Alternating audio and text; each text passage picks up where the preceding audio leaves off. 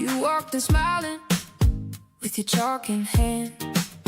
Always had a joke, always had a plan. You lit up the room with the fearless grin. Every game you played, we all jumped in. And we still see you by the green felt light, laughing at the break, making hard things right. Keep that smile alive, keep that cute head high. You play with the full heart, now you shine in the sky. Keep that smile alive, we're singing your name for every perfect shot and every burning frame.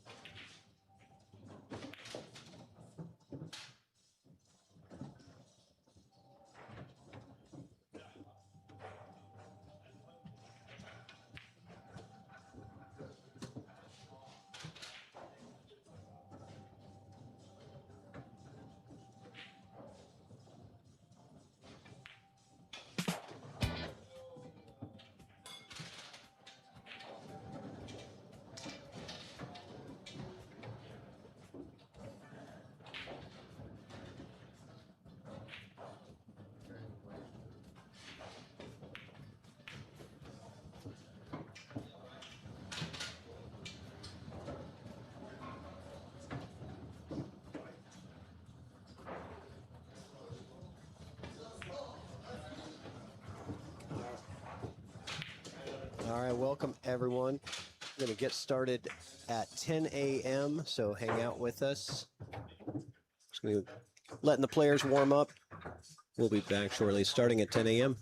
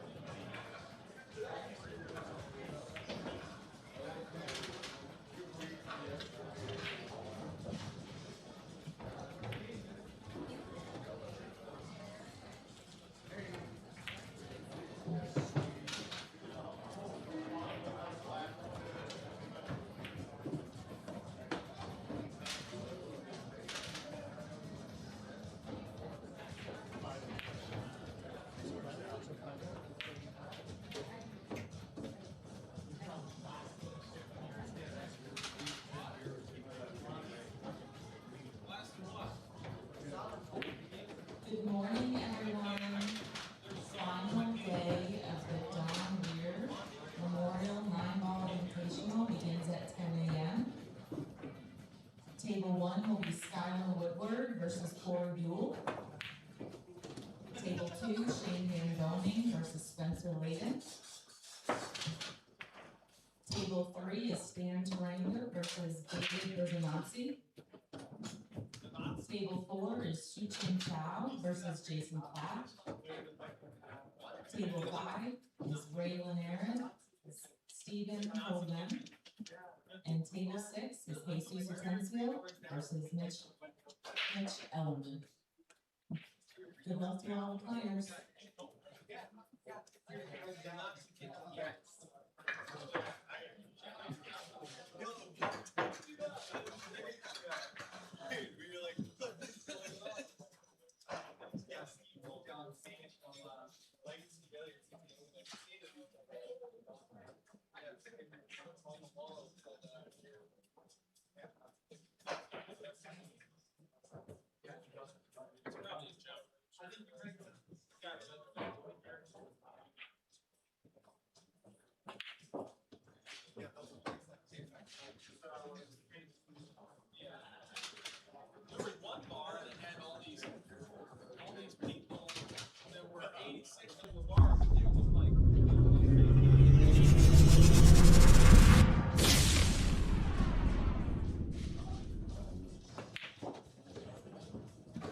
All right, welcome everybody. We are in action now. The lag has been complete. SVB wins the lag and makes, 4 balls on the break to get started this morning at 10 a.m. Welcome, welcome. Hope you guys are ready for some great action today. Day 3 of the Don Weir Memorial Tournament here in Everett, Washington. Spencer Layden, Shane Van Boening. This is always a great matchup. This is a B-side match, believe it or not. SVB was defeated last night by Jason Klatt, 7-1. And but he's not going anywhere. I expect him to be sticking around for a little while longer. Spencer's going to try to prevent that from happening, but if SVB is going to break like that and get 4 balls in on the break, it's going to be a pretty quick match.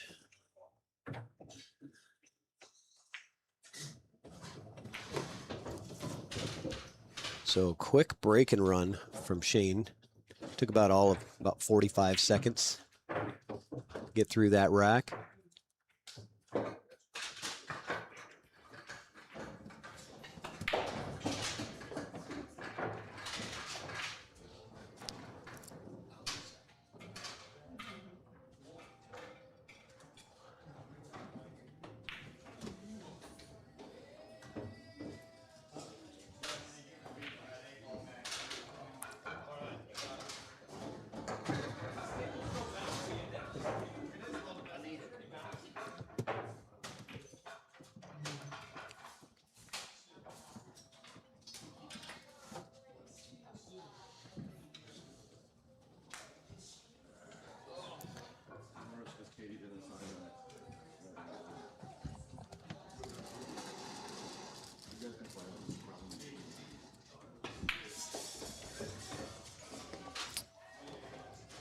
All right, I'll get that score fixed for you guys.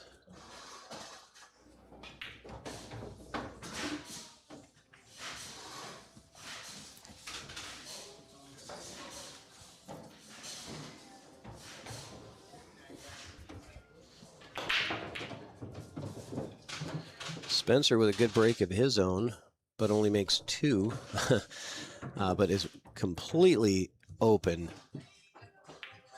So I expect this to be a break and run. Not really much to do here.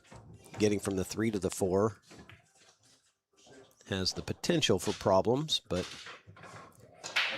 I don't think so. Spencer likes to be on the long rail for this one.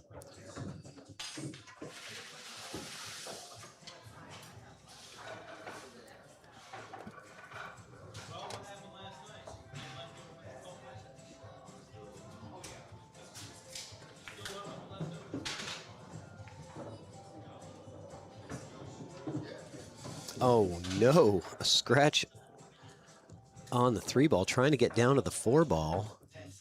Spencer Layden giving up ball in hand, and wow, that's going to hurt.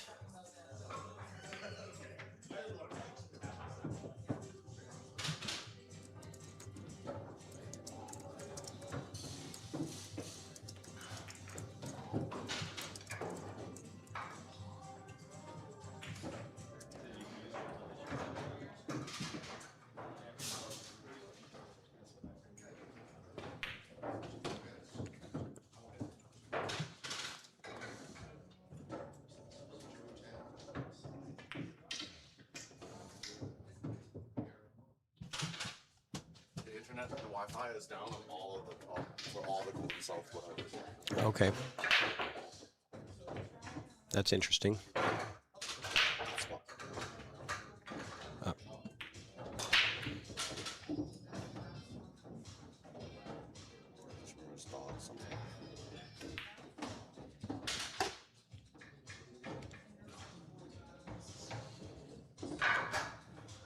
So we're having a Wi-Fi issue with the scoring tablets, so I'm going to manually keep score for you guys here on this while we're going through this. So if I forget or make a mistake, let me know. I'm not real good at scorekeeping. That's why we let the players usually do it. But Wi-Fi is what Wi-Fi is. You never know what's going to happen.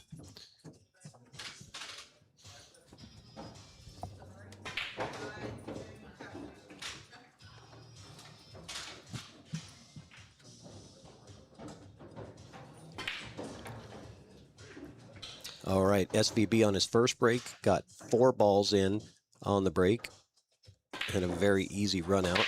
Rack 2, Spencer has 2 balls in on the break and gets a good look and scratches.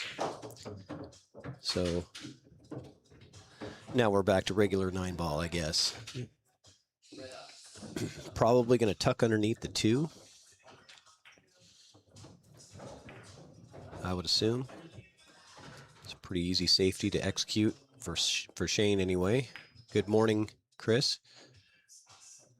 He did not get under the 2. I was kind of surprised about that because he has left now the jump opportunity for Spencer. He's only really got to go over the edge of this ball.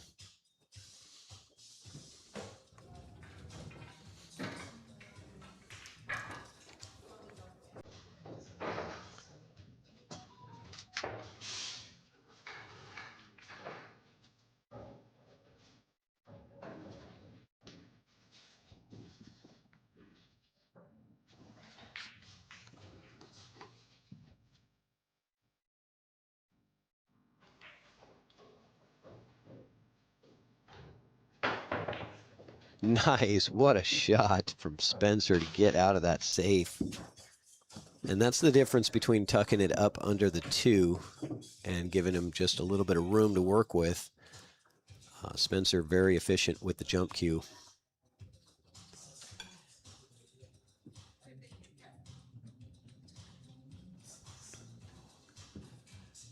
Now he's just got to get back to the 3. He's in actually a really good position on the 2 after that jump shot. That was incredible. Position couldn't have been better for him. He's got a little more angle than he probably wants on the 4. Might use the 9 to slow down the cue ball. It does look pretty natural to come into the 9. However, bumping into that 9, it could get funny. So maybe he wants to go around it. Bump into the 9, and 3 ball just barely finds its way home. So Spencer getting out of trouble.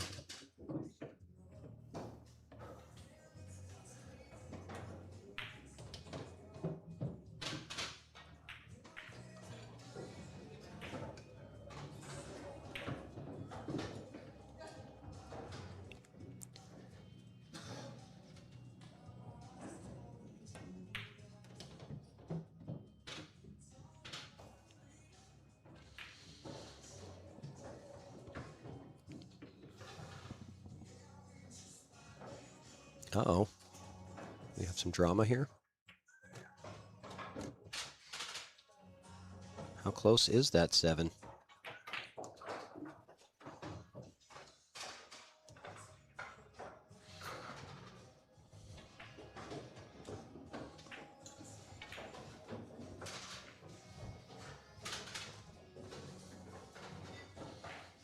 It must be just sitting right on the point. And he ends up missing it. Oh my goodness. Wow. So it must have been right there where he had to try to squeeze it past the point. And that is really bad news for Spencer. Spencer with a fantastic jump shot, but then the 7 ball got him. Look at this jump. This is a lot of distance. What I love about it is the shape. I mean, it just couldn't have worked out any better for him shape-wise, but apparently that 7 ball gave him trouble, and now it's quickly 3-0.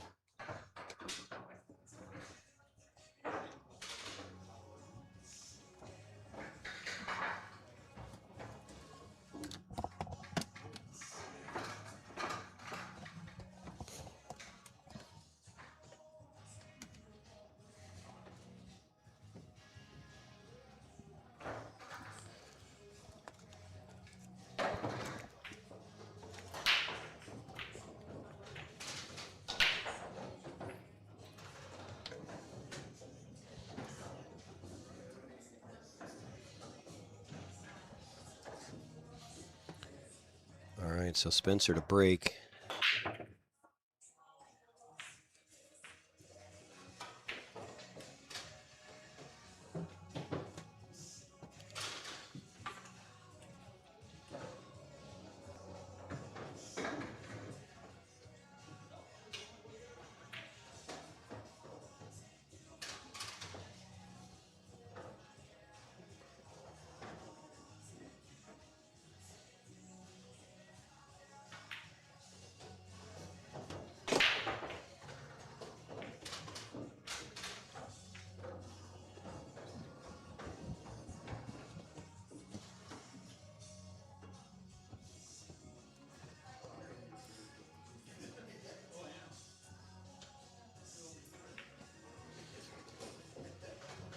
He's looking at navigating. Where does he want to go, under or over the 8? Yeah, under it. That's a good way to go. Now he can use the rails to get back to the 4. 3 to the 4 is what got him in rack number 2.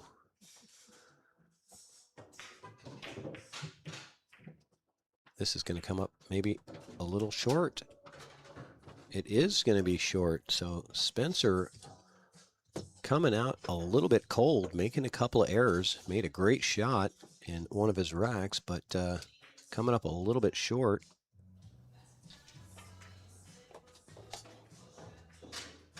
And safety looks pretty good now, but could have been disastrous for him.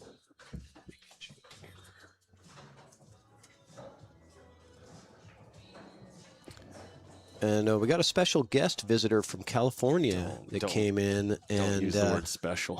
Special guest, short bus special, we'll say. Collins Newey, welcome. Yo, you got a little tower up here. You're in your ivory tower. Yeah. Little, quaint little booth here. I like it. That's what they give us. It's really the only place to be where you're not, bumping elbows with everybody in their face. Yeah. Yeah. So. Sorry, I don't mean to be pompous here with this high chair. I'm not trying to be on a throne. We just don't have 2 chairs of the same size. No, it so looks good. We just do what we can. You are the commander. Speaking of commander, it looks like Shane's what's the story so far? We've got Shane way out in a big lead here. I haven't had a chance to watch this match yet. Yeah, so first break, Shane makes 4 on the break and just has a super simple run out. Yeah. Next rack, Spencer breaks good, makes an error going from the 3 to the 4 and scratches. So that was it for rack number 3, or rack number 2, and then rack number 3. Shane broke and played a safety. Spencer made a great jump shot to get out of it with perfect shape, and then ends up getting stuck with one of those little funny shots where the 7 ball was right on the point of the side pocket, and he tried to navigate it, and it just bobbled. It didn't go, and so he gave up rack 3. But he's back in it now. He's got one on the board. And this is the finals from last year, right? These guys played in the finals last year. No, actually, the finals was Or was it the year Spencer won. It was Yuto Otsuka. Oh, Yuto. That's right. That's Yeah. right. I remember these. Otsuka. Yeah. Have you seen Yuto play before? I have not, He doesn't actually. travel much, so he's pretty much primarily a Northwest player, but he's out of Vancouver, And Canada. he's still in it today, right? Yuto? Or did he lose yesterday? I can't remember where I saw his name. I believe he is. I just looked, too. Man, you got me before I had my coffee. Yeah, exactly. Decent break here from Shane. Awkward position to the 2 ball. He's going to have to either like soft draw this with a ton of finesse to get all the way up by the 8 there, or he's going to have to go back and forth and navigate a ton of traffic, which I really don't like that idea. Probably just goes back and forth and keeps his cue ball up table here and takes a thin cut on the 2 ball. The only problem with that shot is the cue ball is going to, that's what he's looking at right now, is the cue ball wants to run off the 2, and he'd have to try to run into the 6 to hold position for the 3, which is, again, no good. It's a really awkward spot here. Yeah, so to answer your question before, Yuto got defeated last night in the match before this one. Gotcha. So he would have been in this match if he would have beat Shane. But he lost to Shane 7-3 last night. So he is going to go for the back and forth option, try to put the cue ball between the 7 and 9 towards the left-hand long rail, and then bounce out between the 6 and 3 to get on the 2 so he can get thicker on the 2 so he doesn't have to worry about running his cue ball. That's a tall order here. Really specific line to fall in. Glances off the 9, Wow. helps him. Look at that. That'll work. That will work. And it actually was short enough. I think if he didn't clip off the 9, he would have run into the 7 ball with his cue ball off of the, like after he hit the long rail. So pretty fortunate there to end up so ideal here. Yeah, it was a tight window to get through. Now the big problem is the 6 ball only plays in the right-hand side pocket, right? So how are you going to get from the 4? He might 6. decide to loosen it up if he can get the right angle. But then, yeah, I don't know, because then you're risking not getting on the 4. Right, because usually, ideally, you want to break it out like a ball or 2 beforehand, but he didn't really have a way to maintain angle after breaking out the balls. So Yeah. And it's not going to happen here, being I so don't think straight on the so. 3. He could play his cue ball like 3 to 4 rails off of the 4 ball. Keeps a good angle here for that. Yeah, so go bottom rail, right rail, top rail, left rail to play the 6 on the right side. I mean, it lays fairly natural to get there. But speed control's huge, yeah. So you like this path coming off Yeah, and then here, here I think to that position for Yeah, the I think 6. it's the only way to get on the ball. And even if you come up short, pardon me, even if you come up short, you'll have options for cutting the ball thin, or this is what he's looking at, cutting the ball thin or playing some kind of safe too, depending on how close the 6 is to the 7. So, Robert, these are bar box tables. So this is a 7-foot diamonds. my favorite rule of thumb with that, Robert, if you're ever watching at home and wondering what size the table is, look at how big the cues are. So the players are usually always playing with the same size cue as they normally would. And so if the cue covers like 75% of the table, then it's probably a 7-foot table. Right. If it covers roughly half the table, then it's a 9-foot table. Now, I know Shane plays with an extension more often than most players, but it's a good rule of thumb. But still, so Shane's makes the table. Shane's cue will make the table look like a 6-foot table. Right, yeah. Yeah, this is pretty much worst case scenario on this 6 ball. Doesn't look like there's an easy safe. He's going to have to let his cue ball go, and that's why he's standing up, because things can happen funny here. You're cutting this 6 thin. If you accidentally clip 7, you might scratch on the side. You might lose your cue ball. Yeah, it's touchy. Yeah, if you clip the 7, the scratch is huge. And it looks like the 6 doesn't quite play off of the 7 in the side pocket. You know what I mean? It looks like it's really close. Like it might hit the point of the side pocket on our side. The right-hand side pocket, I mean. But it is maybe possible for him to just punch the 6 off the 7, but then you're wondering, where does the 7 go?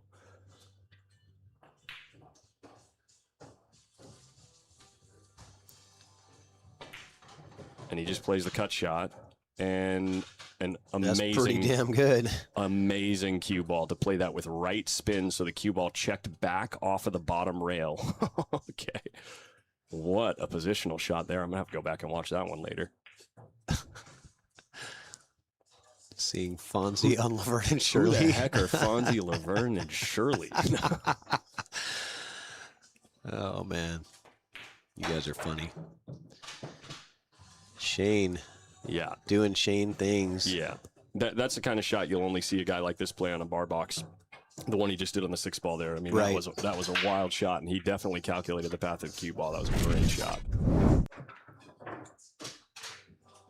Yeah, checked it back off of the end rail to avoid traffic. Jeez. Oh my gosh. He hit it exactly as he wanted to.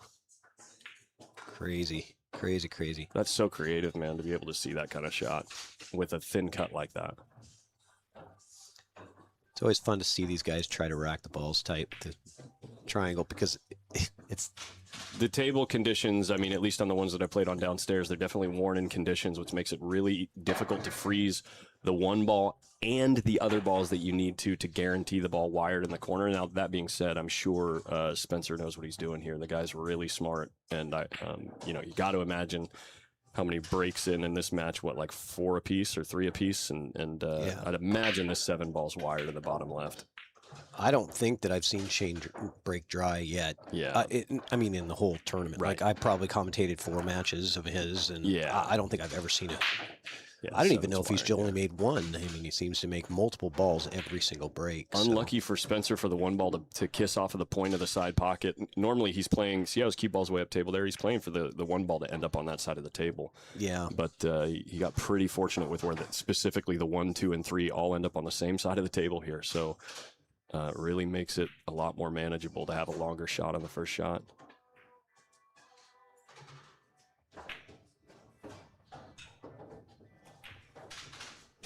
You played it all this week, Patrick? Yeah, I played a little one pocket on Wednesday night and Thursday afternoon. Where do you play one pocket? On a 7-footer? No, here. There's two. there's a there's couple two of 9-foots here, Yeah, but they're covered up now for the tournament. gotcha.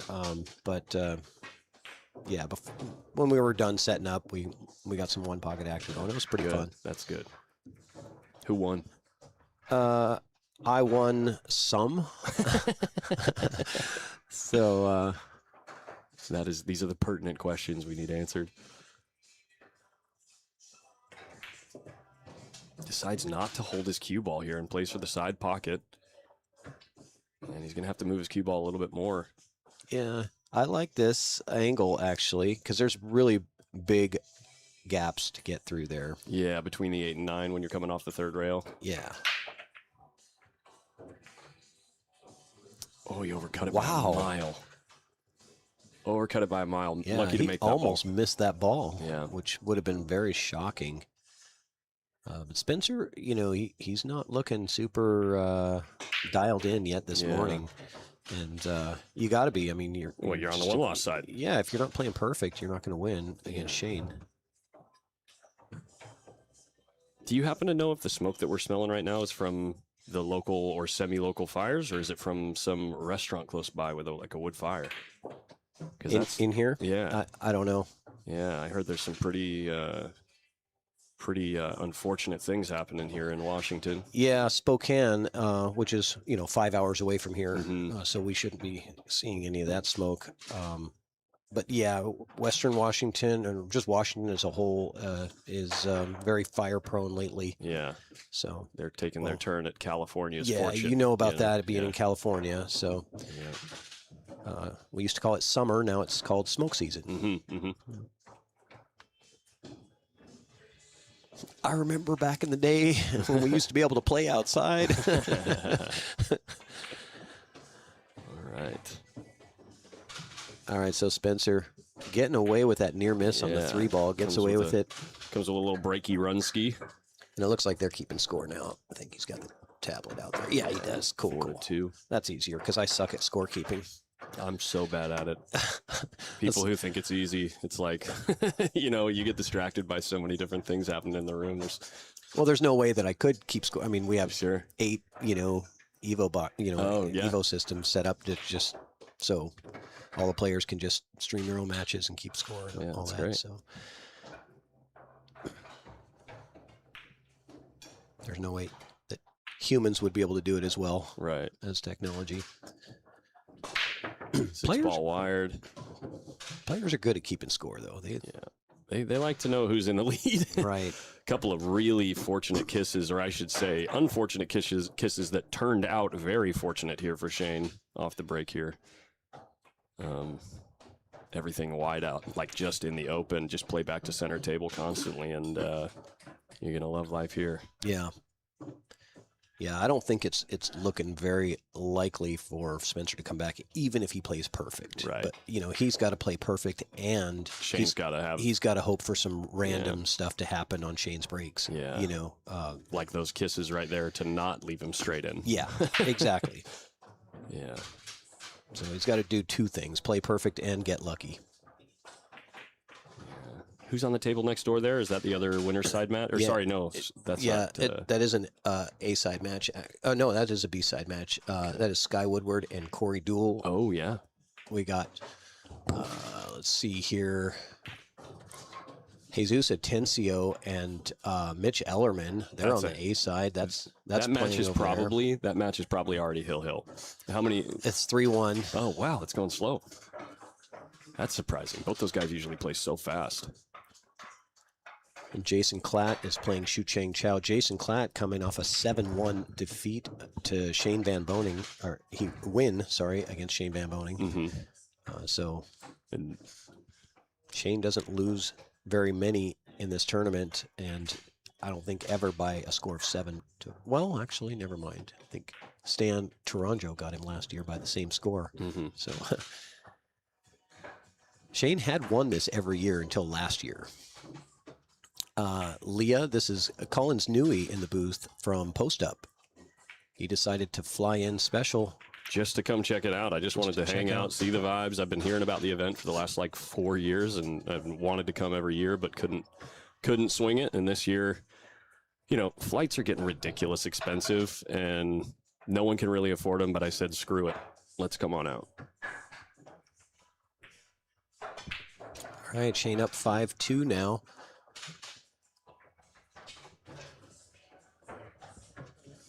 He's broken ran 3, I think, of his 4. 3 of his 4 breaks have been breaking runs.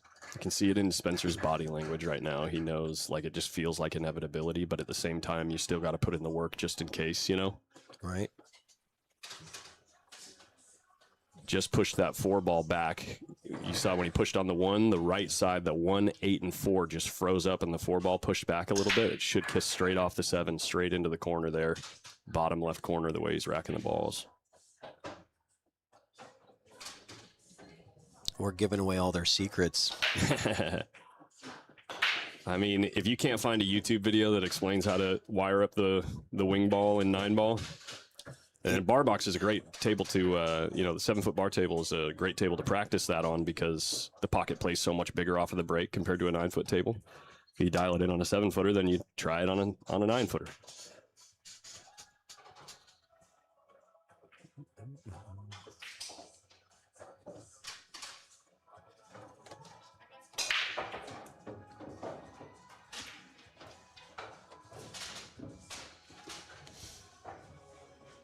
Chris, he says he couldn't be away from his boy Mikey Mike that long. Yeah, exactly. I had to come out here and, win a few games against him, make him cry a little bit.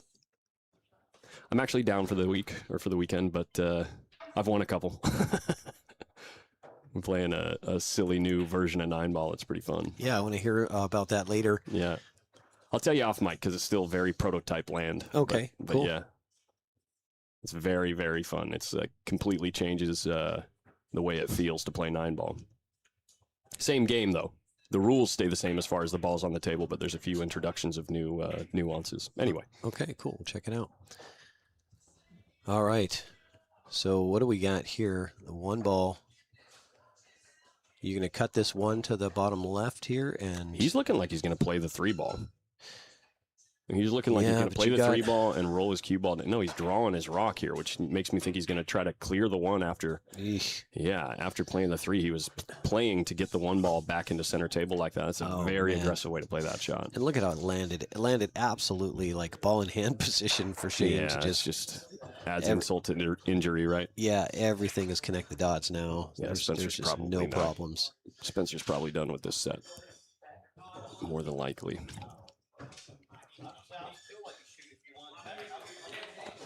You guys are all being very flattering in the chat. Thank you, guys. It's good to see you guys. A lot of familiar names there.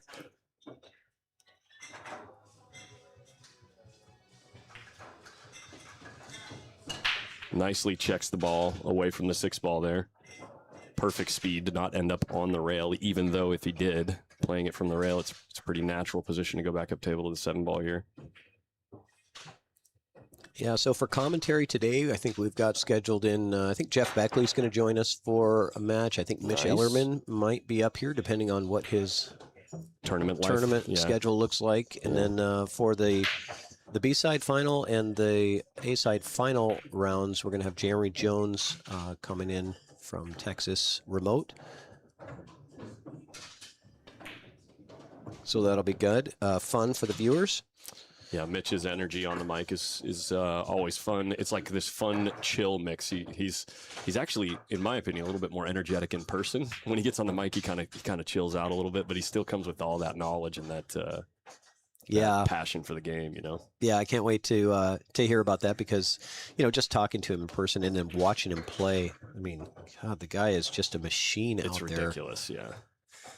Of all the Americans, I'd say when he is in punch, he looks the most like Shane in punch. You know what I mean? Like, just looks like an unstoppable force. It's like, moves around the table so quick. Yeah, he just looks like a machine gun style. Yeah.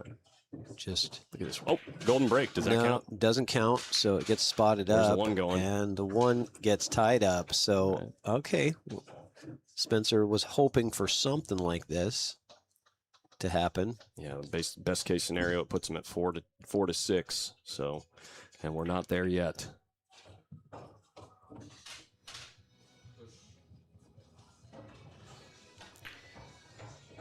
Good morning, Maverick. Welcome.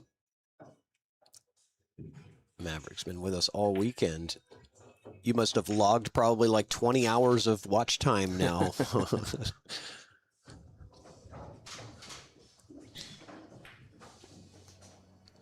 I wish like your YouTube channel would give people a badge for watch time hours. Yeah. Well, you can actually. I'm pretty sure you can set up a bot in the chat that tracks it. Like watch time hours per viewer? Yeah, I think it tracks it by cool. name, actually. I'm pretty sure there's bots out there that exist to do that, which would be an interesting metric to track. It would be. Yeah. It would be. Because people are competitive. you know, they exactly. would. That's no good, Spencer. I cannot believe he first of all, took that push and then does that. I thought for sure Spencer was going to be giving this back. I mean, it didn't even threaten the pocket. It just... I think he was trying to play safe, and he played it way too thick. I think he was trying to play his cue ball up there to the middle of the short rail, at the top of the table. But yeah, man, blink and you missed the 10 a.m. match for sure. Shane looking to go up and win the match on this rack. 7-2 versus Spencer, knocking the former champion off his throne. I think that's so interesting in spots like that where almost every amateur player right there tries to cinch the cue ball back and draw it. Shane cheats the pocket to the thin side, so he hit that 5-ball into the pocket facing on the top short rail there, and then decides to stun and punch to the rail instead of trying to play the perfect draw speed. It's so interesting. All the top guys do that. Like, seriously, all of them. Guys like Jesus, guys like Shane and Federer and Filler, every one of them prefer that shot, it seems like. It's you have to have such a clean stroke to do it consistently. Man, I'm so glad I had you in the booth for this first match because you're awake and energetic. You've had coffee. I'm still waking up, so people would have been falling asleep to just hear me. I'm glad you're bringing the excitement. I'm glad. Had my my caramel latte this morning, so we're good to go. Plus, I've been grinding away at this thing since Friday morning at 9 a.m. Oh, so I know how that feels. I know you do. Okay, There's and the so fist there bump. it goes. Shane Van Boening takes out Spencer Layden, the former champion from last year. And we got more action coming up soon. I think we're going to get another match started probably in about 10, 15 minutes on this table. So just hang out. We're going to leave the stream on and leave a mic on in the room for you guys to hear some of the action. But yeah, I'm not sure who's up next.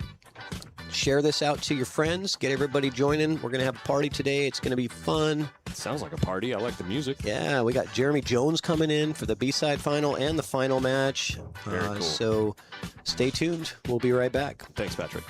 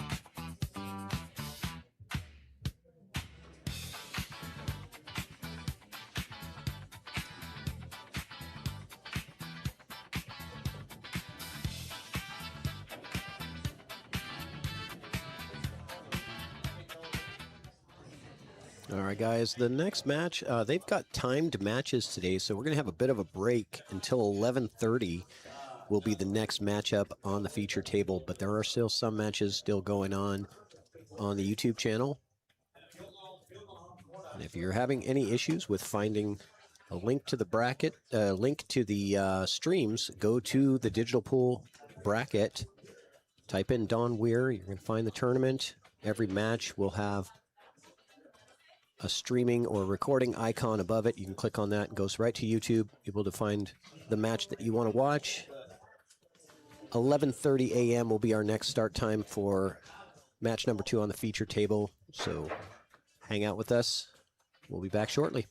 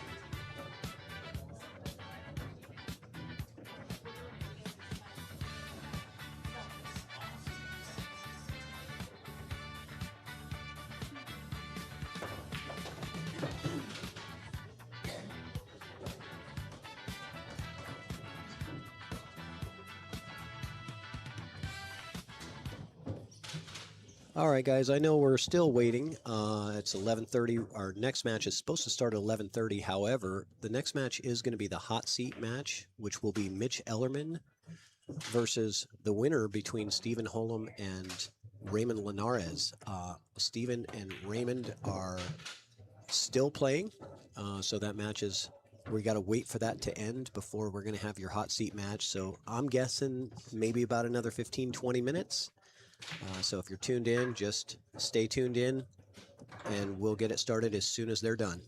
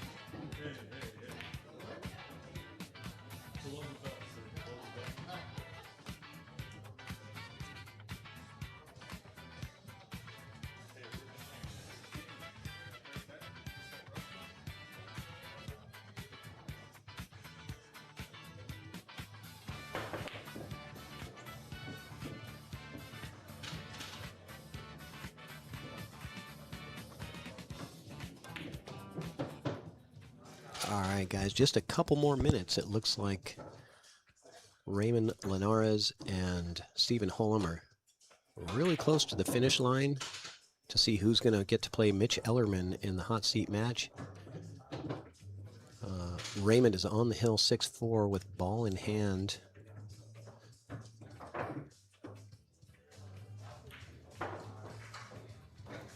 And 4 balls left. So my expectation is that Linares will win this and move into the hot seat match that's going to be on our feature table.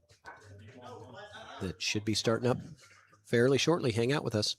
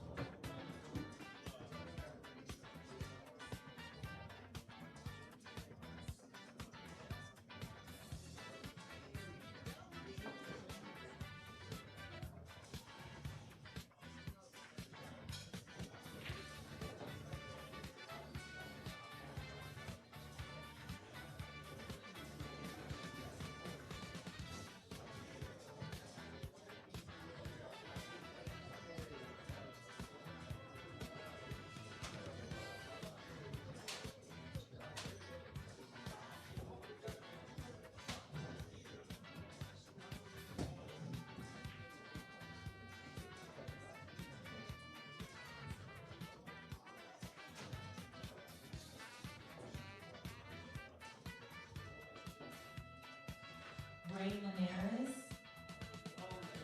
and Mitch Ellerman will begin on table 2 in approximately 10 minutes.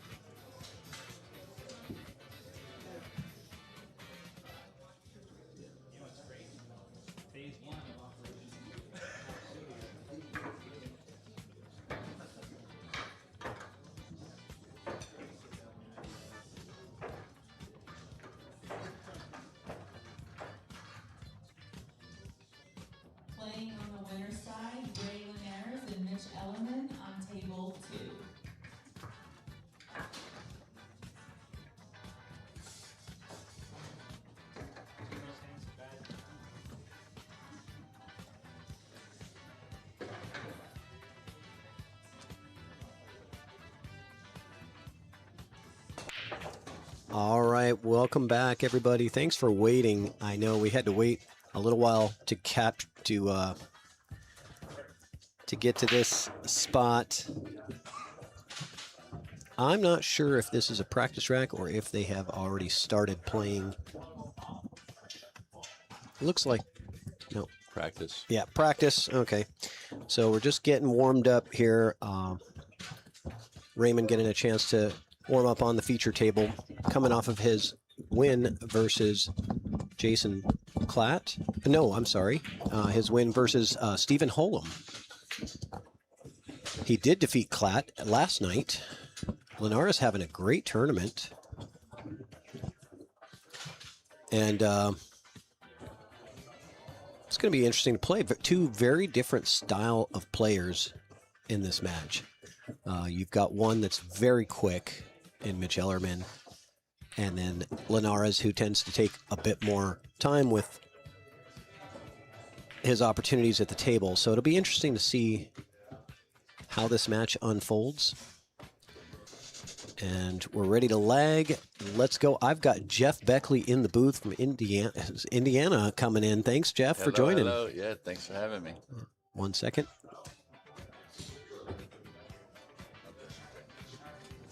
Yeah. So tell me, what's your experience with these players?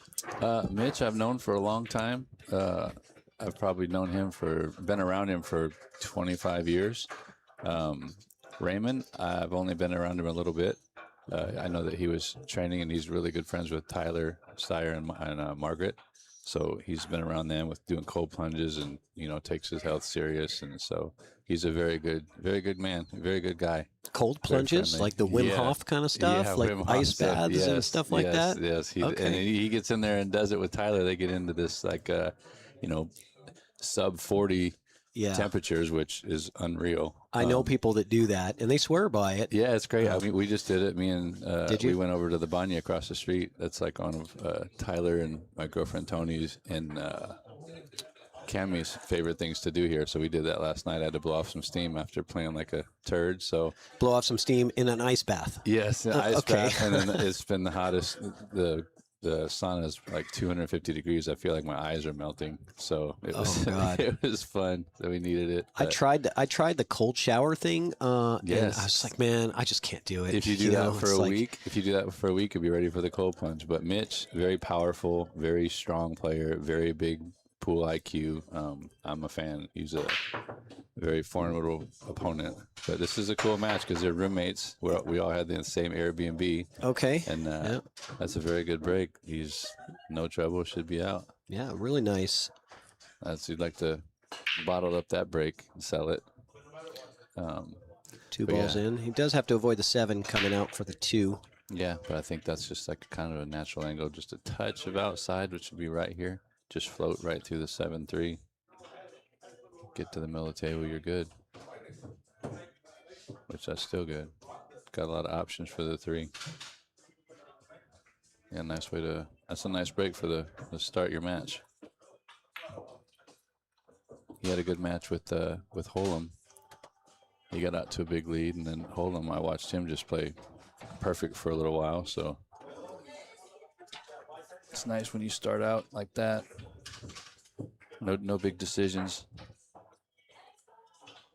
I know the viewers were watching Mitch warm up for maybe an hour on this table while he's waiting for that other match to finish.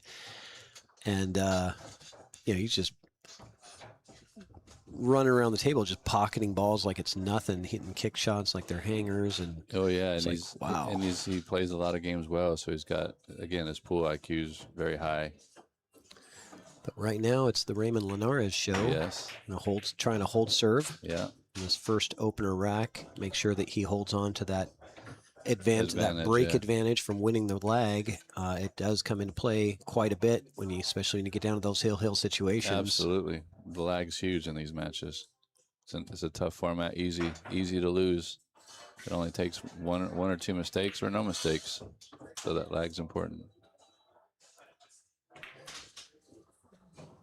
Ooh. Good recovery there.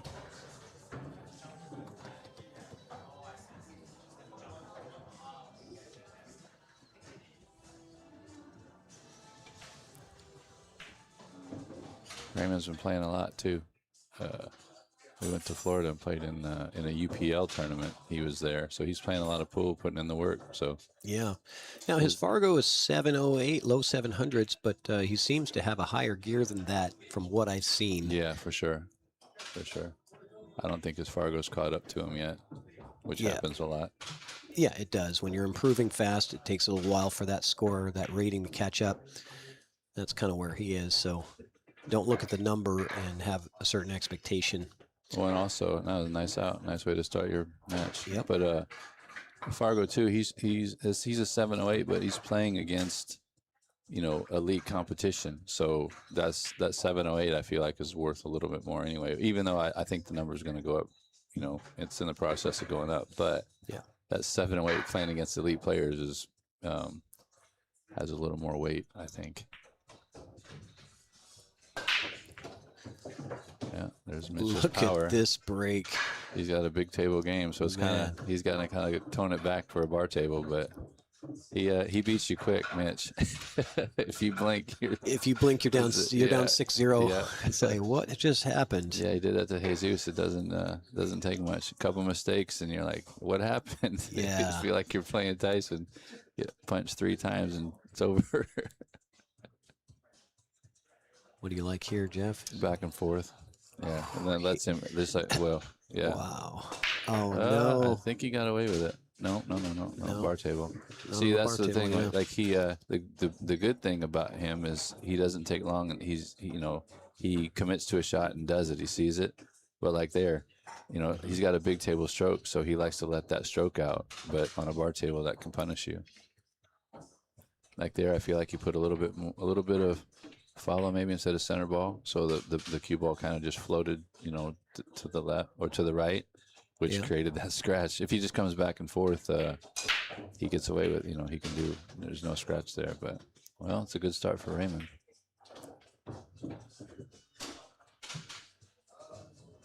Yeah, in this format too, like 2-0, like that's that cushion where 2-0 and you break in, so potential for a 3-0 just like that. One mistake from Mitch and you're down 3-0. Yep.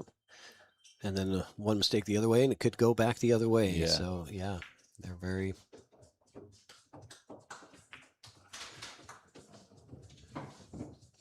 It's interesting, the speed that I'm seeing Raymond play right now is much faster than what we saw him play last night. He's not a fast player. No, yeah, these so are absolute polar opposites. Yeah, but I'm seeing him play faster now. And do you think that has to do with an opponent that's also playing fast? It You absolutely sort of match their energy kind of thing? That's easy to happen, yeah. The low outside. 2 rails, just get to the 3rd rail. That is good. Perfect. Yeah. Yeah, no, for sure. Your opponent, if you let that happen, if he starts to play fast, which I don't believe he will, like Mitch, your opponent absolutely influences your play or can, and you can't let that happen. Ooh, I don't like that. Yeah. That was much. You let that get away from him. Didn't need to be on the rail there. Not that I would expect that to be a problem, but, no, but certainly wasn't necessary. Yeah. Yeah, guys, I wasn't sure when the next match would start because we had to wait for one to finish. And the one that we waited to finish ended up being quite a bit over time. Nice out. That's the way it goes. So nice out, up 2-1. Raymond's batting 1,000. Or 2-0, sorry. And yeah, Raymond, no errors yet versus 1 error to Mitch. Yeah. So that's where the score difference is. If he holds this game, it's huge.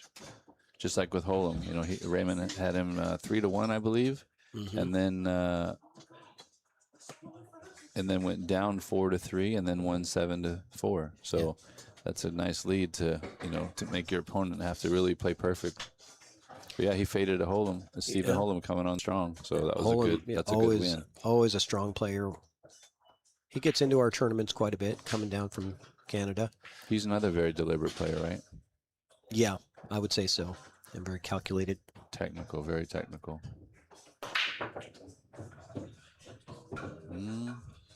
Where are we at with the 1? It's playable. Yeah, he can chop it in. I think the 7 is going to help him If he just, from here, it looks like if he chops this in, he's going to come off the left side of that 7 and maybe just float right down perfect for the 2. It could, yeah. I don't think he can avoid the 7. I would love to avoid the 7, but yeah, I think Yeah, I you're don't gonna, think he can. But that's pretty thin here. Unless he really, maybe overcuts it a little bit to the. Yeah, he's going. Looks like he's using a little outside here. He might be able to avoid it then if he's using that. No. Oh, he missed it. But here again, Yeah, too so much. quick. That's not his speed. It isn't. You're right. So Yeah, that's much faster than what we were seeing in those last match Yes. and last night. So yeah, he's not a fat. That was very quick for him for sure. isn't that interesting? How I think it's even not intentional. No. But it's just sort of matching energy. Yeah. And Mitch has that energy when he plays to just go, Yeah. and it's hard to not allow that to speed up and change your game. For sure. Just playing the side. Yes. Okay. Oh, He used all the Little he used all the wobbly. pocket. See, does he go 3 rails here? Yeah, he likes that. Lets him let that stroke out. it's the correct side. Take up some square footage. Yeah, Mitch is fun to watch. Even if he makes some mistakes, he's fun. Like he's committed and he is not going to think himself out of anything. Right.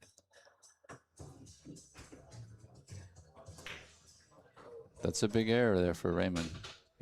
Oh yeah. So Mitch leaving himself on the rail for his 9-ball. No problem. Just like that. And It could have been 3-0, and like I said, one error on one way. It doesn't take much to swing it. yeah. But like there with Raymond, even if he didn't want to cut that, I think he could have. I think he could have banked the 1 ball out 2 rails, and kind of held that cue ball behind that. Was it the 8-ball? I think that was an Yeah. option too if he didn't like it. But on a bar table, if you don't want to look too hard for safeties. Not at the end of this tournament. Look at that cue ball. So that's going to tie up to 6, right? Immediately. The 1, you mean? No, the 9-ball spotting. Oh, the 9-ball spotting. Yeah, good point. And you've also got an issue with the 1. So this will be an interesting rack. What's he gonna Lots to do figure out. here? I feel like he can kind of power the 1 ball 1, 2 rails back over and just try to hold the cue ball. What about a slow roll? And no, I guess you probably don't have the angle. Oh, he says combo. Or there's that. The best defense is a good offense. And look at what he did with the 2-ball. He's given himself yes. the automatic breakout. Yep. Yeah, 3 balls Well, back. But, if he can get. No, he got on the wrong side. Yeah. But it's okay. Where the 5 is, if he can just get below the 5 here on the left side, that's an easy breakout. So let's see if he gets correct. I Pretty don't know. straight. Yeah, let's take a look at the He might side be able view. to. I think he can cheat that pocket and just come to the right pocket and come across to get beneath the 5. What's Inside, checked it up. he doing? Okay, what's he gonna do here? Maybe the 6-ball cuts in the. Maybe it goes in the side pocket. Nope. Ooh, well, good control He there. says nope. He just created It's it. coming out. He saw it and just did it like Yep. a painter. Well, that's what Mitch does. You don't think long, think wrong. So he's not thinking. I'm thinking, where's the safety going to be? We're Yeah, looking at all yeah. the safety possibilities. Mitch says, no, I think me this and is you spent easy more- run. He's me and like, you easy run out. We spent more time on it than he did. Right. He had already figured out the whole rack by Yeah. the time we were figuring out the safety. We were talking about 2 safeties and he's out. Yeah, I mean, I Just didn't like expect the that. combo. The combo was an aggressive start. And just like that, we got a tie game. Well, But Raymond still has the break advantage, yes, still right? got the advantage. He's still got. It's just like 0-0. But just like that, yeah, one quick decision and find yourself even.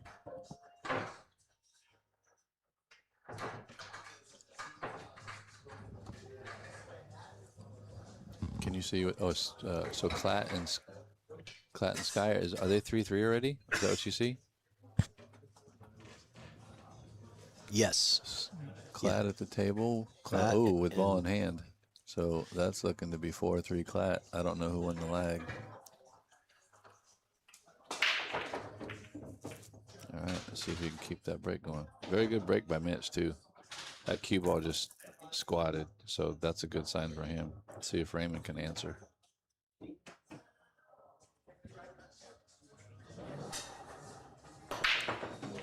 Good cue ball. And Oh. the finish is not so great No. for him. Bar tables are so brutal. It's well, Yeah. like the break when you're not seeing a look at that one ball, right? Like it gets very heavy. Mitch is too fast for the comments. He's already done with the rack by the time they post. Yeah, because it takes 20 seconds for the comment to actually hit the stream because of the delay. And by that time, he's already He's done. already done. He's back in his chair. I can't see. Can you see the other angle? See if he can come real Yeah, let's first. take a look. I can't tell if he can squeeze by that 6 and rail first and make the 1. I love those shots. I think maybe with a little bit of run, elevation, a little bit of elevation, or a little bit of left here. Because if he makes the 1, the 8 ball is going to probably stop the cue ball, depending what speed. feels like just left is going to clip the 1 too thin. But they can see it better than we can. Actually, from the booth, I can actually see. Does it look like you can get behind that 6? I think you can go rail first with just maybe even no English, actually, now that I look at it. Well, that gives him a lot of options then. I think. Let's see what he's But I going to do. could- I Yeah, and could there's be no wrong. real, yeah, and this is an important shot because there's no, everything else is wide open. So this 1 ball is important.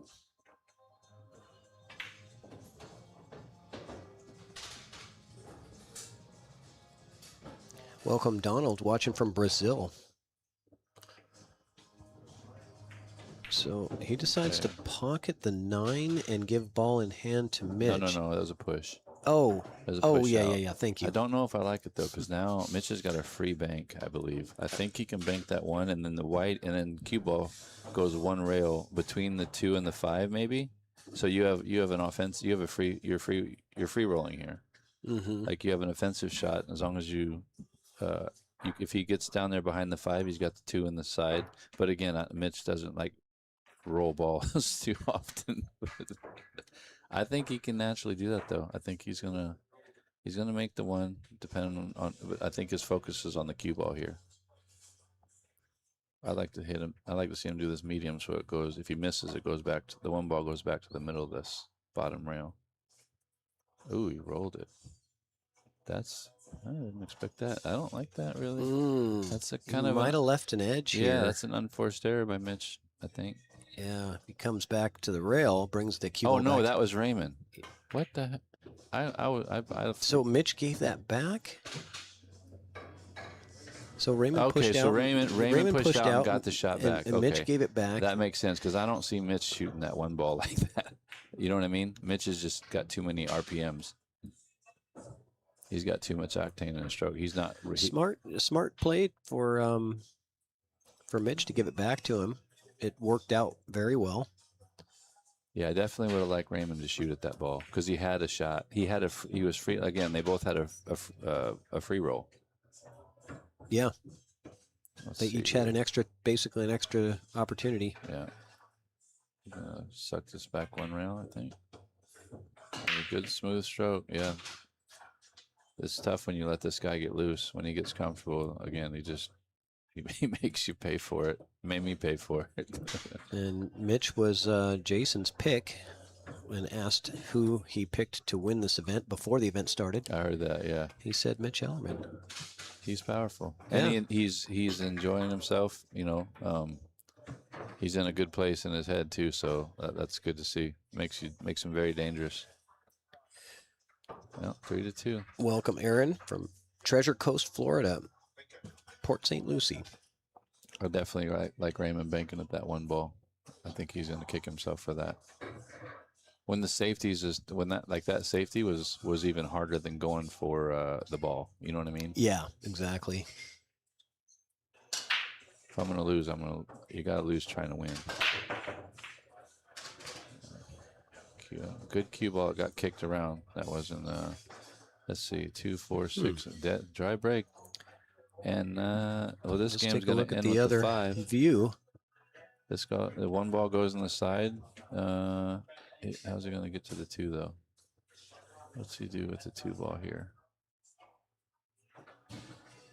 I see him making the 1 in the side, but you got to power it if you want to take the cue ball. You got to go over to the right rail, back out. I don't really like that for him.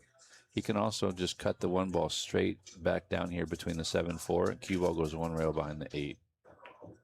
Yeah, that's his style there. Mitch would have powered that ball, right? But to power a ball in the side pocket is very dangerous because it can just pop out. Very good shot. Good decision. Yeah, he has left the 1 rail kick, but don't think there's a full pocket for that 1 to go to. No, but that 4 ball is kind of big.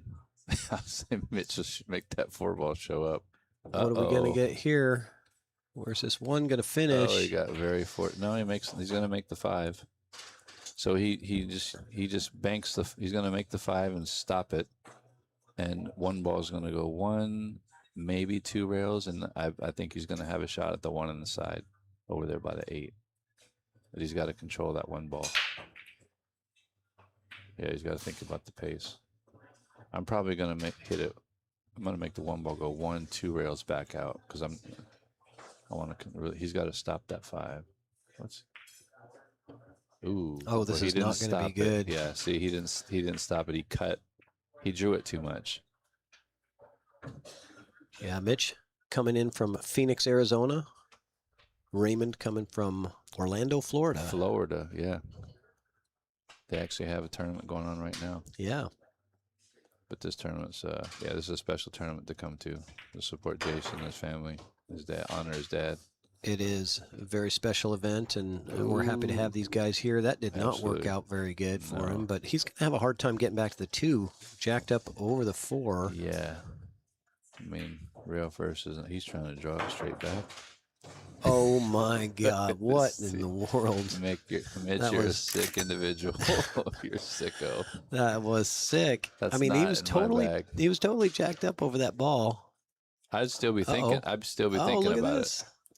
I would still be thinking about what to do with the 1, and he's already played safe. He got there. He did get there. So let's catch that replay. That replay, awesome. That's a cool. That's a cool feature. He did that quick. Look at that. It's silly. It's just not. He's like he's playing, like he's practicing at home.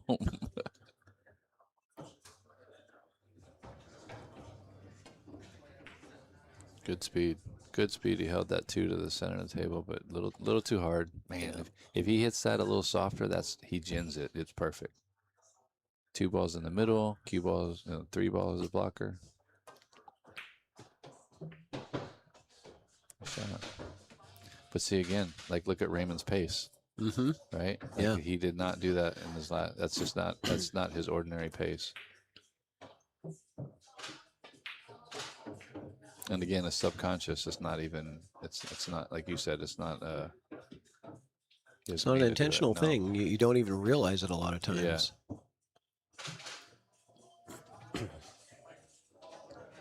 Like Raymond's last match, 3 games. Like this is their 6th game, and they've been playing 30 minutes? Not even. Yeah. That other match took 2 hours. Yeah. So when you get caught up, the other match took almost 2 hours. Raymond controlled the pace of that game. Ooh, so he got a little funny. Now he's good. He'll go 3 rails. You just couldn't let the 3 ball jump off the 3rd rail, I think. No? That's soft for Mitch. Didn't even get to the 3rd rail.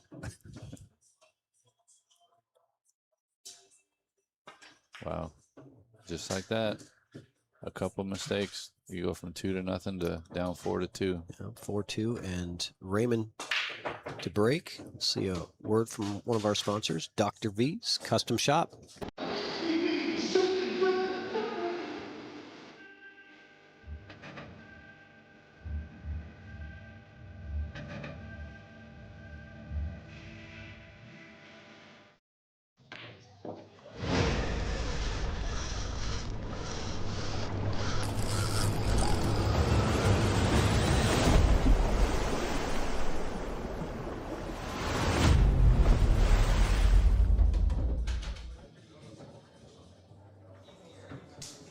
Raymond took a break. Smart.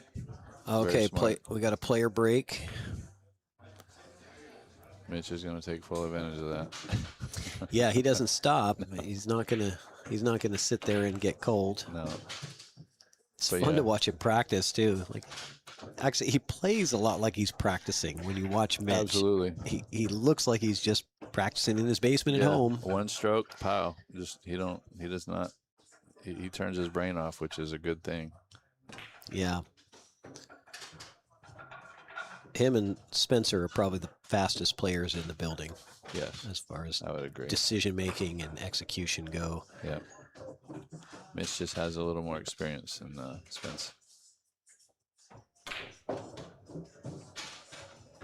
We were watching the match yesterday. I was pouting at home. We were trying to get out of here, and but Alex, we were at our Airbnb and we were watching Spencer play Jesus. That was Hill. Spencer had a shot and he went for a jump shot. Oh, I felt bad for him. I'm like, don't jump it, because the jump wasn't there. But he's so confident in his jump shots. Yeah, and he ended up hitting the ball and he flew over. Flew off. That's right. Flew over it. Went off the table. All right, he's back. That was a good break for Raymond. He's got to check himself. Go wash your face and get back on your own time. You got any techniques to share with the rack? With the rack? Yeah. I mean, these tables rack pretty tough. So, like for me, on this is table 2, right? Yes. This is the one. Yes. Yeah. Table 2. I was racking the balls high. You have to go high. You just kind of want to look for where the balls, once you take the rack off, take the pressure off the rack, where they roll back, where they roll back. Mm-hmm. But these tables are racking pretty tough, but I'm breaking from the same side that he is. Yeah, and when you squeeze them in there, then the rack flexes and then it kind of pushes them back. Yeah, look at that break. This is going to be very good. That was a good break. Look. Might be. He's out. Yeah. Well, yeah, he's got to pop the cue ball. I don't know if the 3 Can he get through that window? If he doesn't need to. I guess he can go above the 4. Yeah, he goes right across. Yeah. I think that's what he's going to do. I think it's more natural. Like float. If you just try to float this, you're getting close to a 4 ball. Let's see. Good shot.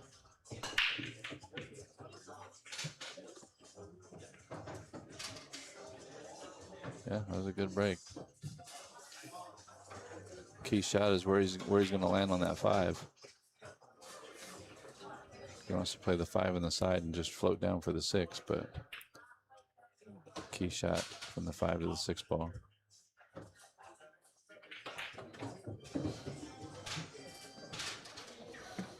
It's perfect, I think. Yeah.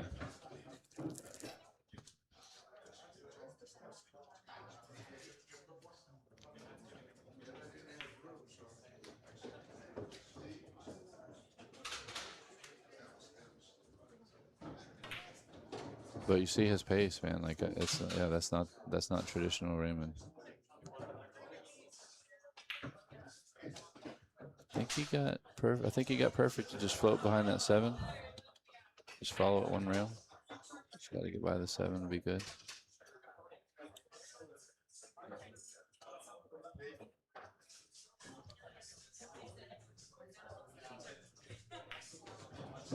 Oh, man. That's a bad error, man. What do you think he did there? Just hit it way too full, right? I think he needed to hit it fuller. Oh. Like I think he right. I think he cut like the 5 a little more, because you have to really pay attention, right? Like for the path of your cue ball. Yeah, I think he cut the 5. He cut the 5 instead of hitting it full. Yeah, huge error here. I hate to see him do that. He deserves that. Now he's hoping for the 6-9. I think so. They got it. And he got it. Look at that. Well, good shot. Good shot. Well done. Yeah. That's the way to get out of trouble. It's like, oh, I got in a jam. No problem. I'll just kick combo the 9 in and call it good. Yeah. Let's see that one again. That was a big recovery there for him. Stop Mitch's momentum. Perfect. Big shot, Raymond. Good Perfect. shot. That was huge. You know, I mean, that's he's down 4-2. You know what I mean? That was an important game. If he loses that game, it makes it very tough. Oh, yeah. I was thinking Uh-oh. that error. Look at this. Now we've got Just some missed it a serious touch. drama Now all of now. a sudden he can be down. Now Mitch can be down 5-4. Yeah, but we did get a problem with the 4 ball here, so we're gonna Let's see how Raymond wants Navigates to this. navigate through this, and we'll see if his pace slows down here. Now that he's got the opportunity to tie the game, control of the table, and the 4, I think, plays in the side off the 6. It's actually I don't think it does. If no. that's a great shot, Maybe if it does. maybe but you're right. Actually, looking at it from the booth, you're right. It looks I like think that 8 ball's blocking it, and the 9 ball. the 8, I think, is blocking it. But the breakout here is very. He might. That's a good shot. I mean that right there opened it up. He's got to come off the right side of that 8. He can open it up right here and then shoot the 3 in the side or the corner. Yeah. So that was very well done. Let's just see how he controls the cue ball. Yeah, he can make the 2, little straight pull shot, make the 2, and just come off half of that 8. The cue ball doesn't want to move too far. Jump off the rail. Oh, now it's tied up See, the 8, like you said. But see, like now, all of a sudden it makes this shot so much tougher. He had to control that cue ball. Like you either hit it softer and fuller, right, to open it up, or harder to make sure you jump off that rail. Yeah. I think harder would have been better. Because of getting the 8 and 9 separation. Yeah, and then you're controlling the cue ball, right? Yeah. The 8 does play to the bottom left corner without being touched. Yeah. But can you get there from the 7? You know, that's really the question. He's got to make this and get a shot. He's got to get down there to that back rail. Like he's got a small window here. I don't think he got there. Didn't I? I think he did. The 1 ball or the 4 ball is not. Let's see, edge of the ball to. Oh yeah, he's got there. Got there? Yeah, He's got shot. Very good shot. Yeah, that was a tricky. I don't like where he left himself, but he navigated it perfectly. Looks like. Yeah. But again, look at his pace. He's running around the table like Mitch. Good shot, good speed. So let's see how he's gonna. I wonder if he's gonna try to break this 8 out. I don't think he has to. Like you said, I think he just plays shape over here on that the right rail. I think. You don't have to unless you can't get shape on it, right? But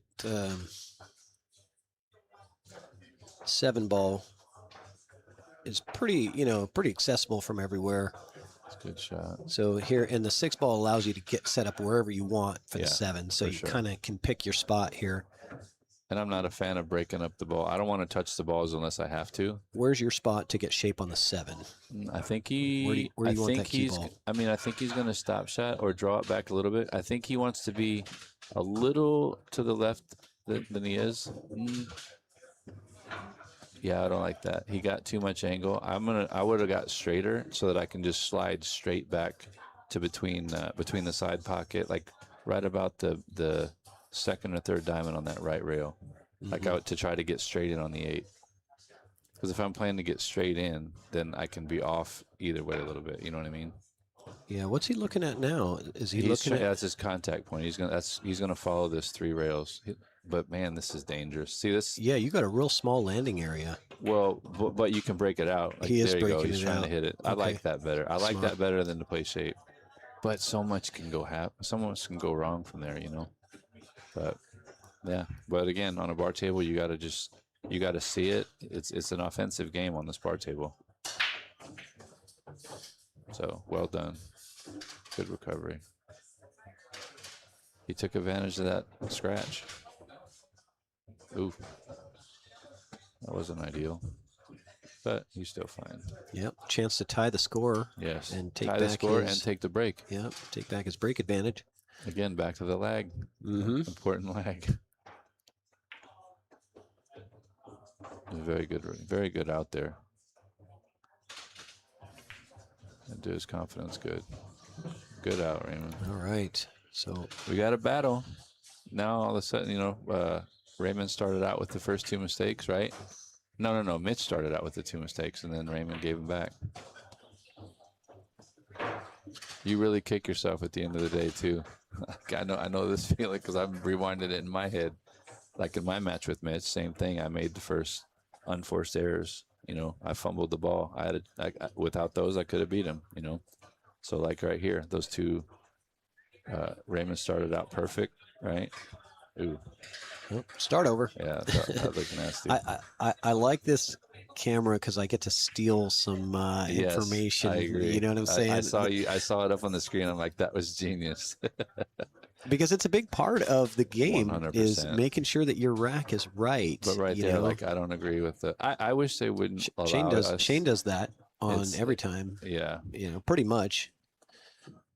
We saw Shane tapping it with the. I'm template against. rack. I'm not a fan of. Which these are breaking tough, but I'm not a fan of touching the ones and manipulating the rack. Because it's. Would you consider unnecessary. that a form of rack manipulation? Just tapping it with the thing so it sets in there. Yes. Okay. Ooh, Oh, here we go. man, two scratches. That's Drama. Yeah, scratch on break from Mitch, and then a scratch on break from Raymond. That's rough. That's rough to give it right back to him. Yeah, 4-ball but, does yeah. the 4-ball go in this corner, in the right corner? Yeah, it's hard to tell. I don't. You can't tell. And so again, the three to the 4, the 3 to that breakout's rough. It's possible the 4 goes, but I don't think so. But either way, the 4-ball, Mitch is. If it doesn't go, Mitch is gonna just 2-rail that 4 out of there and just stick Whitey. Oh, he's going to take care of the 4 now. Very good shot. He didn't really take care of it, though, did he? Didn't. I like where it was before. But again, he's going to get down here. If he ideally, he's going to get down here and just 2-rail that 4 out of there and stick Whitey right behind that 5. That's what he's looking. That's what he's going to do. Because there's no real good. Well, now all of a sudden he might be able to get to it. Yeah, look now at that. he's got to go behind the 8, and he should be able to spin it over He's there. going to spin it right. He's going to split the 5-9. Like you said, on these breakouts, things get funny. They could get funny. Look at that. This guy. Yeah. I want to see. I wish I could have seen how. I know. How he came into that. I know. I didn't have. His body was in the way, and I didn't change the camera fast enough. So that's funny. He gave a little voodoo something. But see, like here, you don't have to bank it. I think he's gonna bank it. I like him crossing the 4 and putting Whitey. Yeah, no. I like crossing the 4, putting Whitey right behind the 5, and then the 4-ball naturally goes up to by the 7. I like that safety much better because you have distance, right? I think that was a miss. That was a mistake, which I don't. Mitch doesn't make too many of those, but yeah, I thought he was going to bank the 4, really going that way. I didn't see him playing a safe that way. I definitely like the other safety, just crossing it. 4-ball goes up table. You create distance. You take any, because if you leave the 4-ball close to a pocket, then now you can make it if you hit it, right? So I'm a fan of leaving that in the middle of the table. He's got to go for this ball. See how bank pool is. Well, he answered. Good shot. yeah, and not a bad angle here to slide under the 9. Yeah, 1, 2 to 3, the 3rd rail. 3 rails. I think he's going to come to the diamond just above the side pocket. I think. Let's see where he lands. So you like kind of. I think right there. Yeah. You kind of like this spot for your cue ball. A little. I think I'm picking the diamond right here. I think that looks like a natural angle, and he's going to be perfect. So right there, coming in this line. That's where I feel like it's going to take it. I was off. I'm fired.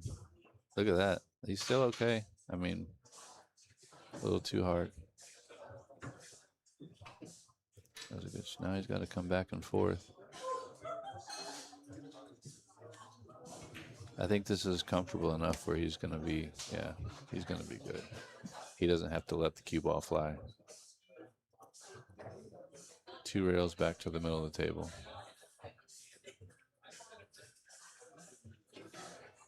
Oh, I don't like the cue ball going forward.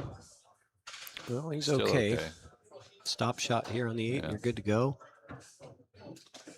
Raymond Lenara is looking to take the lead. Yeah. And he's holding his serve. After a scratch on break. Yeah. Right. So he scratched on the break and still has a chance to win the rack. That's rare. Mitch made a mental error there. in my opinion. But he really got unlucky because he came in. He broke that ball out so good. He hit right where he needed to, I think.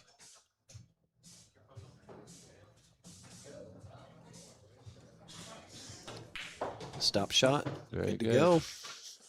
I think Raymond, he might have drank a soda.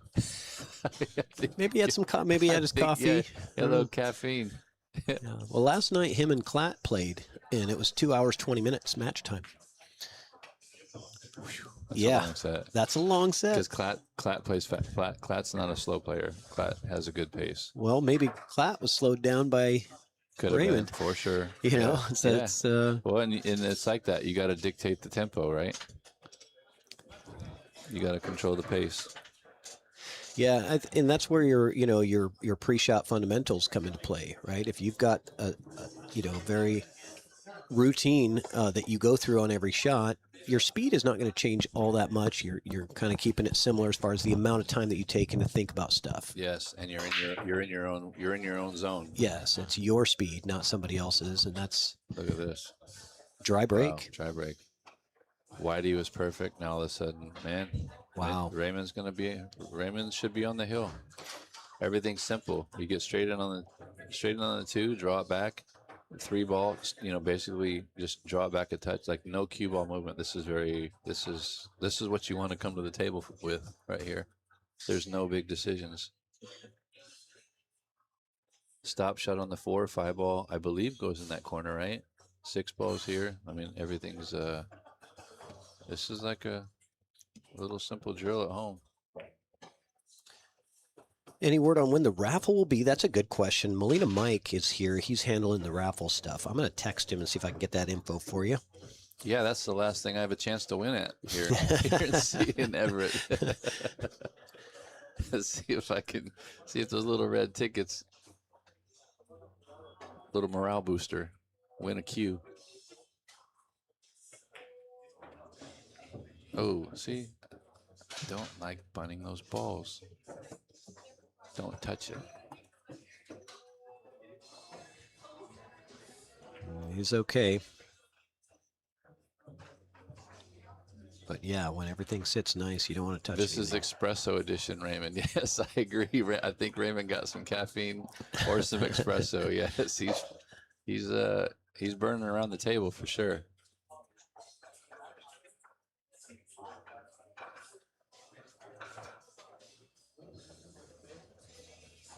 Yeah, I'm with you, Lee. I couldn't win on the pool table, so now I'm buying tickets to try to win. Good shot. But he got on the wrong side of the 4. Yeah, I was going to say, I think he wanted to get straight on that 4 ball just so he could make a really easy shape on the 5. Now he has to move the cue ball to get to the... Playing good bar table pool, it looks so boring, right? Because you get on just the right side of all these balls. Now he's got to... I think he's going to just try to hold it. Pinch draw it? Yeah. Yep. I mean, I would have liked to draw a little bit. Now he's got another pinch draw, right? Or does he have too much angle for that? No, I don't think. I mean, maybe. Yeah, because if he does that, he can cut the 6. Yeah, and go to the right 2 rails 6, to come naturally into the 7. Yeah, I think if he does that. Looking at if he gets over there, he's fine. Cue ball in this area here. Yep. Ooh. That was a great shot. Decides to go forward. Great shot. That's not bad. Use the 9 ball, open it up. That's a good shot. Well done, Raymond. So I'm gonna go here. Like I'm gonna use high inside. I'm gonna use high left and go 1, 2, 3 rails back to the middle of the table. It looks pretty straight. All right, it looks like he's drawing it out. Yeah, it looks so straight. It looks so straight that. I think it's gonna draw. Yeah, he had room. Yeah. Good shot. Good shot. I like using my rails. I see those points on the rails and I try to go after just connecting the dots. I'm a follow guy. I like to follow if I can. Yeah, Mark, in the chat, this is Jeff Beckley from Indiana joining us here in the booth. One of the early losers in this tournament. I got an early exit that I was pissed about. So when you get to trade in your your player badge for your commentator badge. Yeah, very cool though. This is cool.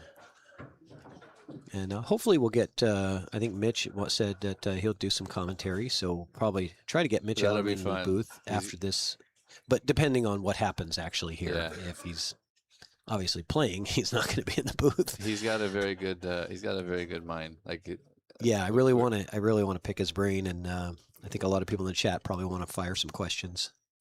We were in. Me and Tony. Tony and I were in. Good shot. Jump off the rail. I hate being on the rail like that. Like when I'm on the rail for no reason, like I get mad at myself. I always want to be like 6 inches off the rail. But he's in his zone. This is Espresso Raymond. He's unfazed. Nice out. He did a lot of good things there. On the hill. Yeah. So Mitch is gonna have his work cut out for him. Oh, and his break. Oh, that's right. Oof. yeah, he's got There's a no lot of worse work. feeling for Mitch than when you're. There's no worse feeling when you're. You might not get another chance at it. Your destiny's in Raymond's hands.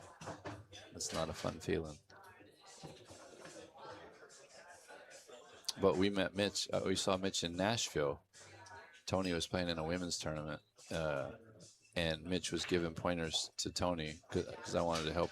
I wanted her to get some expert. I want to have him work on her game. But things that he was saying, like he's got a very high IQ of not only the games, right, like with pool, but with fundamentals and teaching. Like he's a very good teacher. So I heard it then, and I'm like, oh wow. I said, I'll pay you to work with Tony. And then before this tournament, like I've been struggling for like the last 2 years, and like he picked up a few things just on me, like in the way he was explaining deflection with different cues, like wooden cues, with Meucci's, with Sean's, with the steel joint. Like he was really explaining, different deflections of those cues. Like he's a very good teacher too. I can't wait to pay to get into his mind. Hopefully get me out of my slump. All right, let's see if he can break the scratch streak. Oh. Well, this looks like bad news for Mitch right here. Yeah, very bad. He shouldn't get back to the table. He gets on the 2-ball. I think the rest is history here. Yeah.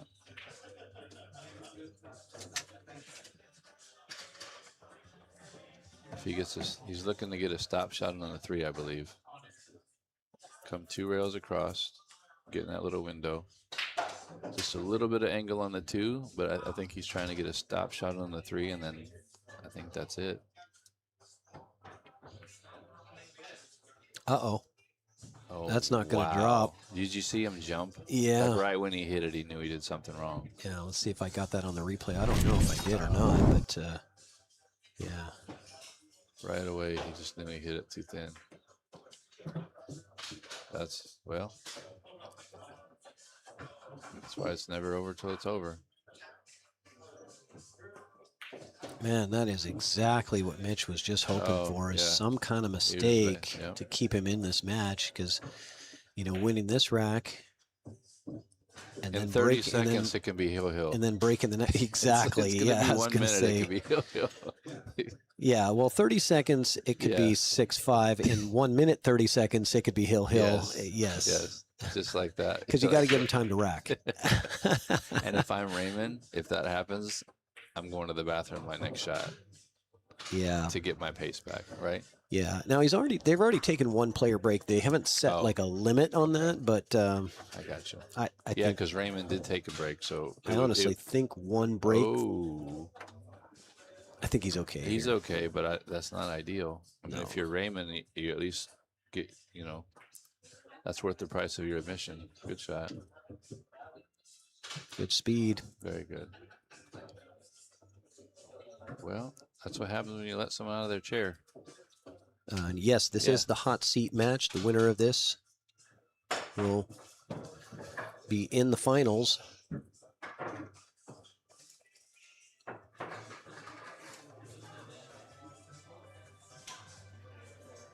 Yeah, Raymond's going to be sick about that little unforced error. Yeah, Mitch doesn't seem to have a problem at all. No, Mitch is happy. Balls. Well, he knows his spot and does, he just goes right to it. I don't like this side of the table. He was breaking so good from the other side, even on me. Look at Whitey. He stuck Whitey real good. Yeah, just like that. In a minute and 30 seconds, it's hill. He should play this in the corner. He shouldn't have to play this in the side. Yeah, stop, stop, stop. Like this is, what did we say, a minute and 30 seconds? Yeah. They got straight in on the side, so he's good. Oh, wait. That doesn't matter. He has many options. 7 goes in the side. He's probably trying to stay straight in. Or does he? I think Mitch likes to move his cue ball a little bit. Yeah. Now it'll go. I don't like. Not a stop shot. Yeah, I like spinning his ball. Good shot. Draw it back 6 inches. Just like that. Was it a minute and 30 seconds? Yeah, there's really not much to commentate, you know, other than, you know, just be. Well, we got to. I mean, we have to. Me and you have to have espresso. Yeah, because we can't even. By the time we even start to talk about it, he's already done it. Jeff, want to bet the Hill, guys. Let's go. Minute 30. I agree. I mean, me and you have to speak faster. Yep. To keep up with him. But this is the advantage of that we were talking about, winning the leg and going to hill. Yes, you've absolutely. got the control, right? So it's yours to lose. All right, just like that. Okay, he says it's good. Making sure those three. Here we go. Hill. Three Split. balls in a line are all frozen together. This is why we play.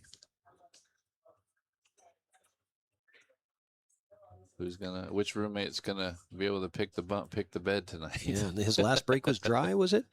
Raymond's, I think it was. Yes. Yeah. So Good. 4 ball goes rifling in. Yeah. Uh-oh. Kiss it. Oh, we've got a little bit of drama. Have a chess move. Yeah, Yeah. we're gonna have a chess. What does he do here? Do you think he pushes down there to by the 8 on the middle of the diamond? How good is Mitch's jump shot, would you say, on a scale of 1 to 10 for pros? Where would you put him on a jump? 1 to 10? Yeah. I mean, he's probably a 7.5, 8. And would you say Raymond would be around that or higher or lower? I'm going to have to guess he's not as good. Okay. I haven't seen him jump as much. The reason I'm thinking is if there's... To play out to a jump shot? Yeah. Potentially over by the 9, that's your, more easier jump attempt that you might get it back. One. No, if you're going to make him jump, you got to make him jump that 3 ball. Okay. In my opinion, because these guys with these, I mean, they're so good with the jump cues. Yeah. For some reason, I'm a blundering fool. If you put him behind the 3, you're definitely going to get it back because you're basically jumping. You're going to have to land on the ball, and that just introduces a lot of variables. I don't mind pushing to a kick shot. Like for me, I like pushing to a kick shot to kick safe. Where are you going to put the cue ball in your push shot here? For me, if I'm at the table, point to the screen. I'll put a circle on I might just try to roll up forward and leave myself like 3 inches from the 2. No, right. Roll it straight to the 2 from me, and then I have a 1 rail kick where I can either cut the 1 in, and my cue ball, as long as I hit the right from kicking to the right rail, as long as I hit the right side of the 1, I can split. I can make the 1 in the side, or my 1 floats over by the 6-7, and my cue ball floats over here, hopefully, but behind the 9.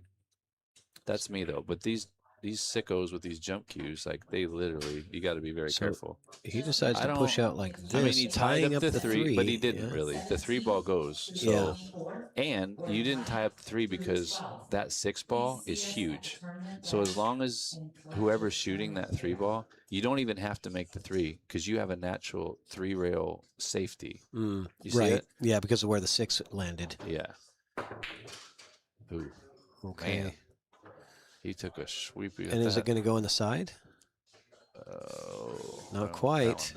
Okay, so Raymond Lenara is now with control of the table.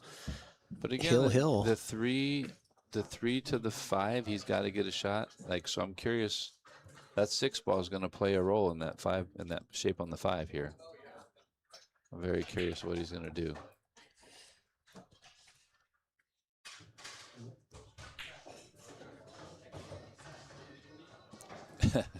Mitch took a swipe at that. That's why he's so dangerous, though, because it's either going to do what he knows it's going to do, or he gives himself a chance to slap a ball in. Curious what he's going to do with this 3 ball. I think he's going to play safe on the 3. I think that's a smarter. I think the smartest play is playing safe on the 3, because the 3 to the 5 is a lot can go wrong, because the 7 ball is going to dictate where the cue ball is going. So, right. So you want to get I'm trying really to that line on the 3 where you're basically just a stop shot on it. Like basically, he can't stop the 2, but ideally you want to be in this line for the 3. He wants to be up from this line from the cue ball to the 2. He wants to be a foot closer to the center of the cue ball, center of the table. Well, I think that was one of those where he was so focused on where the cue ball was going to be. Yeah, but look at where his cue ball went. He didn't even have the shot. He didn't come even really close to making that 2. No, he missed that by a half diamond at least. Yeah. I've been there. I get it. Of course. Let's all see have. what Mitch is going to to do. Mitch is just going to get his wrecking ball out. He goes dead after it. Mitch, you're a sicko. Yeah. Like you just, yeah. I'm just going to club it and see what happens. He's got the power, man. That's what I mean. I love him. He's dangerous. But, he'll shoot I like your strategy because it's more predictable. Well, yeah, because I don't have that power. Well, he didn't. But the thing is about the breakout. Great shot. Well, what did you say about Raymond? We're going to find out. We're going to find out. You're going to find out how well he jumps. Yeah, right here. He also has the 8. Yeah. I don't think let's see. I mean, do you go after the 8 with the cue ball? Yeah, I don't know about that actually. Because then you can scratch. You can scratch behind it. Yeah, man. He might go after it to bank it back to the bottom right corner, and that way it kind of floats you can get a chance of getting safe behind the 6 or 7. Well, this is one of those shots. Like, do you go for it? Because it's all or nothing here. If you go for that bank, you lose. If you miss, there's not really a jump where you can kind of play safe. Like, I'm thinking, well, no, but that 3 ball, like if you go for that bank, it's just the 3 ball's out in the open. So maybe he can float that cue ball behind the 7, but then you're hooked if you make it. There's that scratch that you talked about, and that could be all she wrote for Raymond Linares in this match.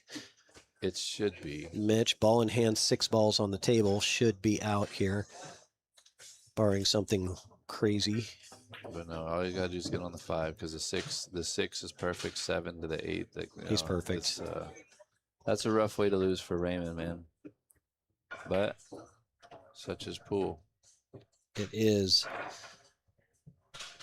Yeah, I didn't like that. You can't come off that side with the cue ball just because of that scratch. You can't go after the 8 because if you were a little off. Last 2 shots from Mitch is missing the 2 ball by half a diamond and then scratching with the jump after the safety. So it's Raymond's going to kick himself, I think. But I think, like you said, I think the pace got altered. I think his pace got altered a little bit. That could have been the difference for Raymond. But 2 roomies playing for the hot seat. That's pretty cool. Either way, they still got a shot to be in the finals together. So that's true. Good match.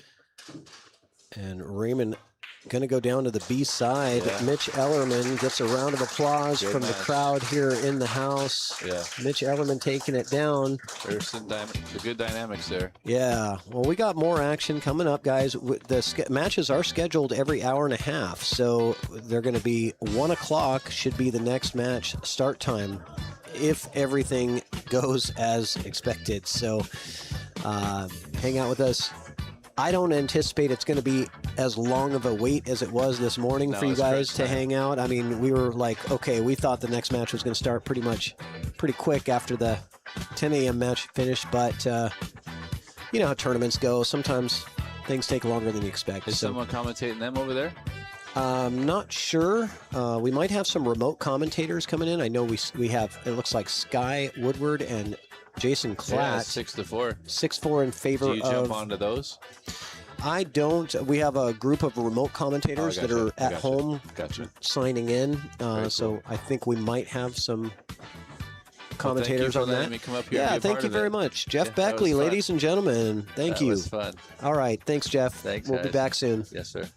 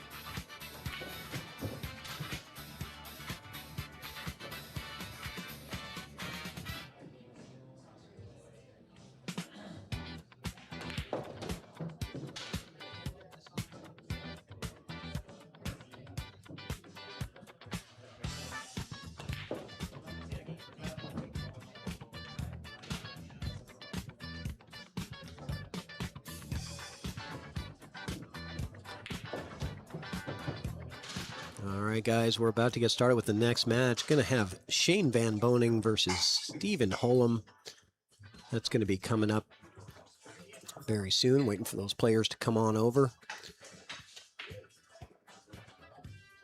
In this tournament, you got Jason Klatt and Skylar Woodward on table 6.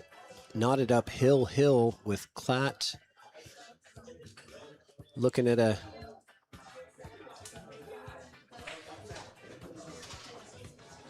Looking at 7 balls left on the table, but he's kind of stuck on the 2 ball here. We'll see what happens there. Very close match on table 6. That is on our YouTube channel. You should be able to find that.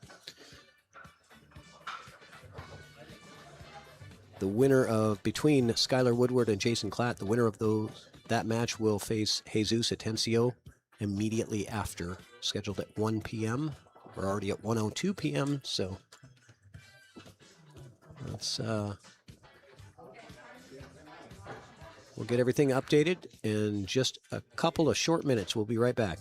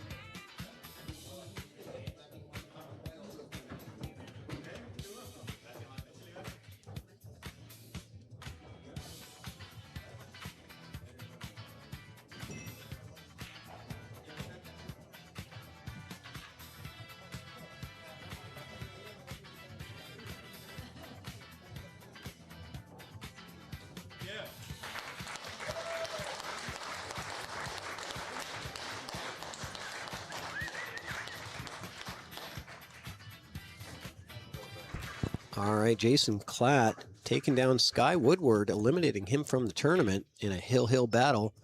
Now that that match is over, it looks like they're going to start calling the next round.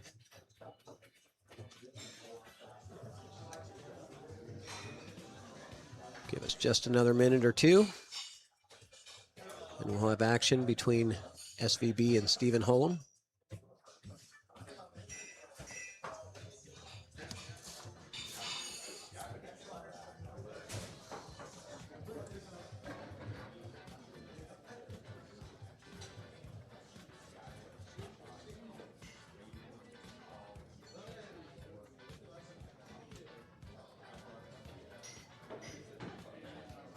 All right, it looks like they're already getting started here. I'm just waiting for the tournament director to assign the match. They might have just gotten started, or possibly. No, they haven't started yet. Never mind. This is just warm up for Holm, getting his warm up rack on the table.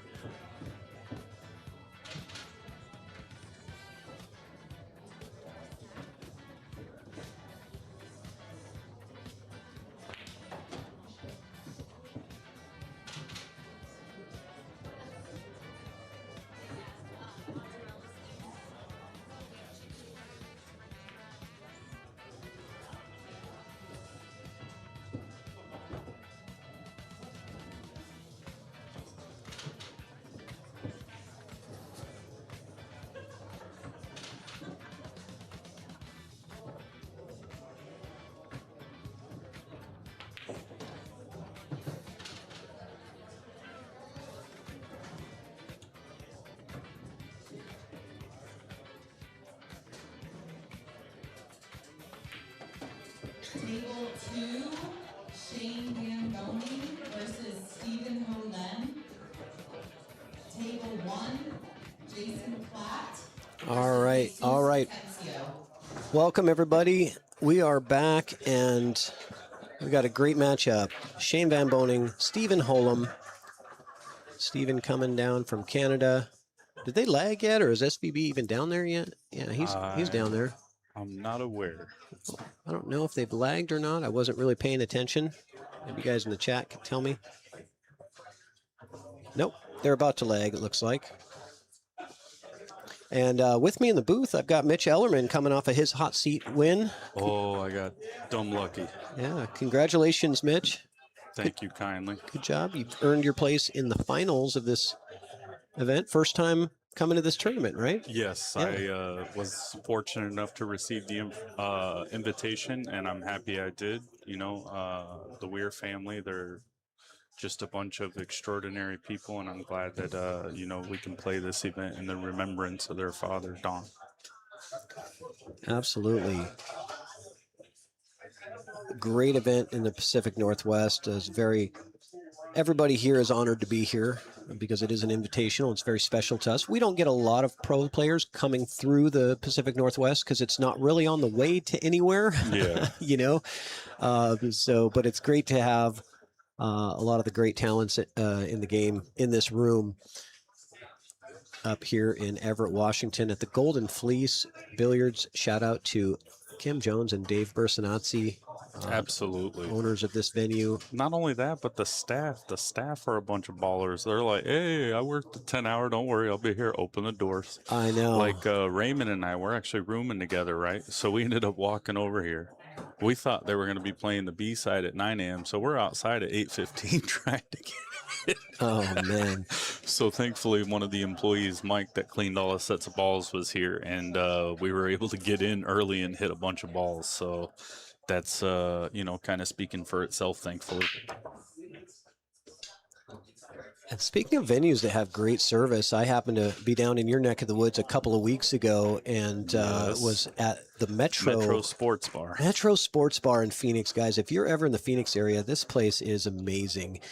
They've got two separate areas, kind of. It's with a bar in the middle where you have all of the 7-foot tables on one end. I think there's 9 of them, and then you've got 9 and 8. and then the 8-9 foot tables that are in the other end. I like that separation because, you know, the 7 foot is sometimes more your weekenders and your drinkers, you know, Yes, your absolutely. league players and the more the ruckus. And you want to play some serious one pocket or action matches.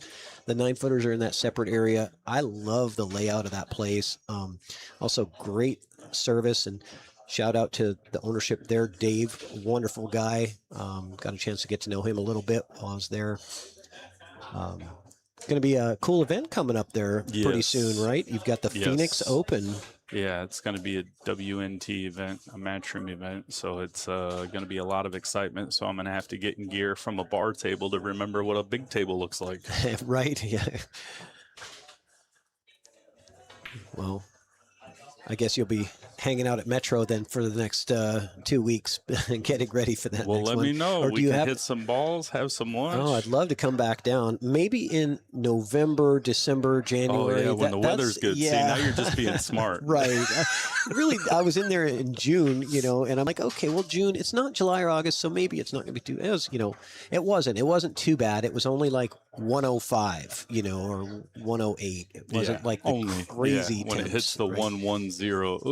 Yeah.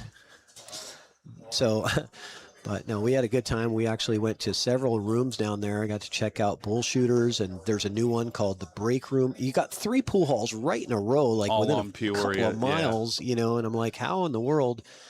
But just a great community overall. And then I went down to the east side of the valley, checked out Dozers and Main Street. So You know guys what? really got Just some. speaking personally, and obviously I'm biased because I'm born and raised there, but like back when, before Fargo was ever a thing, the amount of people that were on our own little rating sheet, that means there were 17,000 people that gave their driver's license in order to get a rating, to be rated by a local tournament director, and then get involved in playing tournaments and document their And you're, rating, right? you're talking about the AZ ratings. Yes. Yeah. So the fact that, you know, it's probably grown in a sense of the amount of people who play organized pool, it's just gone more ranged from leagues as such, as much as, you know, not as much action, or the tournament scene's pretty good, but that's more along the lines if you're a, you know, 670 or under, it's probably more in your wheelhouse. So yeah, if you guys ever want something to do, I also give lessons full time. If you ever want to come by and see what it's like to one stroke everything. No. Yeah, well, no, you beat me to it. I was going to give you a plug, Mitch. So appreciate it. anybody interested in lessons now, your lessons as a coach, I've heard from other players the great things. Is that in only in the area in Phoenix, or do you go around do clinics anywhere? So or I do travel and do clinics. I have a few people in Northern California. I have a gentleman in Vegas, one in Southern Arizona and Tucson. I have 7 students in Yuma.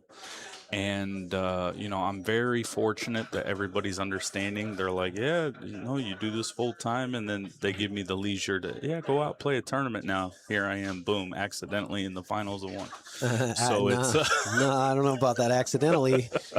like the clinic I gave in Windsor back in April or May, and then I went over to the event that Oscar hosted over there. I got 3rd in the 10 ball on the big table. Same thing like the Is that last the set. I forgot Amarcane? how to break. Yeah. Yeah. Well, I wanted to ask you a question because I know you're a great player. You've had a lot of knowledge and a lot of experience in the game, but your shooting style is a little bit unorthodox. It's very fast paced and Well, very it's quick. unorthodox for who? For most players, let's just say for most players, right?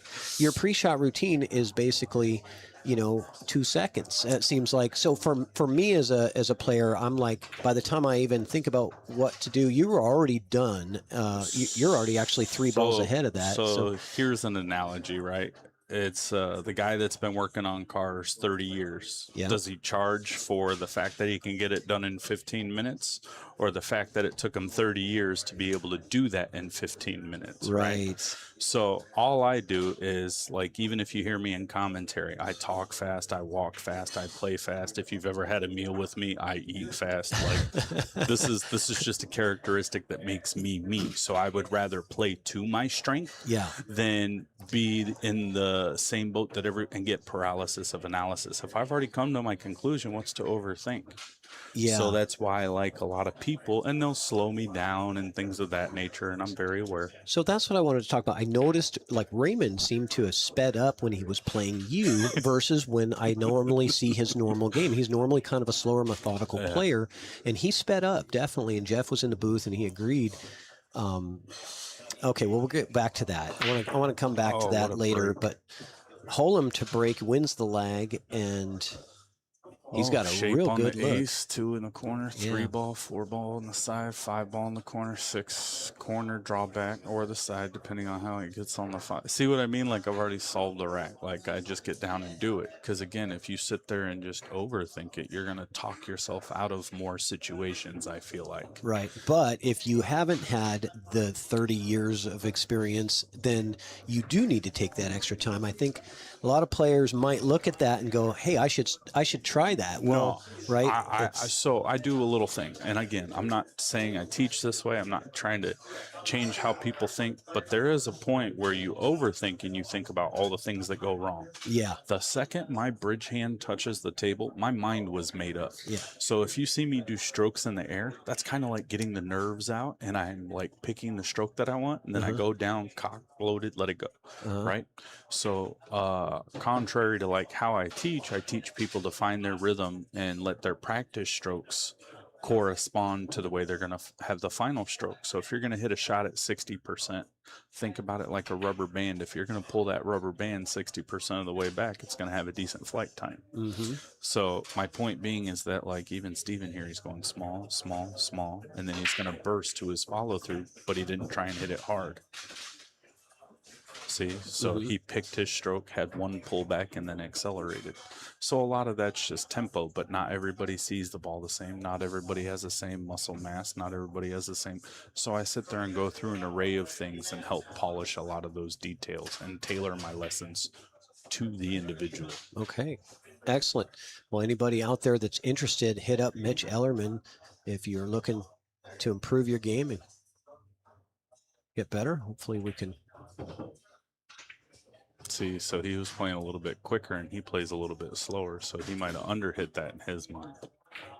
And then, you know, what happens from there is like the movie The Replacements. It turns into quicksand. You think about one thing, you think about another. Me, if I'm on a bar table, I'm seeing that ball, I'm just excited. I'll know what to do from there. I'm not going to overthink it. See, Right. now he touched and run a little far, so now he doesn't need to get shaped, so he doesn't really need to take care of his cue ball per se. He's just going to hit it with like a flat ball, meaning center or top, so it has natural roll. No left, no right. So it rolls through the tangent line, gets to the bottom rail by the first diamond. So SVB, it seems like every time I get him on the feature table, he loses the leg and he gets broken ran on in the first rack. It seems like. And you know what? He's still in the tournament though, so his chin music might speak a little louder. So did you watch that match yesterday between Klatt and Shane? I saw the 7-1. The 7-1 deficit. Yeah. So, you know, it happens to all of us. So what do you think about the little tap with the triangle tapping the one ball into place? Do you feel like that's rack manipulation, or do you feel like that's 100%? Is that right? Okay, like, that's what Jeff said. I'm not going to win any fans here. No, it's okay. I just want an honest opinion. I'm going to be very honest. What's the difference between me touching the one and then like touching a ball later in the rack so that my combos froze? You know what I mean? Like, oh, well, the rack hasn't begun because yet. The well, game hasn't started. Yeah, if you can get penalized after you break and then be into 3 foul, like what's? I don't know. I'm not going to argue. I just speak my 2 points. Interesting. Like, in my mind, like if you have a table that racks bad, you're supposed to know how to break and get out of it. Okay. So again, I wanted to get your opinion. Jeff said the same thing, and I had never that's thought. Why you see me look over it that way, and I just fuck it. Pardon my French. I wipe my hand to the side, and I'm like, forget it. Let's just go. Yeah. So Shane is he gonna play the combo, or is he's he gonna play slide the deuce right by the 5, so he can control the cue ball better. He might shoot the 5 because the 2 ball rolls down table and he can shoot a stop shot, so he can manifest a better shot on the 3. If the 3 ball, yeah, it looks like it goes by the 7, so he'd opt to hit the cue ball. So a lot of how he's going to shoot this shot is dictated or predicated on how he wants his cue ball. So if he wants a shot at the 2 ball down table, he plays the combo. But if he wants to roll forward and get a shot at the 3, he's going to play the 2 in the side. All right. Oh, an error there from Shane right off the bat. He's left it kind of funny, though. It should. Oh, never mind. That cuts in no problem. No, it's still tough because you have to manufacture the cue ball. Should be able to hit inside with it. Oh, ooh, interesting here. His huevos muy más I grande. did Me, not. I'm never doing that. I did not expect But that was a great shot. Now, what's to stop Shane from going, all right, bingo, I'm going to launch this 2 ball and crack the 9 in. Well, percentages would. Uh-oh. Oh, Second he time. comes back and gets it a second time. Plan B and safe. Yeah, that's why. It's just in my mind, there's no safe on a bar table. Like, I was mad at myself when I left Raymond the 4 ball and he banked it and run out on me. I was like, you know what? Next time I'm stiffing that thing straight back and just guns a-blazing. So Holm electing to play another safety. He's going to kick to the long rail, stick his rock, and leave the 2 ball down by the 9. If he can, like, stick it well enough with, like, low left, would be my guess. Yeah, and you let Shane at the table too many times, and he will make you pay. Oh, yeah, he's like hungry hippo. Give me more ball. Look at this. Roll forward. Oh, he might have even made it. Schnikey. Wow. See what I mean? There's no such thing as safe on a bar table, in my opinion. A round of applause from the crowd here for that one. They like that shot, but he was really looking just for safe, but he's fine with making it. He wouldn't have been happy if the cue ball ends up behind the 7 like he might have wanted there. Uh-oh. Robert Iversari out of Phoenix, Arizona.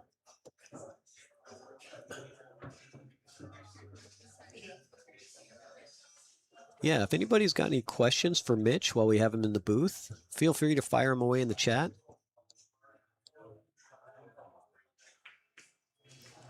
I try to be as punctual as possible. I'm trying to report the action, so if I don't see you message in the chat, please know I'm not ignoring anyone. I try to accommodate. That was a nice little masse. I think he had to just swerve a little bit to get that 4 in. Yeah. Now he's going to shoot this in the corner, so he can kind of pop it and then stop his cue ball.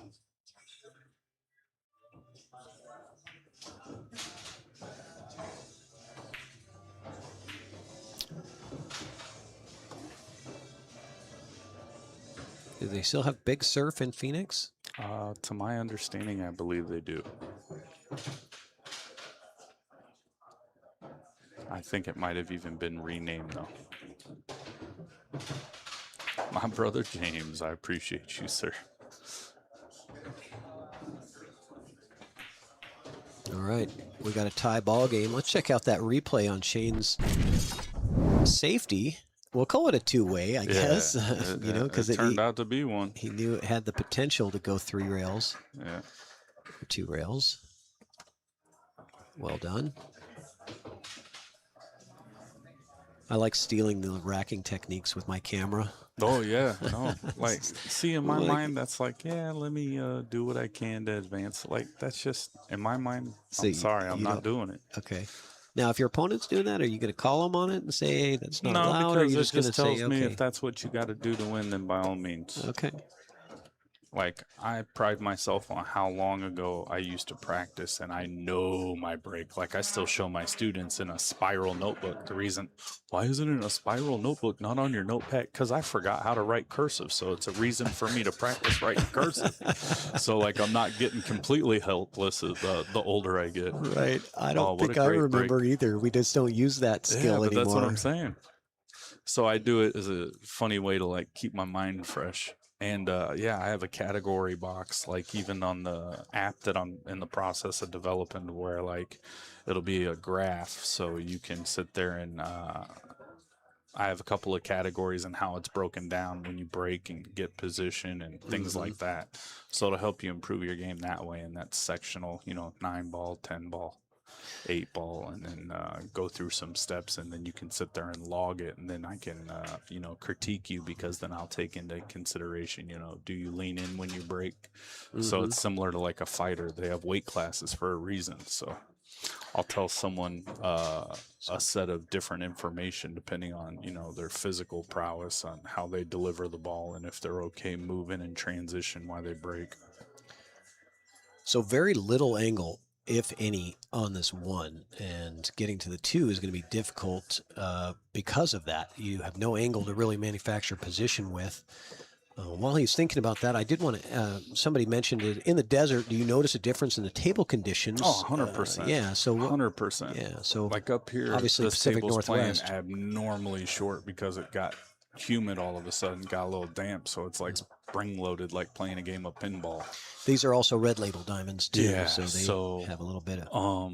And the second it's drier, it plays a little bit easier. But once the room, like the pool room where the like bull shooters, for instance, they added a new fan, a really big one that you'd see inside of like an EOS Fitness or something, so it keeps it like cold, and that rubber plays a little tighter, so it gains speed as the night goes on, as the AC's kicked on, as opposed to, when you get there in the morning and practice or whatnot.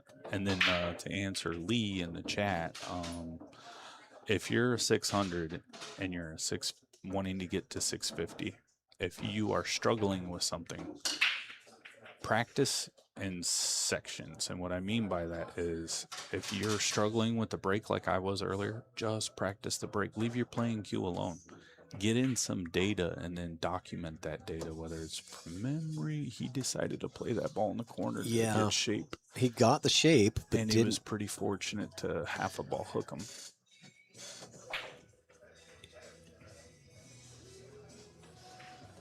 Can Shane Looks like see he's going this? behind. He can't see enough to pocket it, can he? No. Trying to get under the 9. Overhits it, but he's put it in a place where that side pocket scratch is on. Yeah, you hit this ball soft with left, so the cue ball climbs away from the 1 ball off the tangent. So it'll hit a ball length outside the corner, and then it comes down towards the 9, depending on how much gibberish you put on it.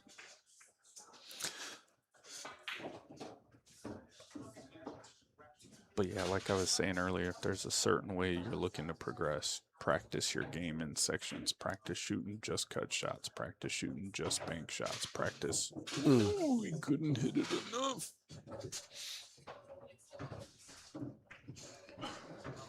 Just didn't get that to bite enough. Practicing your weaknesses and practicing one thing at a time and segmenting it out. Because we all get up there, play the ghost. But I mean, if you're really struggling with something and it pops up 3 or 4 times a game, work on that really struggling something. Identify what you want to work on and just segment it out and just have a practice session or 2 just on that one thing. 100%. Good advice.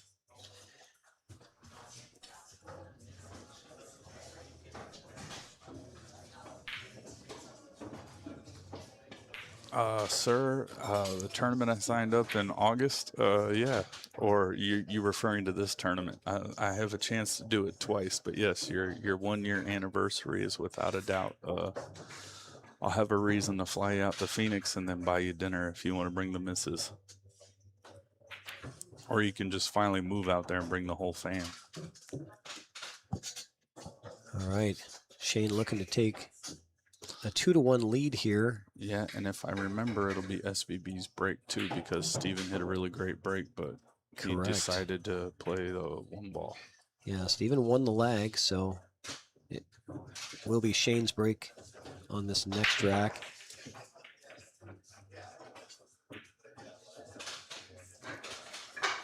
Let's take a look at Shane's racking techniques here. I'll even narrate it as him. Show what you want to do here. No, I'm just kidding. Yeah. So he lets the one ball settle. And then he kind of squeezes stuff together a little bit. All right, so it's settled. It's lightly touching. Finesse the back, and then push the one back. And push the one back, give it a little tap with the rack.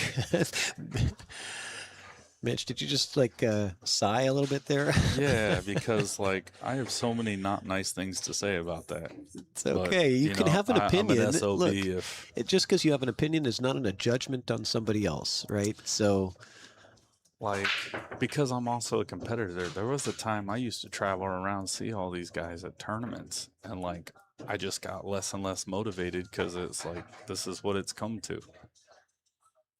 Mitch Ellerman for Moscone. Has that ever been a goal of yours? I was considered for it back in 2018, and then they decided to go with Tyler Steyer and Corey, and they still won that year. So, I mean, I'm not mad at it, but I'm a little bitter because of how it was worded that my game was suitable for old cloth, not new cloth. So, Oh man, I was like, yeah, I'll tip my hat to you, no problem. okay. So any aspirations right now to get the nod?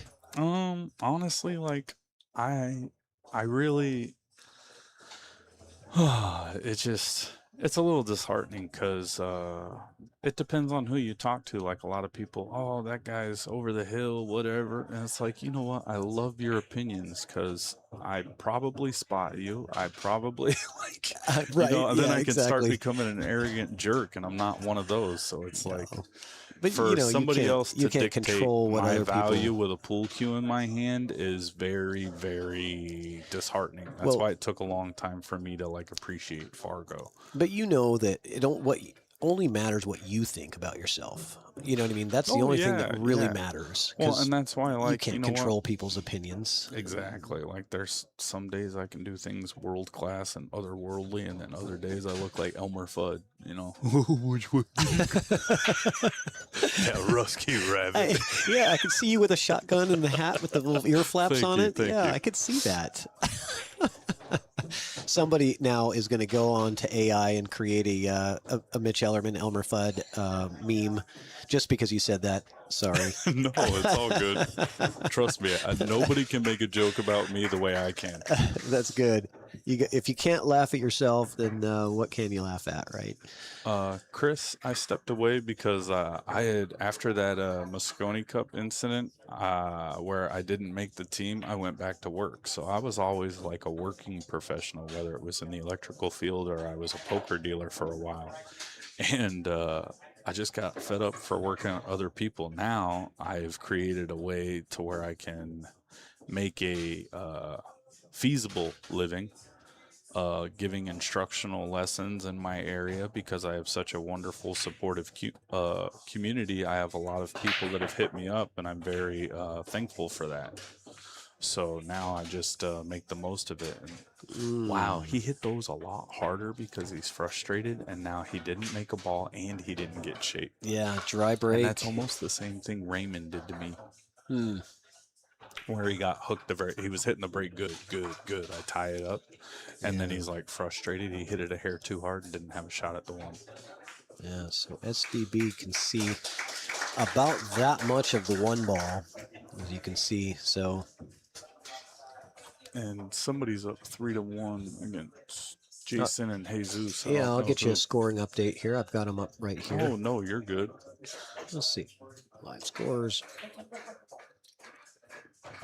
Yeah, on table one, that's the only other table. We're down to 2 tables. So table one is Jason Klatt with a 3-1 lead over Jesus Atencio.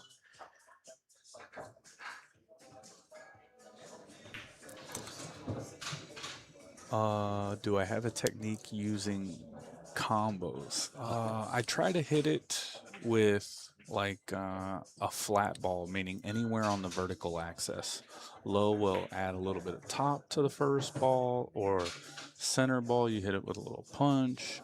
Top has natural roll, but the cue ball is going to continue to go forward. So it really, that first ball rises through it into the contact point very cleanly, and it'll kind of speak for itself.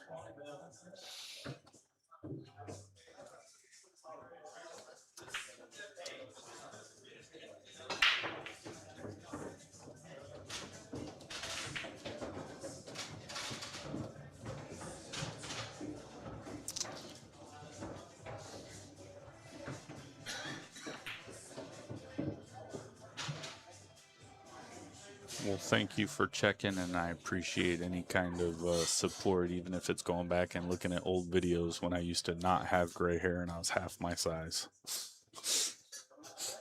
Didn't get belly hooked as much. Nice shot. All right, so is he gonna slow roll it forward with top left and back cut the 7 towards the right side of the pocket so the cue ball rolls forward, or punch it?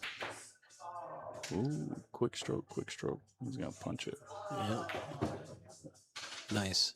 See, I can call it, folks. Yeah, because you know Just the pre-shot routine. pre-shot, Yeah. you know what he's doing. He's building up to that crescendo at the end, like holding a note. So, Lee, I think he was mentioning about when he was talking about the segments, is like you could practice against the ghost, but if you really want to work on, honing in a certain skill, Yeah, if you play the ghost it 10 doesn't ball really- race to 9 and you're still struggling with just the break, and then you're You're only dimming getting- your own self, right? Yeah. Say you break and you didn't make a ball. Well, shit.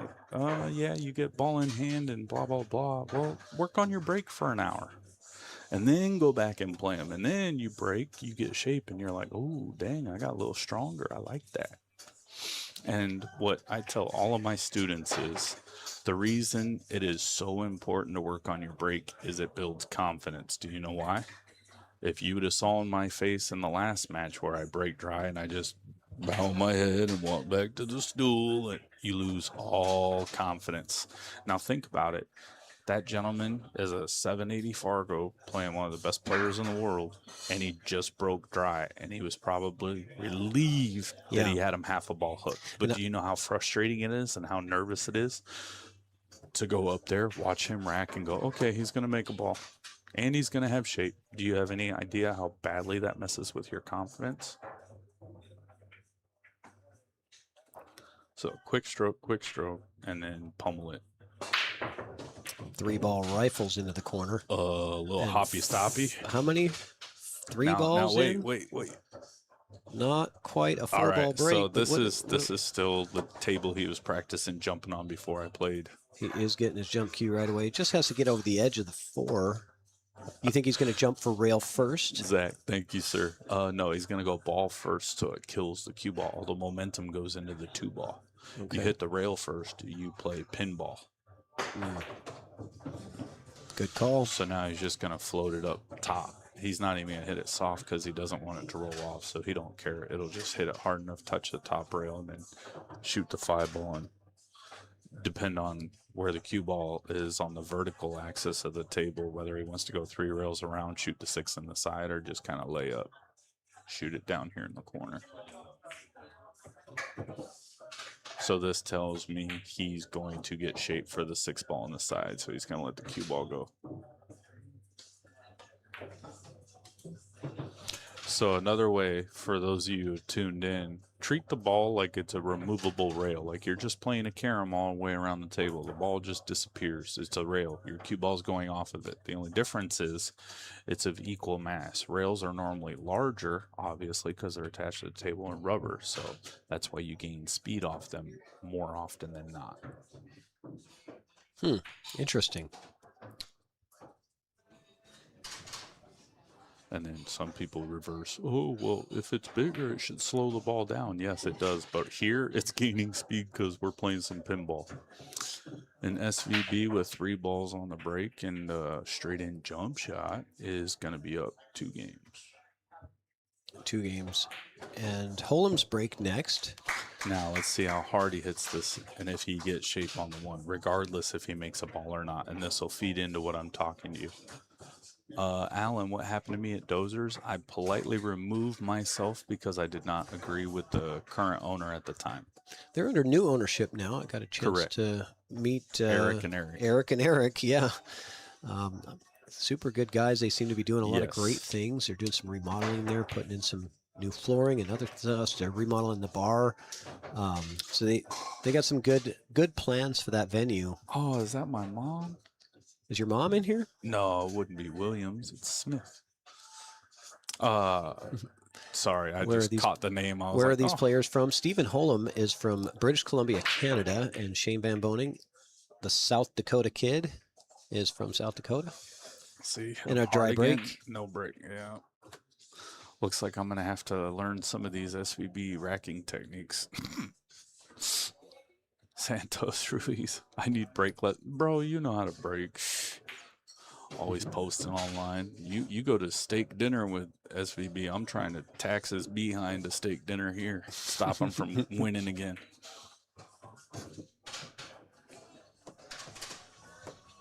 You can find the bracket on Digital Pool.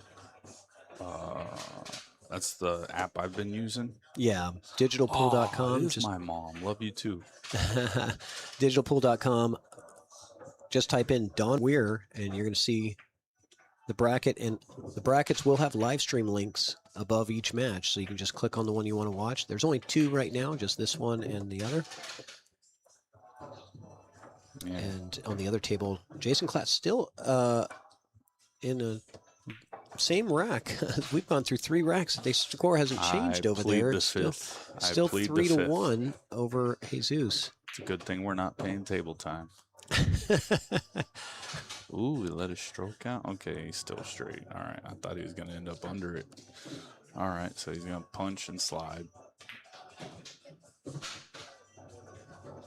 All right, that'll leave him up 5-2. 5-2 and breaking. Yeah, that's a huge edge right He there. says, "This is Helga's House of Pain. My name's Helga." Last 2 breaks from Holm were dry. Yep. Somebody made a 7-Eleven run. Look, giving us sandwiches and fruit. Wonderful. Thank That's you, a guy Justin. you gotta know.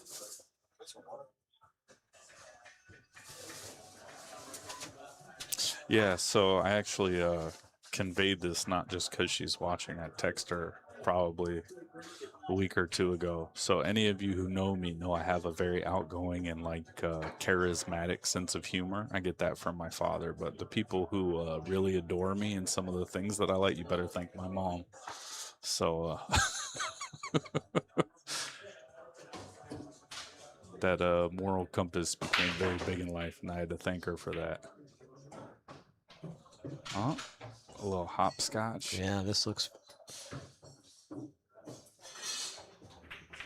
pretty good. Can he hit this one and draw back without touching the 3? Yeah, he can. Yeah. He doesn't want to overdo it. He just wants to come by the 5 ball unless he's going to put a little grease lightning on it, because then he can hit the 2 ball with center and come down the center axis and then shape on the 3.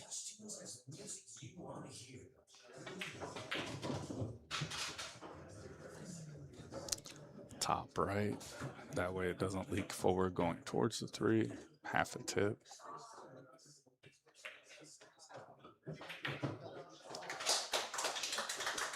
A little poke draw or stop shot. And David, no, SVB has not won every year. The only year he has not won was last year. Spencer Ladden or Layden. Yeah, I don't know. I believe it's Ladden. Ladden? Like Aladdin. Yep. All right.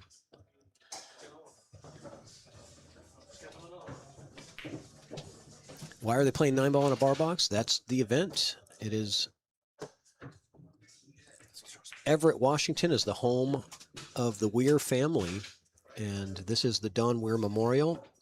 And it just so happens that really the only pool hall in Everett, Washington doesn't have enough 9-foot tables to host this event, so it is played on bar box tables. I kind of enjoy seeing, top-level pros play on the bar box. I think it's kind of fun. It's, fast action. Speaking of fast action, Shane. What's up, Hollywood? I'm glad you're doing all right.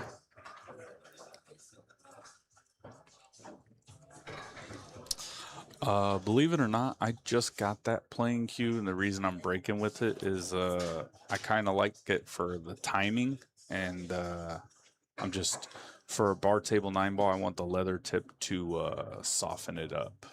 I reside in Phoenix, Arizona.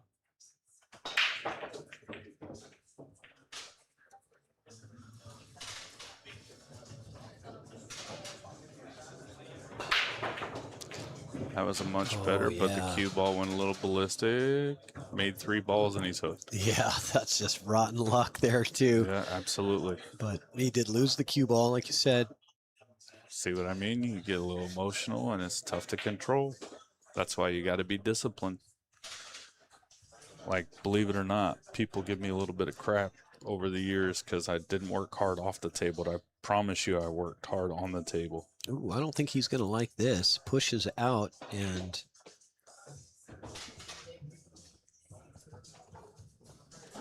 he's giving Shane an open look at this too. Not where he wanted to push to. I'm pretty certain of that. Like, yeah, that was an error there from Holm pushing out to give Shane an open look at the two ball. I'm gonna go ahead and say this will be it for Mr. Holm. I think so. Call me names if you want. So stop shot, float the 7 with top right. He wanted to draw a little.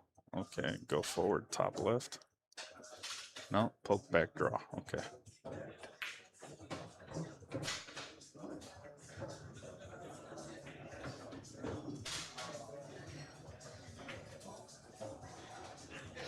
Yep. Oh, that was interesting. Got a little lazy on it, but he's still gonna slice and dice. I didn't expect him. I thought he was going to draw back for the shape there, but good, That'll do it. Good job getting it done. Shane Van Boening defeating Stephen Holm. And thank you so much, Mitch Ellerman, for joining in the booth today. Yeah, absolutely. It's been fun. Our next match is going to be at 2:30. So we do have scheduled times today. 2:30 is the next match. Hang out with us. If they decide to start something early, I will just jump on the mic and tell you that we're starting a little bit early. But right now, 2:30 is when we'll be back. So hang out and enjoy the funky beats.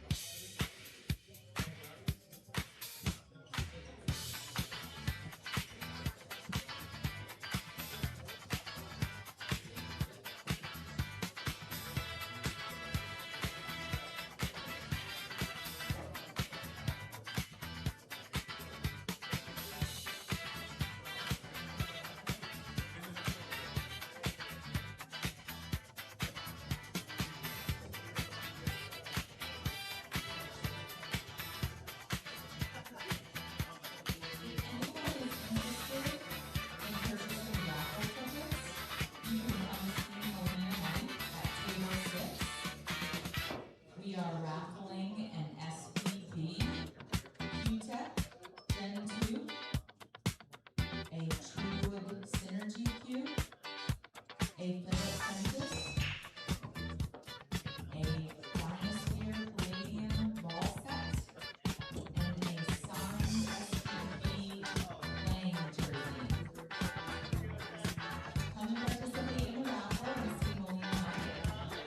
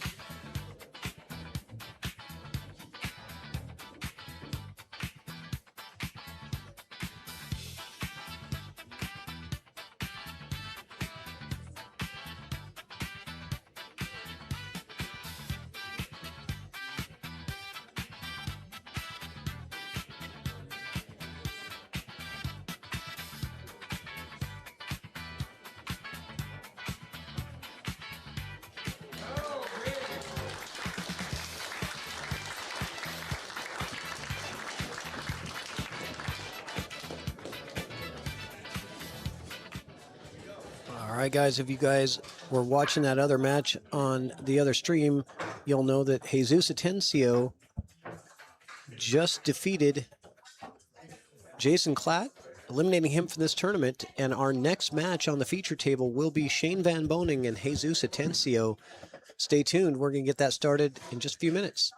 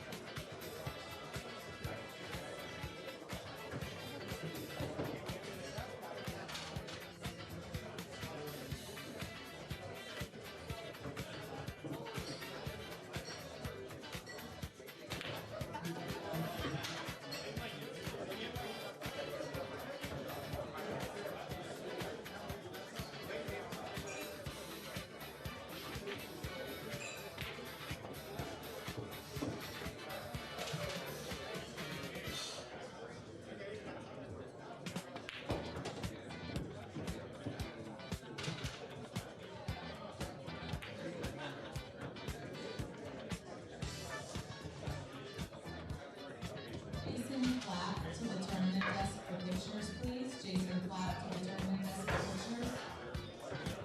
Sandro to the tournament desk, please, for pictures.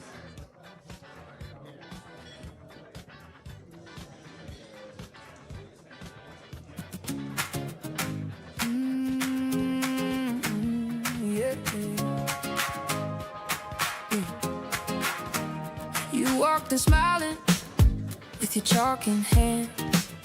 Always had a joke, always had a plan. You lit up the room with the fearless grin. Every game you played, we all jumped in. We still see you by the green felt light, laughing at the break, making hard things right. Keep that smile alive, keep that cute held high.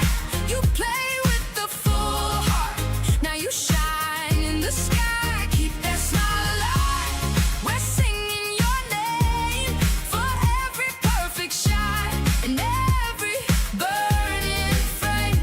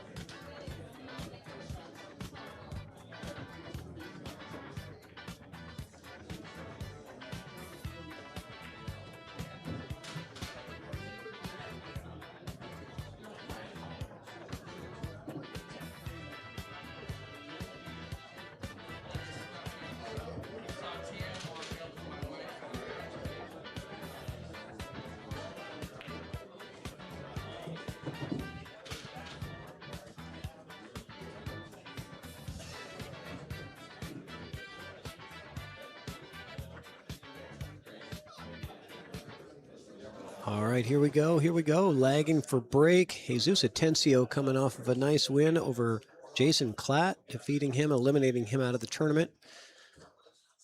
And the lag is close, but it looks like Jesus won by a hair, wins the break advantage over SVB.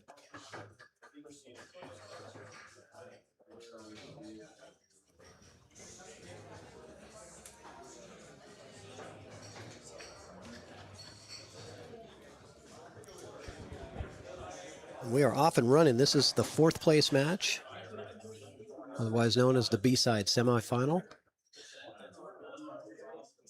The winner of this will go on to face Raymond Linares, who lost the hot seat match to Mitch Ellerman.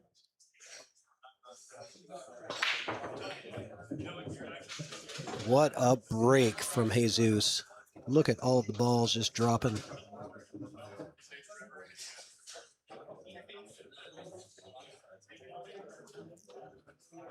There is a poll in the YouTube chat. We're down to 4 players. Pick your favorite to win this tournament: SVB, Jesus Atencio, Mitch Ellerman, or Raymond Linares. Whoever does win it, if it's not Mitch, they will have to face Mitch and double dip him in 2 race-to-7 sets to win the tournament. It is a true double elimination event.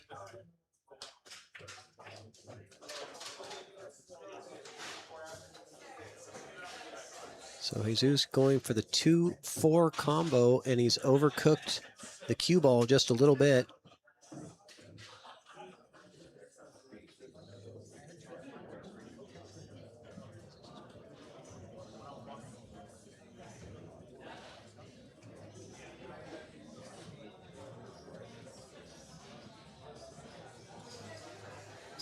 Yeah, so he overcooked that cue ball on the combo, and he's in a tough spot now.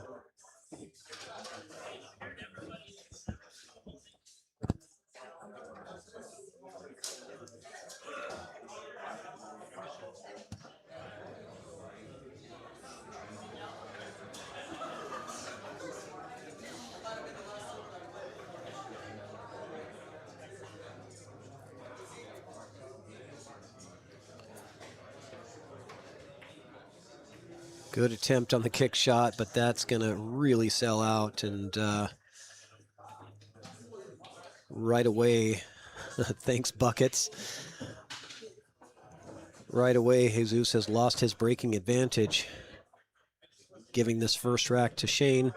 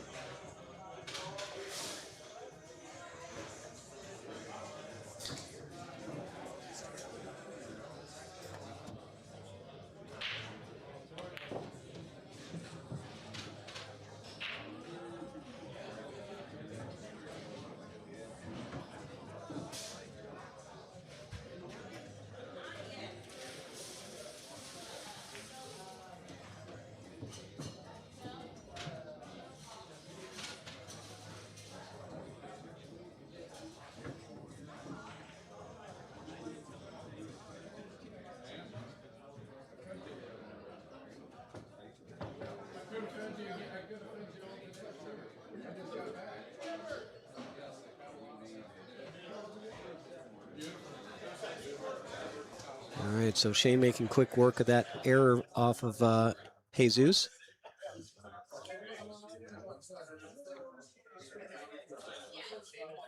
Thank you, Sophia, for chiming in on the shirts, because I'm up here tucked away in the booth. I don't get a lot of that information.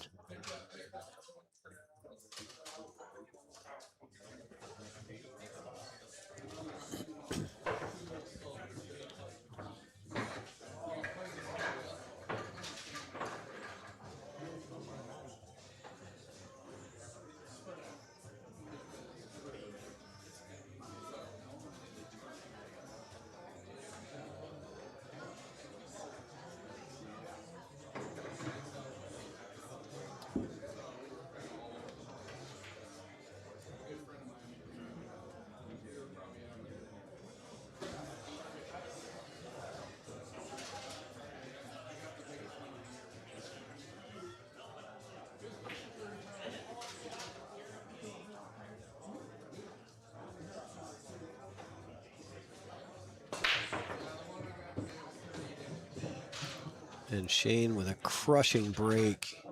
3 balls in, dressed up on the 1. That's a 30-1 odds on the break in favor of the break and run. If you're looking for a betting line, it might even be 99-1. The second rack is already over. Thank you, Sophia. Yes, if we get 100 likes on this stream, we probably already do. I haven't really been paying attention to that, but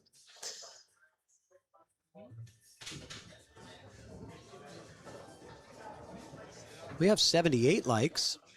If we get to 100, then I get food, beer, and cookies. So thank you, Sophia.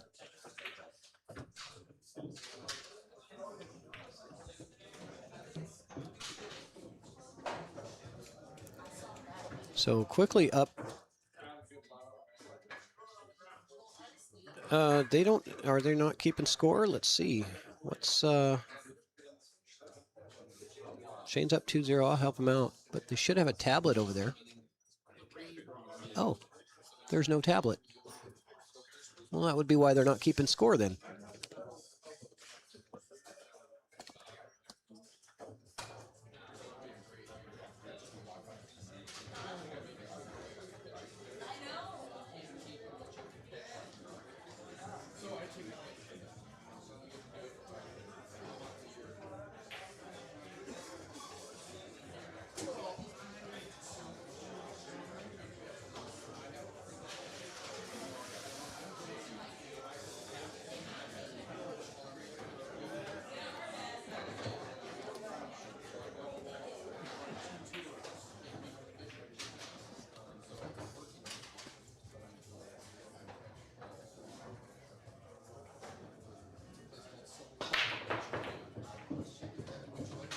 Look at all these balls dropping down.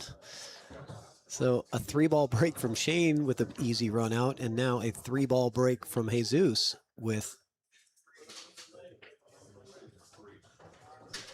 a pretty good look. As long as he manages to get the 1 ball, the rest of the rack is pretty straightforward.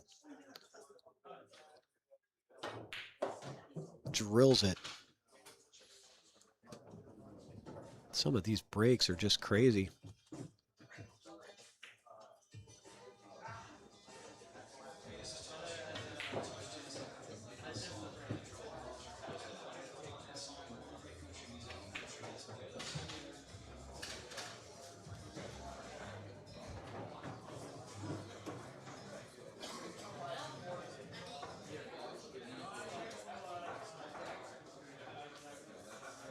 Oh, she raised the bar. I've got to get 178 likes. Wow.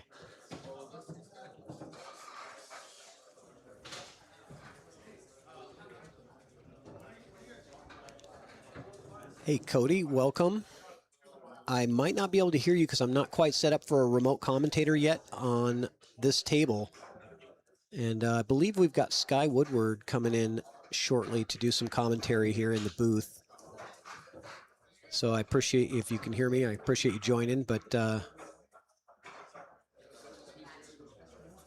we might have to catch you on the next one.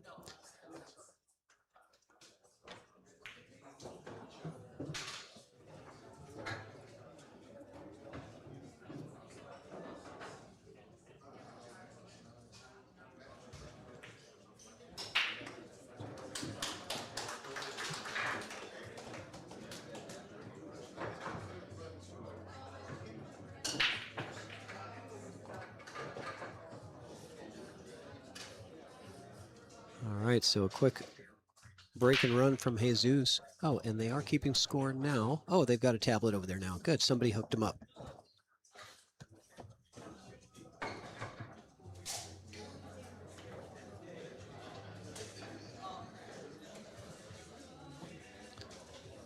Good. I don't like keeping score, so.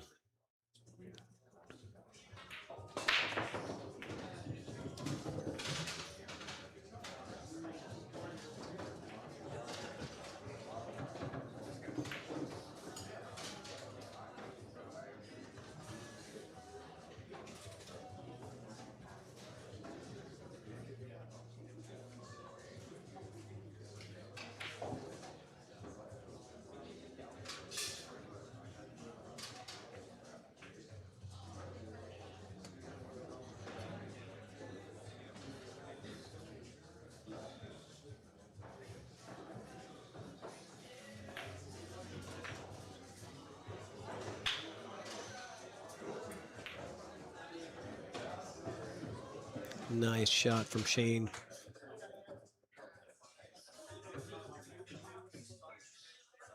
Drilling that one ball to get over on the 2, and that's all he really needed to do to get through this rack.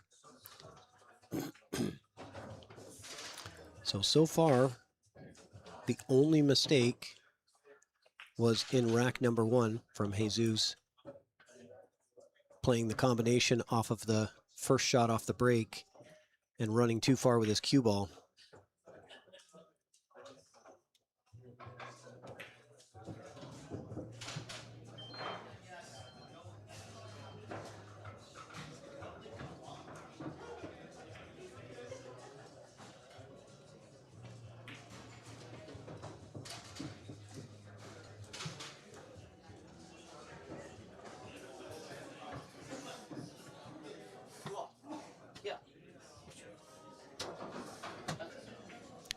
There I am. Welcome.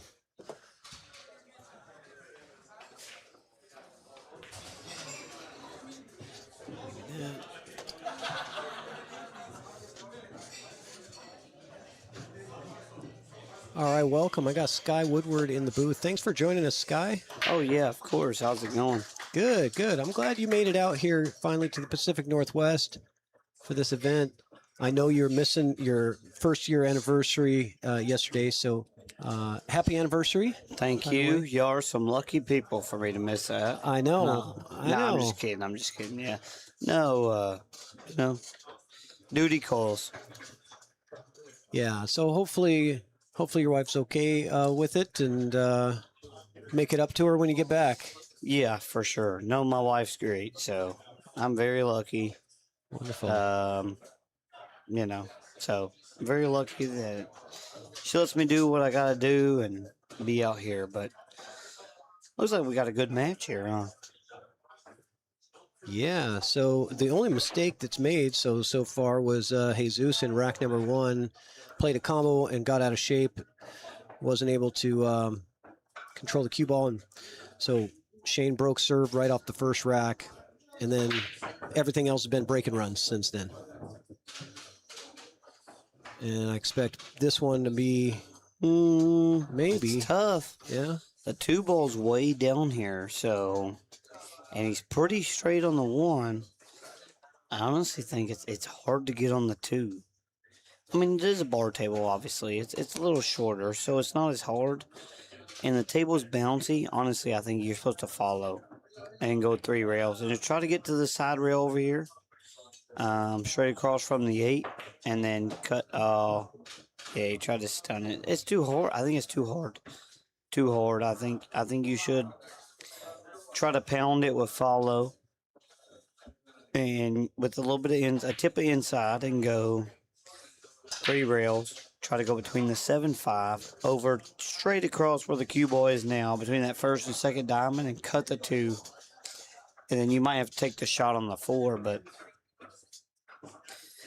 it is what it is. The tables are so bouncy. Look at this ball. Look at that. Boom. It's going to end up perfect. It's going to end up perfect. It is. Right there. Yeah. Yep, right there. They are bouncy, right? It's a red. It's a diamond red label. Yep. That's a diamond red label for you. The rails are always bouncy. It's great. It's great. You know what you're getting. As soon as I got here, I seen the tables. I'm like, oh yeah, seen those a few times in my life. So.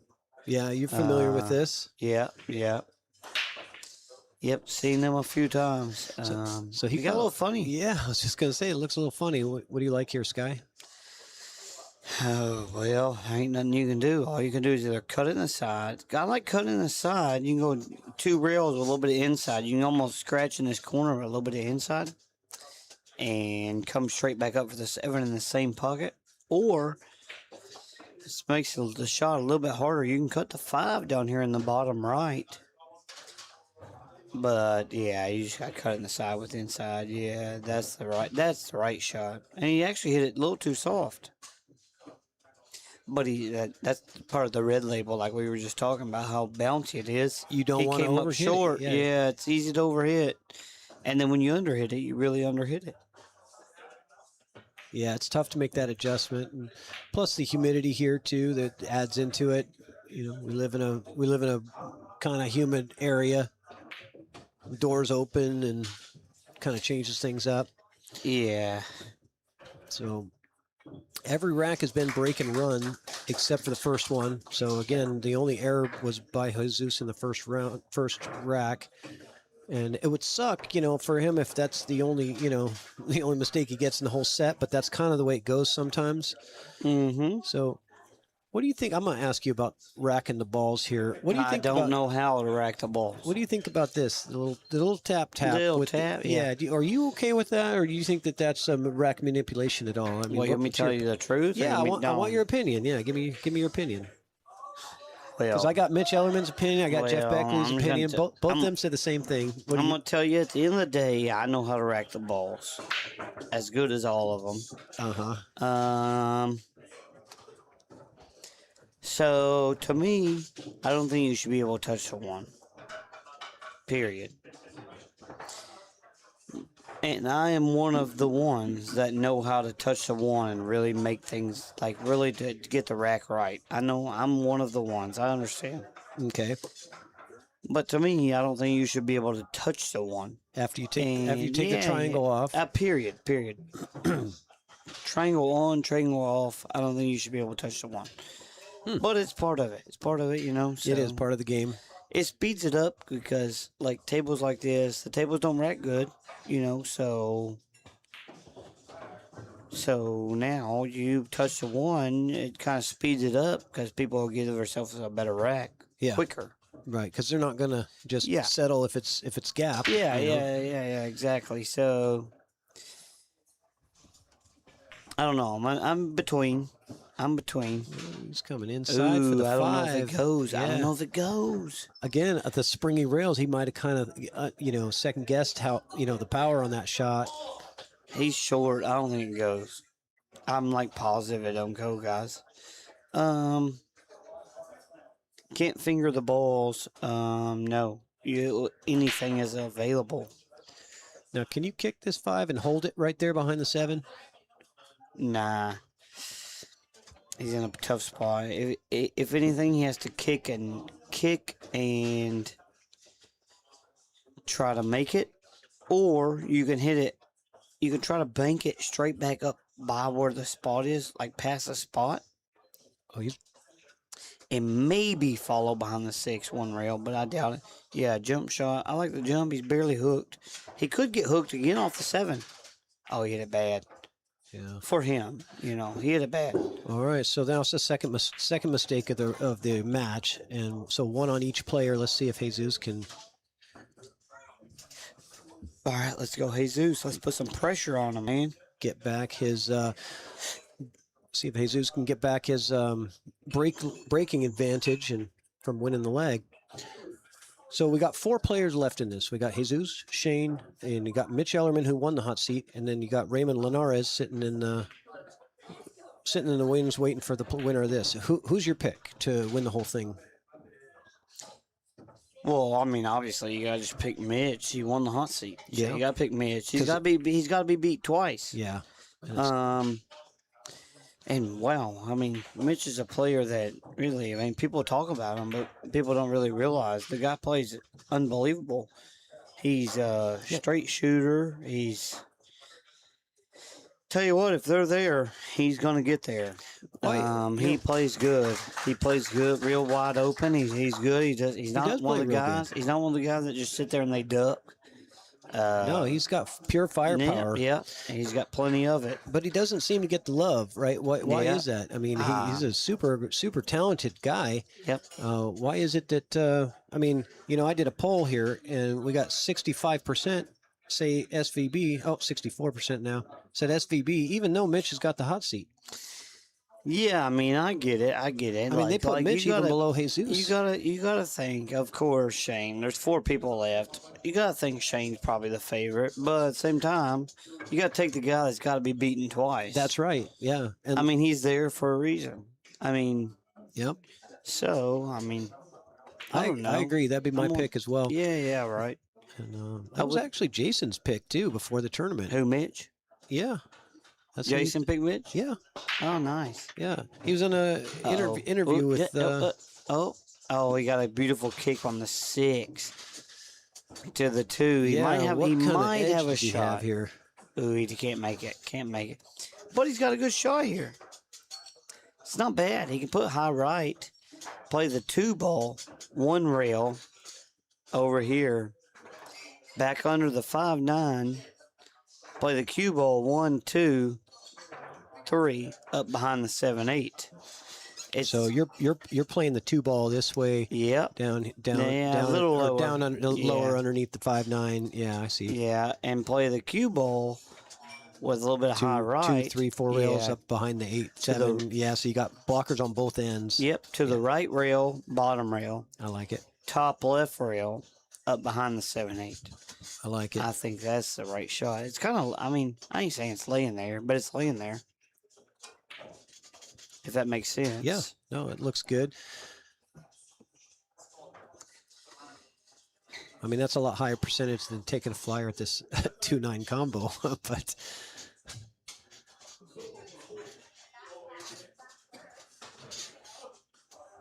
yeah, I think that's about all he has, being that that's all he can really see.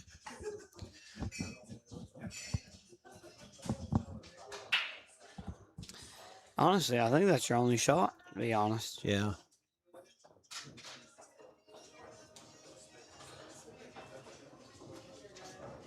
Yeah, see, there he's pointing. Yep, there you go. Now he sees it. He sees the line. Yeah, he sees it now. Coming here, Yep, here, yep. here.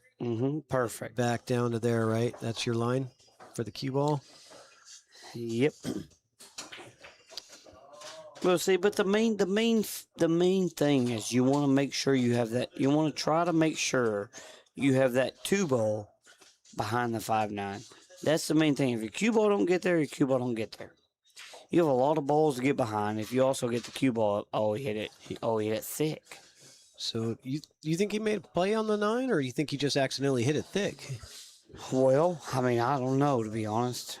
I mean, he might have taken a two-way at the 9, right? The way it looked, he might have, but he definitely played his cue ball perfect. Yeah, he played the cue ball the right way. If he hits it bad, though, he's really screwed. So, I mean, if he hits it any bit on the top side, the 2's over on the side rail and he sells out. So, I'm not going to say he played it either way, but who knows? Jump shot coming from Shane. Gets a clip on the 9. A few gasps come from the audience here. We've got a bunch of live people watching. Probably about 100 people down there watching this match. Down to just one table in the event.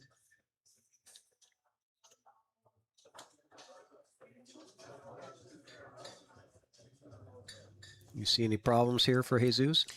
No, you know what I might do here is honestly, it's pretty dead on. I might carry him the 2 off of the 4. There you go. Yep, off the 4. Roll the 4 to about the middle diamond. Let the cue ball float just a tad bit forward. That makes it way easier, and you don't lose no balls. Yeah. Oh, honestly, It turned out all right. that was way different than it looked for me. Yeah. But, he hit it perfect. He's straight in on the 4. So. Yeah, he should be good from here. Yep. Just come down. Oh, he likes to stay above. Okay.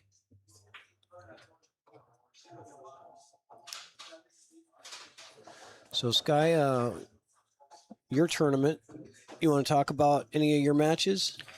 You can say no if you don't. Yeah, well, I dogged it. All right. I heard something about a missed 2 ball. I don't know. I didn't watch. Yeah, hey, thanks for bringing it up. I'm sorry, man. I'm just kidding. No, I was hill, and I was on 6-4. I made a hill with Clat, and he missed a tough 2 ball.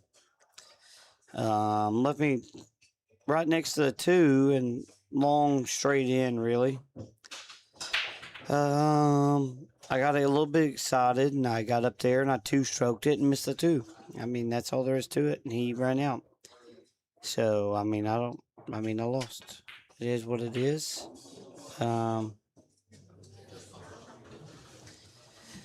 Yeah.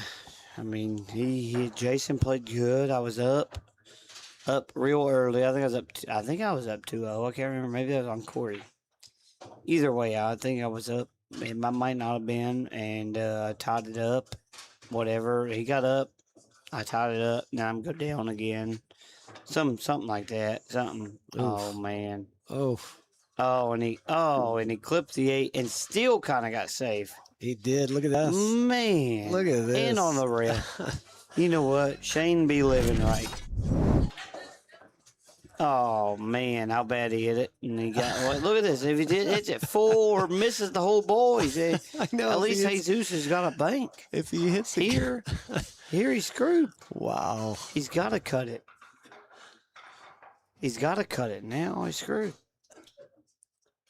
He could play at 4 rails. Back to that pocket. Nah. I'm He teasing. could. Honestly, you could. Especially on a table like this. I guess, It's not, honestly, it's not that bad of a shot on this table because it's play so short. So it's not that bad. because that cut is nasty. Yeah, but I honestly think you just have to shoot it. He might be trying to thin it, though, and come up table, which I think is a terrible shot on this table. Oh, tried to bank it. And double Oh, kissed it and scratched. That's it good. for That's Hayes. Just good. gonna Yeah, that's good. clear the balls there. Yeah. All right, so Jesus. Wow, how lucky. Shane, I don't know what he did. I mean, He got lucky. That's he what happened. married a leprechaun. He missed and he got lucky. He married a leprechaun, I'm telling you. It's just not right to be good and lucky at the same, like I the same agree. shot. I It's just agree. not fair. Yeah, I agree. So. I don't know about 4 rails being the obvious shot. You think he was trying the 4-railer there? No chance. He was trying one rail. Okay. You know what? But honestly, like I said, 4 rails might have been the shot there. It's it either turns out good or it turns out bad. And he got to wait kind of here. He's gonna get to the table. He's down 4-3. He's gonna get to the table. And if he can win this game, he's 4-4 and break it. Yeah. Well, this is what Jesus needed. Yeah. Well, that was the nice way of putting it. He married a leprechaun, just so you know. Yeah. I know Yeah. what you meant. Yeah. What are you doing here? Are you kicking for a safe? Because it The doesn't one- look like the one has a pocket. Yeah, the one goes past the 7. Yeah. So about where Shane looked is about your only chance. And it's not great. If you push there, you're probably going to get it back. Probably. But it's a little funny. You can thin the one So where are you pushing to here? up here by the 8, by that first diamond. Yep, by the 8. Right- Yep, right yep, there? yep. And then you can, We got a thin little. yeah. Oh, he's going to push by the 8. Now he get by the 8. Yeah, we're right by the 8. He's going to make the 8 funny. Oh, that might be really bad. So he can either, normally you can thin the 1 and puts a scratch in play, or you can, here's the shot. Here's honestly the shot. You can bank the one rail straight across to the middle diamond, to the left side of the 9, play the cue ball, 1 rail back up into the 7 ball. Watch, that's what he's going to do. That's what he's going to do. There's no way. Oh, he thinned it. Oh, man. But what a I'll tell you touch. what. What a touch. Jesus just gave that back to Yeah. him. And Shane already kind of knew what he wanted to do. And I don't think Jesus might not have seen that. But he looked at it and decided to give it back. But it looked like it was going to scratch if you hit the edge of it. Yeah, But yeah. he had to hit that perfectly I thin. don't like thinning the ball right there, but he did. I mean, he's so good at thinning the ball though. He's so good. Yep. Scholar Mr. KB, baby. KB.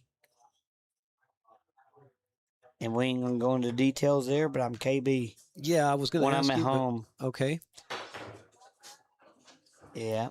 Are you KB when you're at home? I don't know what you're talking. I don't know what the KB is. Well, I mean, I don't know. We don't know. Well, how strict are we on language here? Yeah, we'll call it PG-13. How's that? Mm-hmm. Well, we'll just say, KB is kitchen B. Okay, I got you. That's me when I'm at home. That's what I do. I tell you, I do the dishes. I'm a KB That's good though. when I'm at home. Yeah. What about you? You KB when you're home? Oh yeah, man. Oh yeah. Yeah. You know, it happens. You got to. You know, when you're traveling a lot, and you're traveling more than I am though. But I travel about 1 week a month, and so yeah, when I'm home, I try to help out as much as I can and keep things going. So I like the push out strategy from Shane in this rack. It earned him the win. Oh, well. It's like he tricked him a little bit, pushing out like that, and because he knew what he wanted to do. But that was a real thin cut on that one. He had to barely touch it to not scratch there. If he catches any bigger piece of it, he's going to scratch. And I agree, yes and no. I mean, Jesus probably should have took it because he had two options. But obviously the thin cut was a little funny, or else Jesus would have took it. I would guarantee it.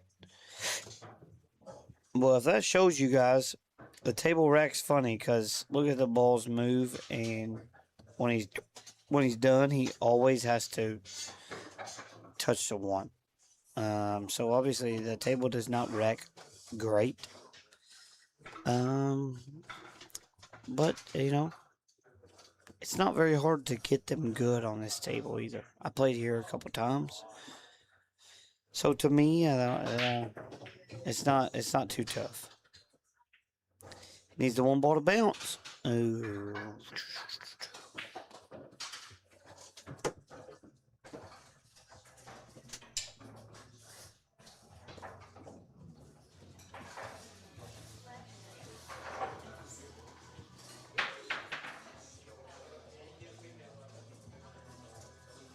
So you look like an opening safety here to get started.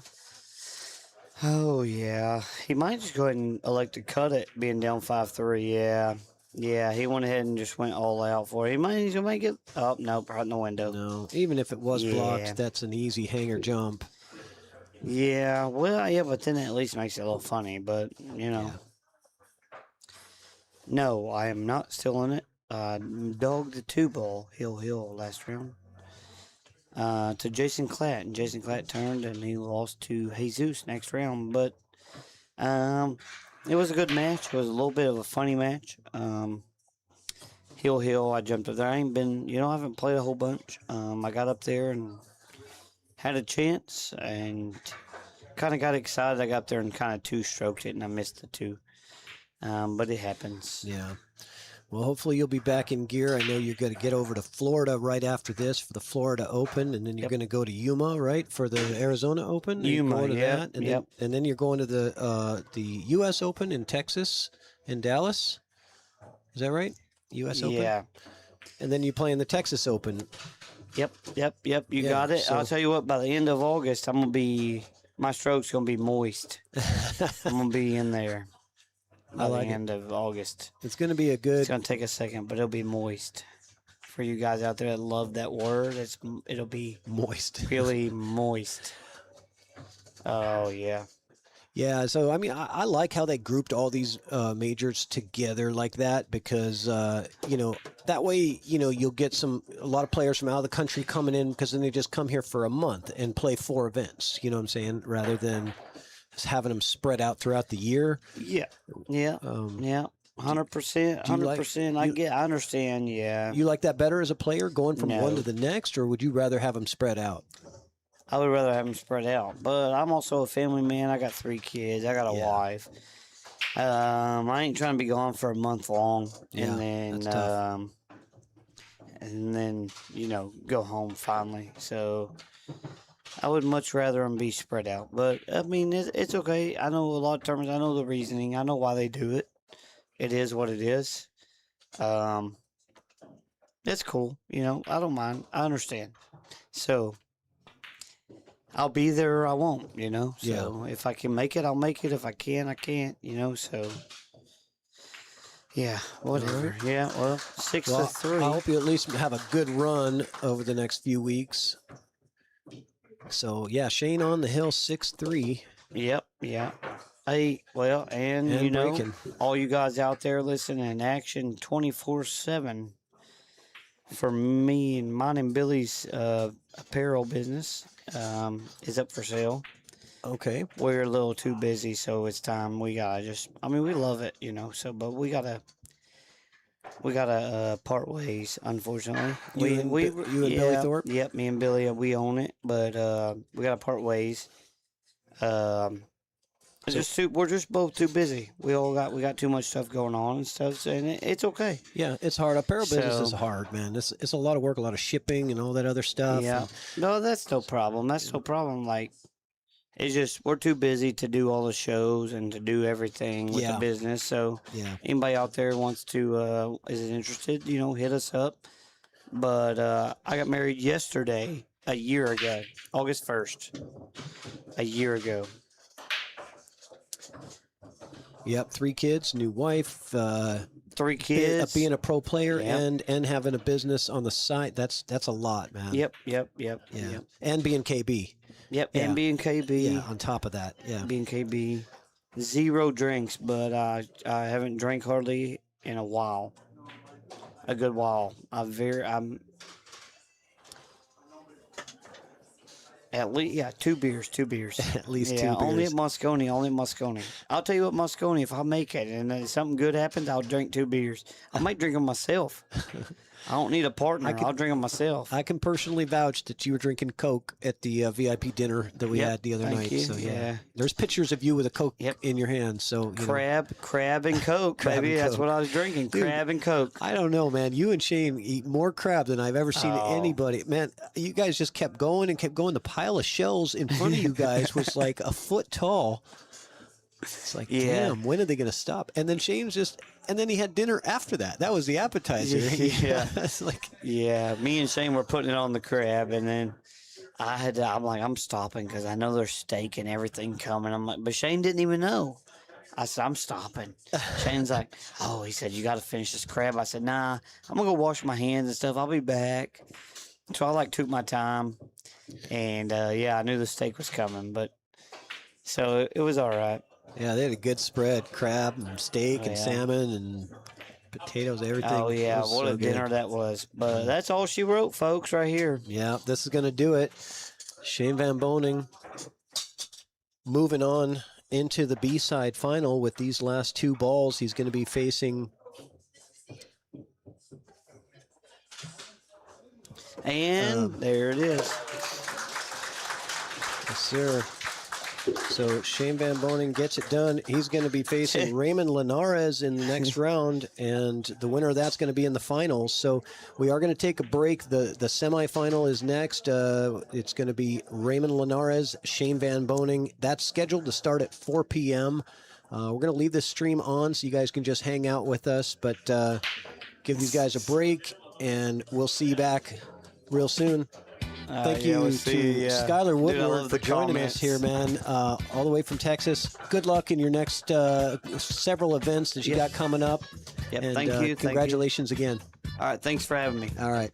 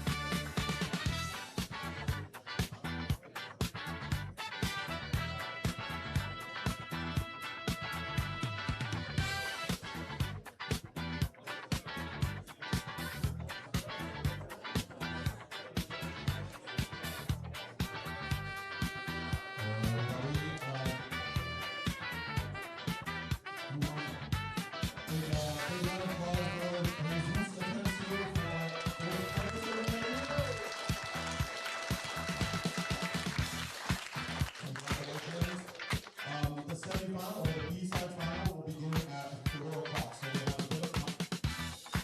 There will be shown and Boening against Ellerman on hill 2, all right, at 4 o'clock. So you guys leave that dinner, get a quick snack, and now's the time. Also, last call for raffle tickets. Last call for raffle tickets. We are raffling a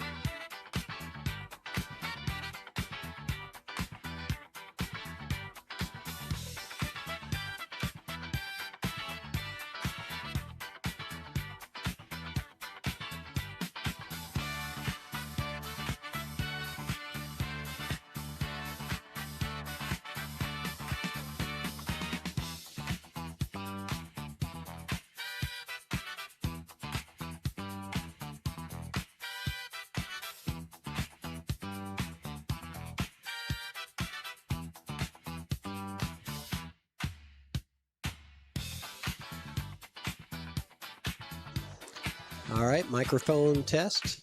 Microphone test.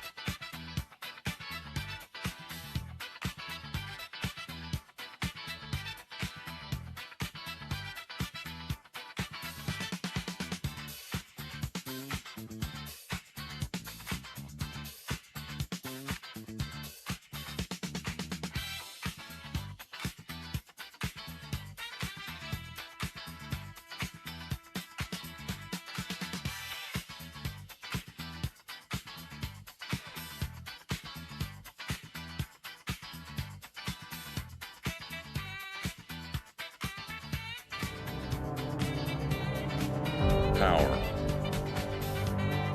precision, prestige, unleashing tour-level performance, built for the biggest stage. Powered by Q-Tech, inspired by Matchroom, the 9-ball series.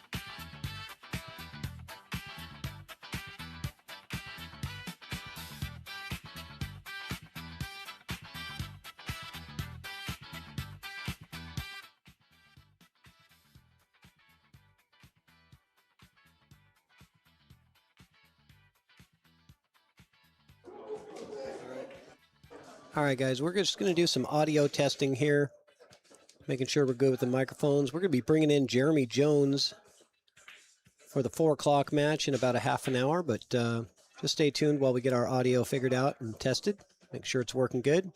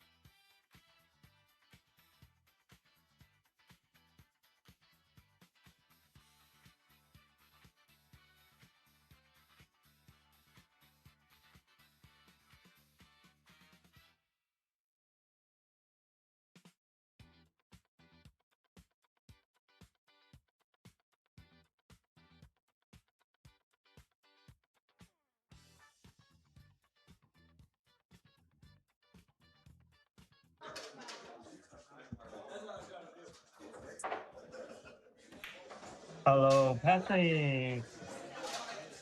Can you hear me? All right, just going to get some audio testing done here. Colin, how's the audio sound there?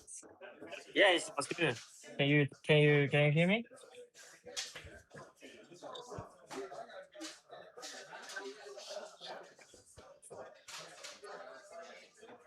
All right, let's try that. Can you hear me? Yep, how are we doing? Sounds good? Can you hear me okay?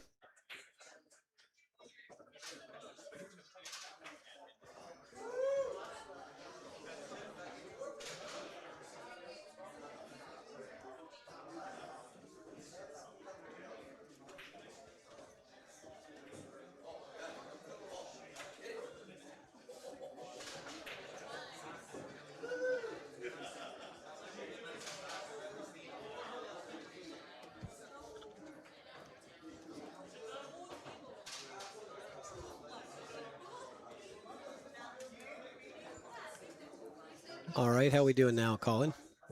Yeah, can you hear me? I can. Yes, it's doing pretty well. Okay, good. Sounds Yes, it good. sounds great. It sounds great. And yeah, yeah, we need to do this testing so like to make sure that All right. right now it's going well. Thank you very much, Colin. Appreciate the help. We'll listen to that back, make sure it sounds good.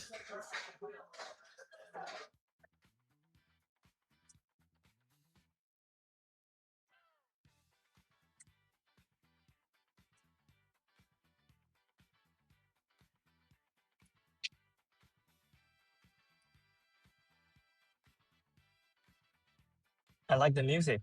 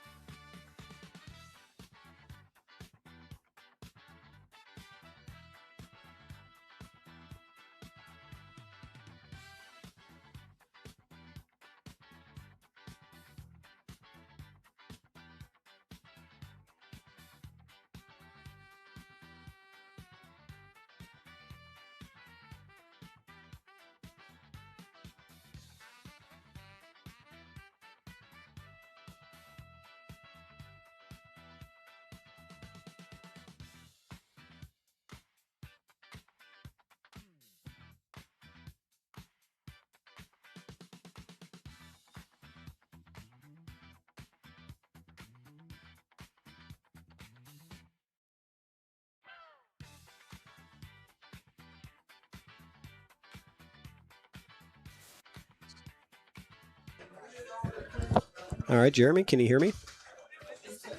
Yeah, I can hear you just fine. Okay, excellent. We're going to go on mute. We're going to get started with this match, guys, in about 5 minutes, just giving the players a chance to warm up. And we'll be with you momentarily.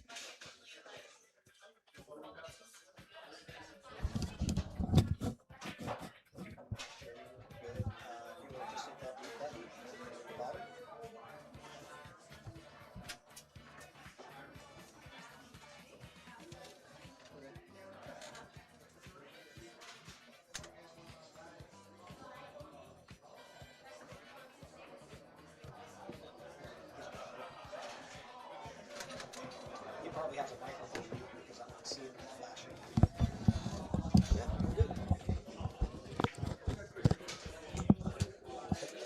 He's using some ball. He's using some ball. Is he also using some ball? I don't think so. How could he feel it? Some USB mics have a Yeah.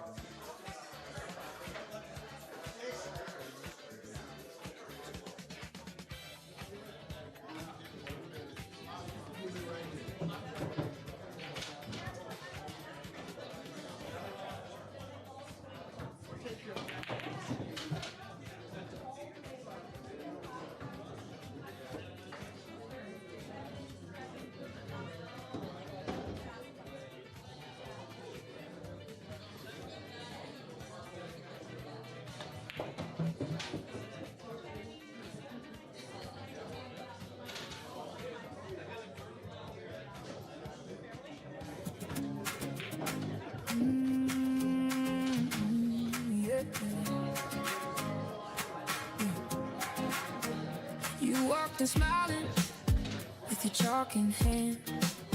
Always had a joke, always had a plan. You lit up the room with the fearless grin. Every game you played, we all jumped in. We still see you by the green felt light, laughing at the break, making hard things right. Keep that smile alive, keep that cue held high. You play with the full heart, now you shine in the sky. Keep that smile alive, we're singing your name for every perfect shot and every burning flame.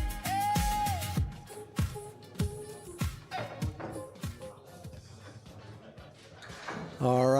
Welcome, everybody, to the 2026 Don Weir Memorial 9-ball Invitational.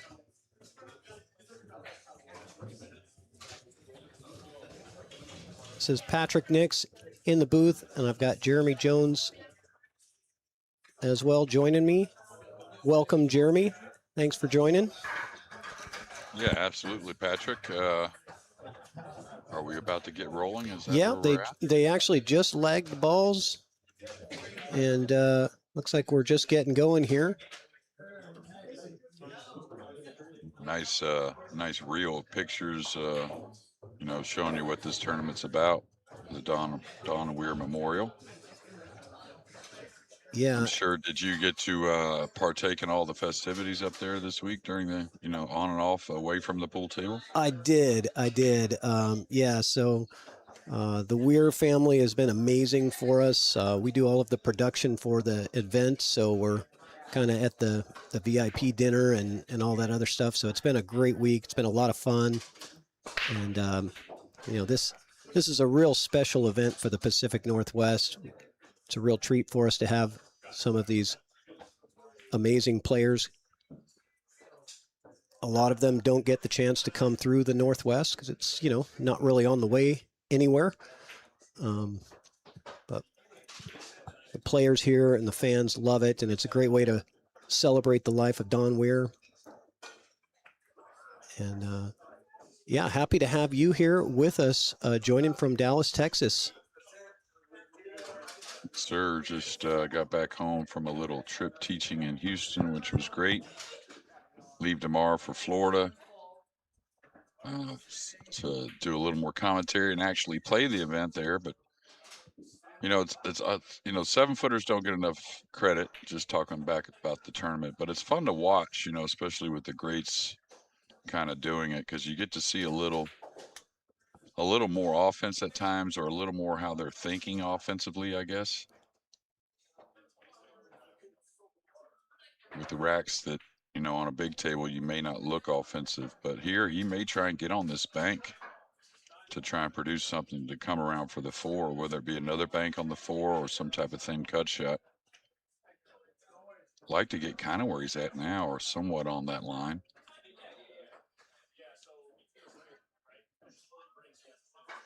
Hey, Patrick, I'd say the lag's the most important in this kind of setting here. Race to 7 on the 7-footer, playing 9-ball, 1 on the spot, alternate the break. 100%. We have seen the lag be the deciding factor when it's a hill, and nice bank shot from Shane. When it gets to that hill moment, you definitely want that break, especially on the bar box. Now this ball's cuttable, but definitely missable cuttable, but pretty nice on the bank as well. I like the cut if he feels like he can command the speed.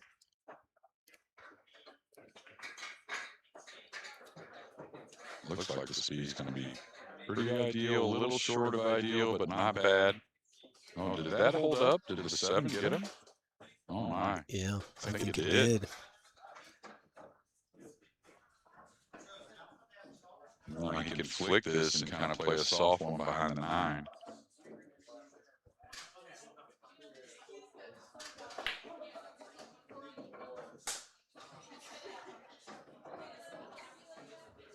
I was trying to keep up with the tournament as much as possible. Again, I've been working pretty long days there in Houston the last few days, but was it Jason Klatt that beat SVB? It was, I saw? Jason Klatt defeated SVB in the A side 7-1. He had to play lights out, playing rotate the break. Anytime you beat Shane, any kind of way, you had to play lights out, it seems. But also, as far as that Jason Klatt name, I've been seeing him online quite a bit the last year. It seems like he's playing more pool than he has in quite some time.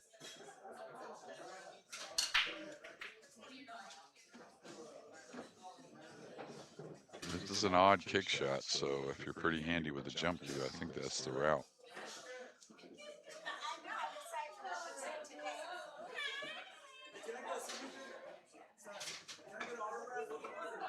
Try and double bank it stop, or do you try? Yeah, he was trying to move the cue ball backwards. That's why he had to get into the ball a little more and just caught it a little off to the left, and that's why the cue ball ended up on the floor.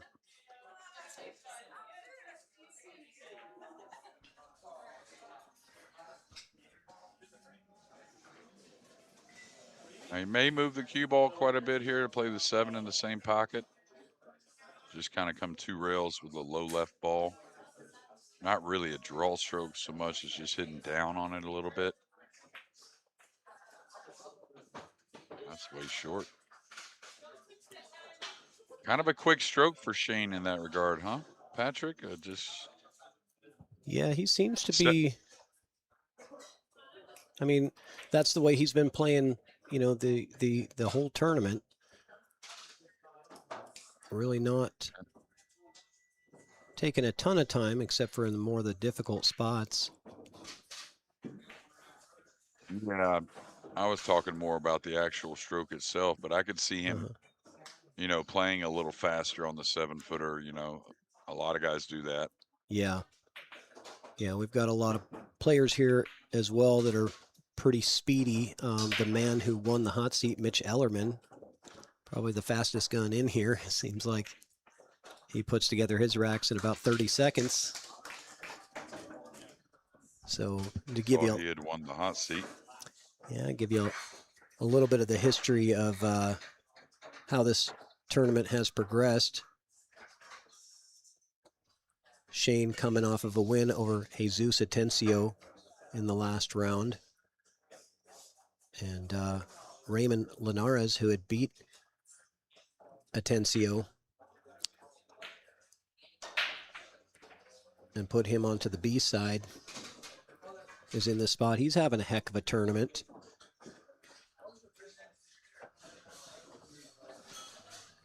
Yeah, Raymond's been grinding, on his game for what seems like the last 5 or 6 years, as heavy as he can. He works full time, but seems to work some time out Yeah. for his pool career as well, and it's really evolved. And he gets up for big matches. He's kind of one of those guys that you feel like has a lot of the tools that he needs to win matches. Maybe lack of being able to participate in as many, certain little times, like some safety things or rollouts that he may not recognize as well or as quickly as some other players that play full time. But he sure gets up for the big matches, I'll tell you that. Yeah, coming in, Raymond coming in at a 7.08 Fargo, and the only player that he's lost to was Mitch Ellerman, and that was in the hot seat match. So he's having a heck of a tournament. But he's got his hands full here with Captain America. He's got to maximize every opportunity. So like you said, the bar box is a different game, and it's very unforgiving for any errors that happen like that. You just usually don't get away with it.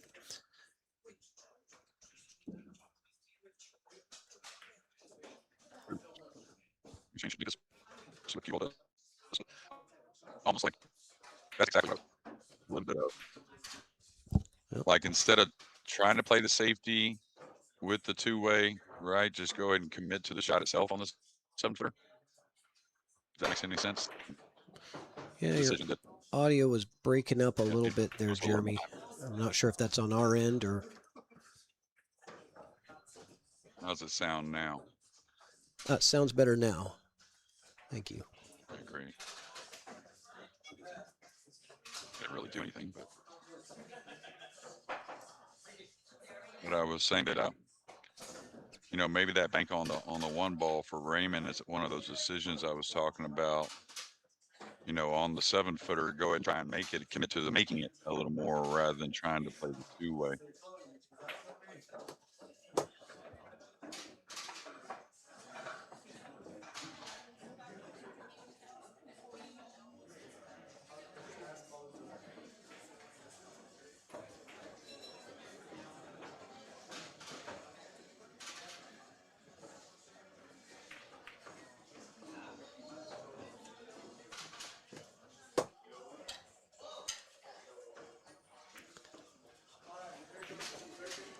So the mistake on the one ball from Raymond is going to cost him pretty big here. He's given up the 2-0 lead and Shane to break. Now, one thing I wanted to ask Patrick is, does Jason play in his own event here? Yes, he does. In fact, he had a pretty good tournament. He had some good notable wins in this event. I mean, there was a couple of upsets. As long as I've known. Sorry. Go ahead. I was just going to say, as long as I've known Jason, I've never seen him hit a ball. So. Is that right? Yeah, and Jason is officially like a 660 Fargo. He can hold his own. Oh yeah, good player then. Yep. But yeah, playing in your own event is also difficult because you're very distracted with a lot of things that are happening and a lot of moving parts going on. And but he's got a good team of people here, including Katie Burley doing the tournament directing and running the brackets. So He's got a pretty good team built in here. Get it? I ran 2 events back in Houston some 20 years ago or so, and they were really good events. They had a lot of fun doing it, even though it was work. But I didn't even attempt to play in those events. Figured it would be too difficult. All right, kind of a funny safety here. I mean, you think just go behind the 2, but it's a hair odd. Could easily go behind the 9 off the right side of the 1. That's odd as well.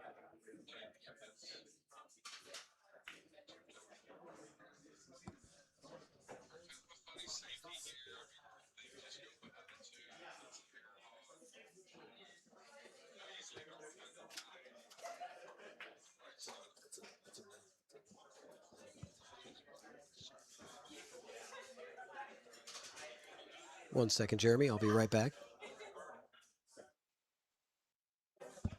Yeah, nice shot there from Shane, and he played it a little different. Instead of chipping off the left side, he played it a little heavier.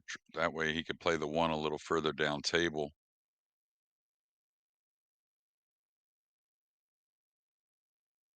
Now Raymond. Looks like he has a pretty clear path for the 2-rail escape. Here you'd like to come underneath it. If you come across it, you may guide between the 5 and 7 with the cue ball. Oh, you got underneath it too much.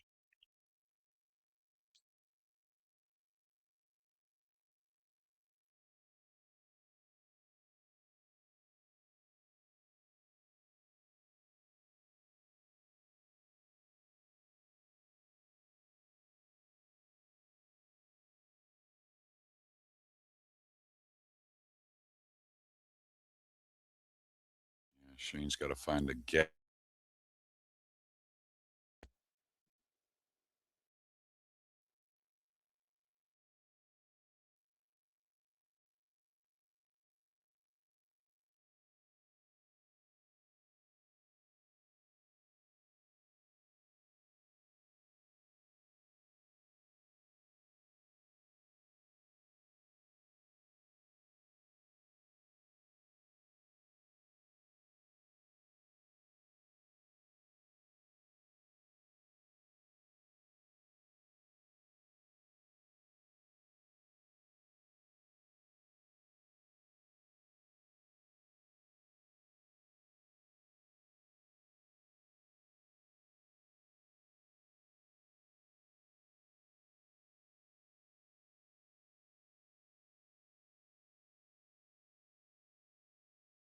I'm gonna take the 6 up long.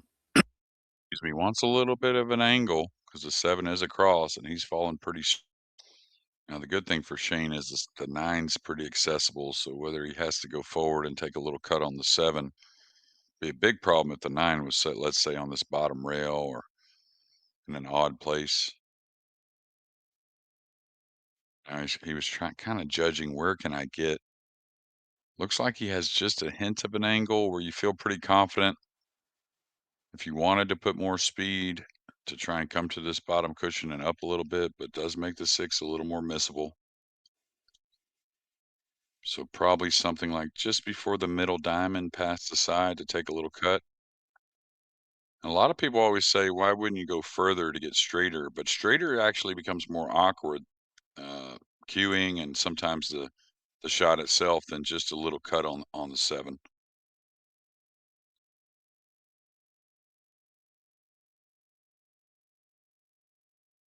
Now Shane has been a guy that is like so many places that he plays often and repeats attending.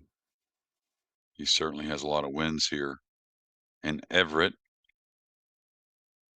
Washington, just right outside of Seattle. I think a little north of Seattle, correct?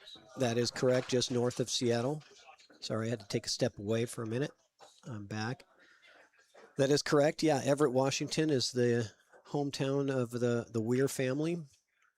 And that's why we have this event here. About 20 minutes north Yeah, of I've Seattle. actually been to that pool room. Have you? Yeah. It's just about. Yeah. I came to Seattle a few years ago to teach, and I forget the owner's name. I believe he's Georgian. Yeah, I that's believe. Dave Bersinazzi. Let me say that. Dave Bersinazzi, Yeah, that's right. and yeah, he's Yep. from What a break Georgia. there.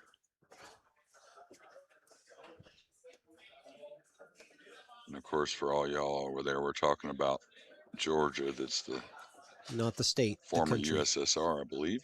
Correct. Yeah. Now he can bump this 6 a little bit, like with a high ball, but does that make it funny? Maybe getting by the 8. Looks like he may be able to hit it like half the ball and bring the 6 off the rail to play the 6 in the opposite corner. Here you just get a feel of how much. You're not going to hit it real hard because you don't want the cue ball to escape. Yeah, ooh. That's why I thought he would bump it more a little bit rather than, even if you're a little steep, if you're close to it, you feel like you're going to be okay. But that cue ball could have maybe scratched, which would have been unfortunate, but it could have got further away as well. Tell you, Efren, I think he plays the billiard on the 8. Plays off the right side of the 6 with a little right English to make the 8.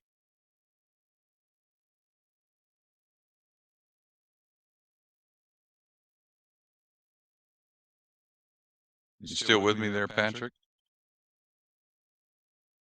Patrick may have had to step away again, excuse us. This is an odd shot. It looks like if he plays the 6 to the pocket, he'll hit on top of the 8. Maybe need a little fortune with a kiss on it. Oh, nice shot. Okay, he did play the 8. That's the shot that's kind of the shot I saw, and I think it was a shot that had a big room for error on the 8 and really kind of offered you position on the 6 a little better. And this is a big rack for Raymond. He needs this one, obviously. Already in a pretty good hole in this short race to 7 against Shane. You kind of feel like at 3-0, you really are out of bullets. You know, you've got to be playing perfect from here on out and breaking really well, and then as well hoping that something funny happens on a couple of Shane's breaks, right?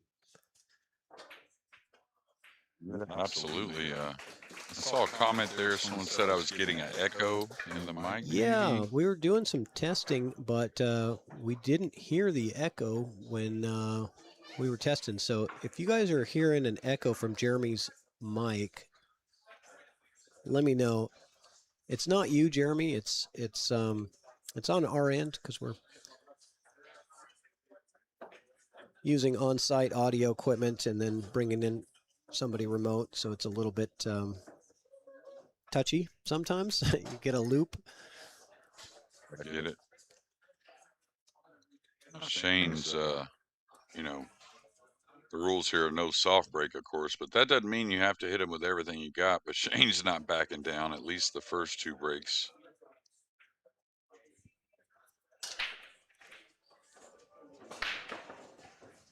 Echo is not bad though. Oh. Let me make a little adjustment here on my end. I don't know if we can get a replay on this break right here. Yeah, I'm not sure if I caught it.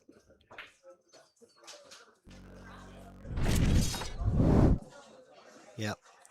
Didn't catch it in time. Sorry, Jeremy. Get the next one. Oh, no worries. I was just going to say it was the thinnest cut on a cue ball I've ever seen to cut it backwards in the side. The cue ball was like past the side pocket in the dead middle of the table, and the ball came by and just really shaved it. I don't know if I've seen one like that before. Now he's considering maybe the 3's a little odd to get on the 5, but I really think if you get the 3, get the cue ball to the bottom rail, getting on the 5's pretty easy. So it looks like he's setting up for a 2-3 combo, which shouldn't be a big problem. The combo itself, it's all about the position from what would be the 2 to the 5 after the combination's made. I wouldn't try to make both these balls and draw back. I don't think that's the shot here. You're a long ways away. You nip that 3 a little off one way or another, you could lose the 2 ball on the bottom rail. I think I would have to roll this in. Even if you have to play underneath on the 5 to play the 5 up long, you shouldn't fear it on the 7-footer. I decided to he hit See if that he real cues clean. down on this ball. He's hitting down on it. So that means Now, are you watching the? Are you behind a little bit, Jeremy? There, or I think I am. interesting. Now I'm on the 5 ball right now. Yeah, he's on the 6 now. So maybe Just a refresh little your short browser with and the cue see if ball. that catches you Yeah, up. Not sure what's going on with that. sounds good.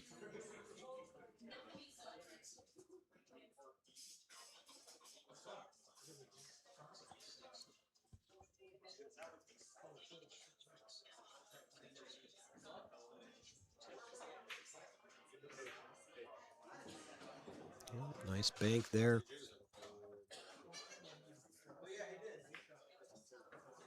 Now,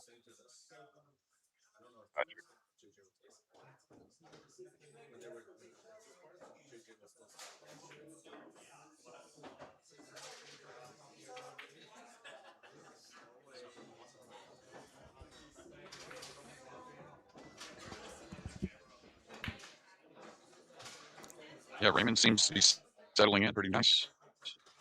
Yeah, he is. He's got a good chance here to get the score caught back up a little bit. And to make sure I'm up to speed, Patrick, he just knocked the 8 in just now, correct? Yeah, just now. Correct. That's right. Okay. Okay, good.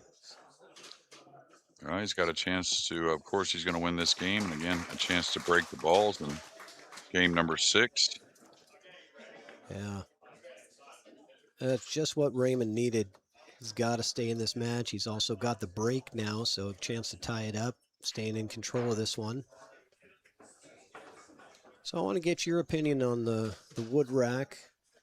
I've been asking a lot of different players that come in and out. I asked Sky and Mitch and some others. What do you think about tapping the one like this with the rack? You know, I'm not the biggest fan of it myself, but I do understand that the guys are trying to get the rack right. It's just a matter of, I just was never one to, I really, for a guy that was a good player, pretty naive on some of the things on how to rack the balls to ensure success, saying it in a nice way. Yeah, Uh, you know what I mean? To where, yeah, I'm trying to get them tight. I know how that part works, trying to get the balls tight, but um, just there is a lot of knowledge out there that I just never really wanted to partake in, just because I didn't really feel like you're supposed to try and ensure anything on the break shot. But I think if you got a lot of guys that are hopefully doing the right thing and just trying to get the rack as good as possible, I can deal with it. I can. yeah, It's okay with me. yeah, and I certainly understand it. Obviously, at this point, especially in the tournament, every rack means a lot. It's very important. So, but yeah, people have different opinions about it. Scott, Yeah, and that opinion can change if the narrative changes, right? Of why you're doing it, right? So, yeah, exactly. um, you know, Yeah, I mean, you're I just don't doing think it you to can try to get push here yourself really easily, but yeah, you're just trying to get yourself a good rack. Makes sense. All right, so yeah, yeah. are you looking for a push out here? And if so, I think he's just pushing to a better jump, but he I is. was gonna say you got to watch it here. I think Shane will take this now. I really do. I think Shane realizes he's a favorite to make it. Maybe Shane's not wanting to get out of his chair. He didn't even get out of his I chair don't. to look. He just said, "Go ahead." I don't. I don't think he's supposed to pass this. Now I'm not talking about Raymond's jumping skills. Well, he didn't hit that how he wanted. You could see the top English on the ball, and Shane obviously came away with the right call. But I think, I don't know. I mean, I think he's supposed to maybe take that jump on the 7-footer. Now I don't know what size pockets we're playing on here. There are different ones, just Yeah, like it's a the pretty 9-foot standard diamonds bar have. table here. So Okay. this is the red label diamond. Nice draw shot there. What are you doing with the 4? What's your It's going plan with to this end up 4 straight. ball, You can see Jeremy? a little tap up. Well, I think this 2 ball is kind of handcuffing him a little, where he might have to cut the 3 with inside and come down and break it out from distance here. I think he fell straight. May have to just tap this in or jack up to stop the ball, which this may lead to more of the run out than actually if he didn't. He's going to be really upset with that. Yeah, what happened there? He just cut the 2 to the wrong side of the pocket. He didn't overdraw the ball. He just didn't hit it square in the face. If he did, it would have stopped. So kicking for safe, you got The it. way that ball reacted, it looks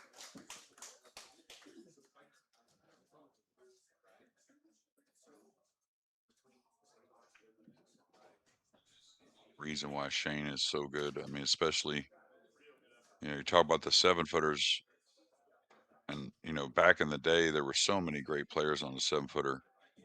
There were, great run out players, great gamblers, great whatever. But the difference was really the break and who could squeeze out a few extra games from bad situations, and that's what Shane does so often.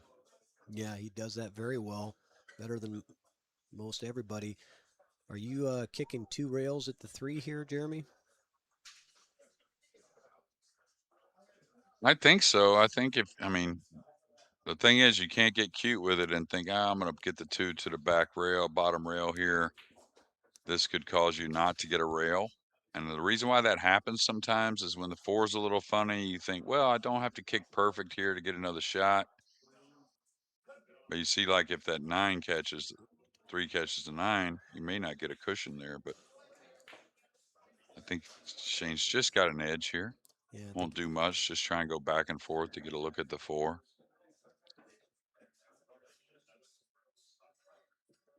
He won't try and get position here, I don't think. Just some type of look to play the safety on the 4. and see with these level of players on the bar box, it's most of the time pretty straightforward runouts, but I really enjoy when things get a little bit dicey. It makes for a pretty interesting safety battle on the bar table. Yeah, towards the end of matches, it seems to. So you're gonna try and bank this away. I would sliver the 4 up near the 7 and come across near the 6. Really Yeah, easy to get him in a nice spot here.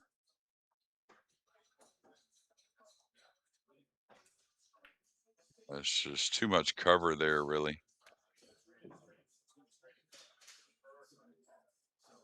Yeah, but it's weird. It seems like when you get near hill or near the end of the match, seems like balls don't want to agree for all the runouts so often.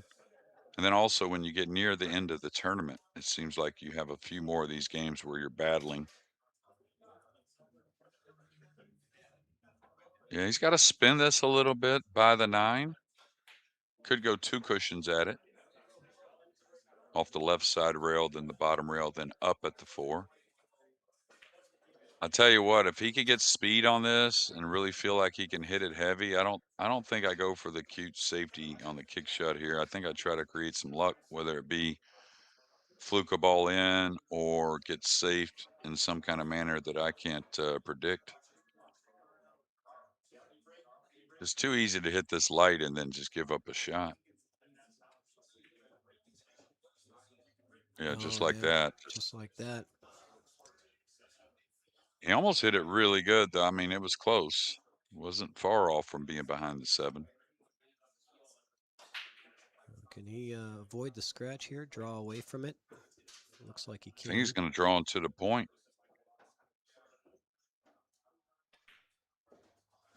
Yeah, like that. Hmm. Yeah, that's again, I talk about it with Skyler a lot that people always dog the 7-footer, but playing a lot on the 7-footer at times through your career can teach you shots in different little scenarios because of the congestion. And that, like there, playing the cue ball off the point is certainly one of them. That is one that you will see more on a bar box for sure. Absolutely. And yes, Shane, one of his favorite games to play is bar box 8-ball. He's Well, that's incredibly good yeah. at the creative side of the game. You read my mind there. You know, if you play a lot of bar box, you're gonna play 8-ball, and 8-ball is gonna be the ones where you know you get on the 8, your opponent's got all the balls there. You're in a spot you can't play safe. You got to try to make the ball to have a chance, and so you learn different scenarios, not only with the cue ball but with the object ball as well. Yeah, there's a definitely a creativity factor in that game. Yeah, it's a beautiful game actually. Just like most games, you know, Yeah, I mean, the pocket size is right. It's a very good game, bar box 8-ball. yeah, I like it a lot. I like my two favorite games in pool is one pocket and 8-ball on the bar box. One pocket, obviously, on the 9-foot table. Just because there's so many options, right? You just have so much strategy, and there's so many different things that you can do on every shot that for me, it's more entertaining to play. Have more fun with it. So, Yes. so tell me, you've got a busy schedule coming up here, right? You're going to be heading down to Florida pretty soon for the Florida Open, and then going to, I believe, Yuma, Arizona after that. Yeah, yeah, starts in the morning at 6:15. I get on a flight to Orlando. I'm actually going to work commentary along with the boys and actually play the event in Orlando. Oh, That was a last minute decision about a week or two ago. nice. And then go to Yuma. And then I'm not going to do the Phoenix event, even though it's going to be a great event. I'm going to come home for a week before the U.S. Open and then the Texas Open after that. Yeah, because everything is back to back. You need that week to understandable. Yeah. Well, I want to practice a little bit before the U.S. Open, to be honest with you. So So I you're want to playing put the in Florida some Open and hours. you're playing the U.S. Open. That's right. Okay. Yeah. I play Fraser Patrick of Scotland, a very, very good player, guy who's creeping up the world rankings. I'm not sure what's the time and day on that yet, but I play him in the first round there in Orlando. Okay. So the tides have turned here a little bit. It was 3-2. Raymond got ball in hand after that break shot, or no, maybe he didn't. No, I'm sorry. He had 3-2. He had to push out to the jump, is what it was, and Shane gave it back, and now Shane's kind of got the wheels turning again. Yeah, he's definitely sitting in the driver's seat here. And this is that pace you were talking about, I think, earlier that he's been playing in for the most part. Yep, exactly.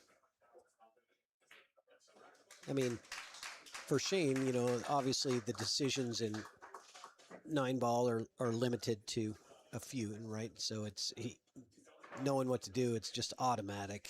There's not a whole lot of thought process that needs to happen.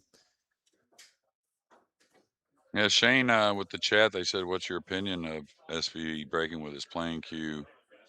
Pros and cons." I mean, I think Shane's old school in a lot of ways to where you'll see him at times. Now he's got a thought process for this. I think the 7-footer wanting to feel a little more grab on the cue ball, probably with the leather tip. Um, Plus, Shane is one. He's weird. He doesn't worry about his tip. You know, he's the only one that I've never a great player that does absolutely zero tip work to his tip that I know of. Like he doesn't tap it, he doesn't shape it. He gets a new one put on. I guess they get cut down one time, and then he never touches it again. Yeah. Even when he miscues, all that he just doesn't mess with it. Yeah, and somebody asked him at the dinner when we were sitting at the table, he said, how often do you change your tip? He said, once a year. Okay. Like, I mean, he didn't even hesitate. So just a regular thing once a year, I guess he changes his tip. Oh, well, he's got, I don't know what he does now, but it used to be about 10 shafts in his case at one at all times. But I think he may have cut that back a little bit. It's a little heavy to lug it around everywhere. Yeah. Now the nine's enticing, obviously. If you could play the one ball to cut it in, which I think you can, super thin both ways, but I may ignore the nine. Otherwise, I think I probably, unless you thought a two-way shot on the nine, cutting the one to the upper left, but I might play the 1-9, to be honest, on a 7-footer. He might Now, if be he eyeing can this cut up. this, well, if he can cut the one to the left and feel good about it, that's got to be the shot. Well, he did Oh, he play the tried to play the 9. nine. It's gonna leave not much in return.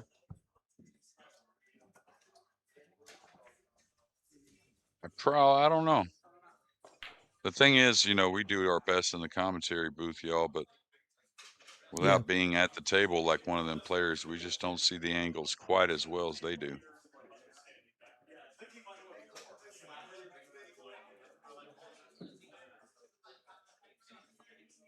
Get you a little different angle here. How's my audio now, guys? Does it sound better? Sounds great to me, All Patrick. right. Trying to get the right balance here of room audio and yours and mine. Can he bank this? He's playing this off the 9 or off the 2. It's too thin to go natural to the pocket. So if he's cueing down level, I got to believe he's trying to cross this with some speed, either into the 9 or off the 9. I And this is think he, another one that'd be more of a 7-foot situation than a 9-foot situation. yeah, I think he is going off the Like 2. that, Look off at the that. yeah, off of one of those balls, I And thought he for did not sure. get a whole lot of love out of this roll. Not a terrible kick. The 6 is kind of in the way of your path for the 2 ball, but you just take your chances trying to bring the cue ball, keep the cue ball on this end of the table as the 2 goes on the opposite end. He's going to kick 2 rails behind. That's right. Could kick 1 rail. Try and come 1 rail behind the 9. It's not terrible. There's that 6 ball I was talking about, kind of right in the way. Yeah, keeping But the where 2 Raymond's, go keeping the ahead. Sorry, Patrick. keeping the 2 from moving down table. May have ended up a blessing. The 2 may have gotten in front of the pocket, but this sure seems like a big shot and a lot of heat on Raymond at the moment. Yeah. Not to mention tough shot on the 2. It's also difficult with the 3 ball sitting right by the side pocket. He's got to shave the 2 towards the 8 and go 1 rail behind the 6-5, I think. It's thin, but I mean, that's about all he has, I think. That's kind of comfortable.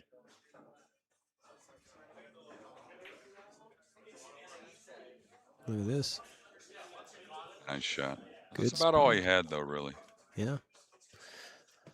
Really perfect Now speed to get that cue ball. He could have come up and bumped the 6, but then that might have sold out an edge of the 2.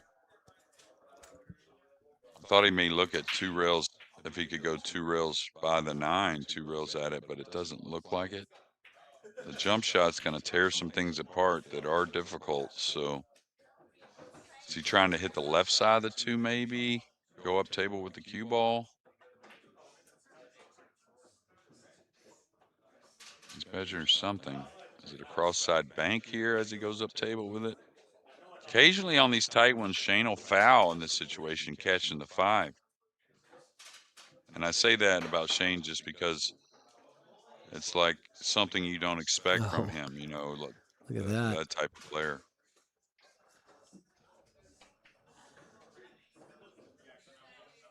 So Shane getting really the lucky roll off that 8 ball.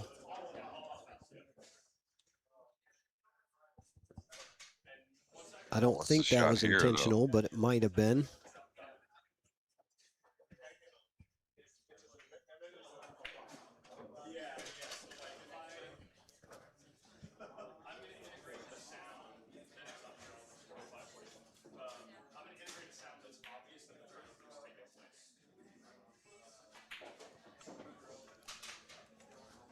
So you're from Washington as well, Patrick, correct? I am. Yeah, this is my home area. I've been here, been back here, I guess. was born and raised in this area, and I lived in Arizona and Texas for a number of years, and then came back here about 12 years ago. So, Something like home. yeah, when you grow up in the Northwest and then you move to the desert, you definitely miss the trees and the mountains and the water and all of that.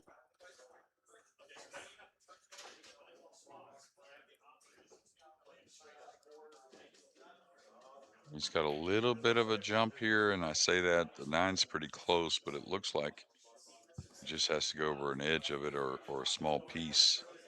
I don't mind the kick here either. That's probably what I would prefer. Just bring up the jump a lot because the players these days are just so good with the short cue. He's hitting kind of a top English ball, maybe trying to run behind the 9. Oh, he played it really light. Very accurate as well. Yeah, good shot from Raymond. It was really just fighting Go ahead, and scratching his clawing to stay in this thing. Yeah, this will be at a light speed, trying to bring the 2 up, maybe use the 5. Let's see, he might have given up a window here. Yeah, I don't think it's a window to much, though. I think he gets you to the inside of the 2, but not really to where you can make it. I could be wrong. Oh, he's sizing up the 3, so maybe he can get at the 2. Yeah, I mean, if I use my line tool, I don't know how accurate that is, but it looks like the window might be there. It doesn't have a lot of angle. You could tell, though, the rails have a little life in them, so getting across may be more doable than I think.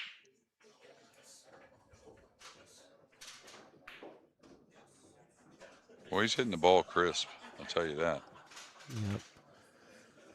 Yep. Sometimes you get to where you're kind of slapping at the ball a little bit when you're kind of hitting at it, especially when you need a little speed, but it's been very crisp strikes on the cue ball for Raymond.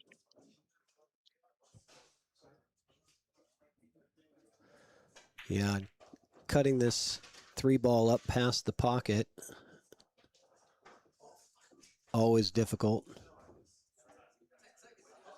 I tend to have this, I like to shoot this with a little more speed, go 2 rails towards the head spot up there, I think. That way I think I make the 3 more often. See, I don't know. When I ease it, I tend to catch that point way more often. I would have rather just run the cue ball a little more. Yeah, that's a real crucial spot to miss that ball, and Shane now with a wide open look to go on the hill, 6-2.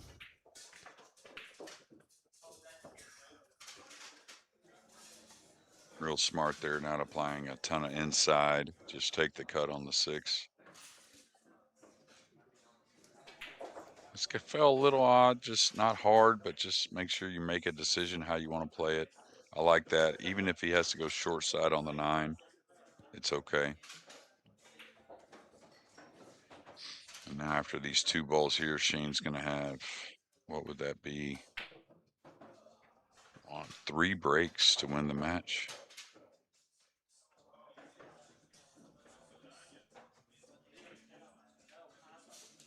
Nicely done. Shane on the hill. Go to a quick sponsor break for Dr. V's custom shop. I can't speak today. Dr. V.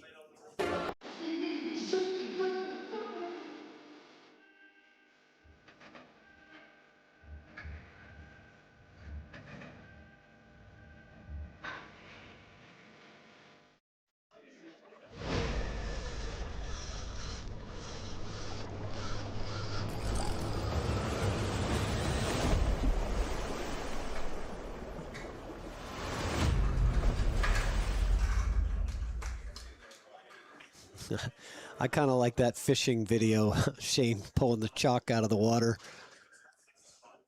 Yes, I've seen that. And yeah, Vernette from Dr. V's Custom Shop has actually donated gift bags for every single one of the 128 players in this tournament. They got a free cube of chalk and a Titleist template rack. So very generous. Thank you to Vernette. Okay, we got more drama here.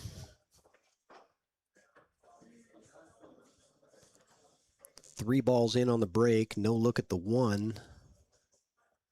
Are you kicking 1 rail or 2 rails? Are you going to push out, Jeremy? What do you think here? I just got to push out. I mean, up 6-2, you got to make some kind of,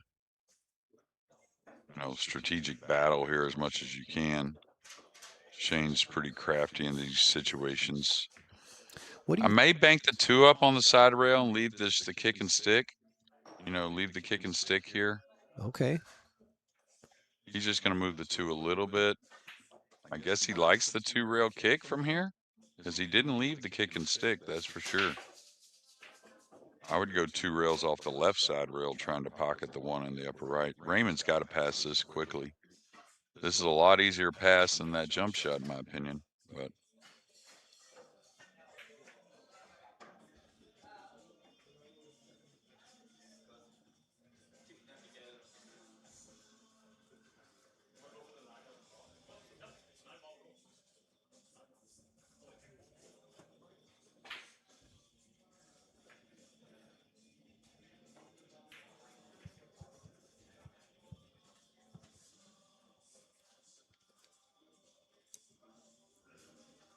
I don't think he'll shoot this super easy. I think he won't blast it, but it will have speed. A lot of ways for the cue ball to wiggle off the 3 coming up the table, maybe a couple rails off the 1 and get some type of safety. Well, looks like the line that he's looking at is going 2 rails to make the 1. Yeah, that's what you want to do, try Okay. to make it. But if not, you're coming across it where the cue ball might hit the 3, come back down, or have this kind of escape coming down. He's going to give up a shot, but he always anticipated trying to get some separation while trying to make the 1 as well. Are you going to be making any of those other stops coming up these next several weeks, Patrick? I would really like to make it to the U.S. Open. I don't think I'm going to make it down to Florida. Florida soon, so. But really hoping to make it out for the U.S. Open.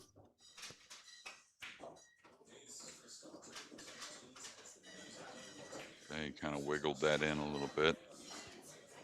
Just a hair awkward. Probably stuns across the 8 here with a little bit of like draw stun over to play the 3 in the same pocket as the 2 ball.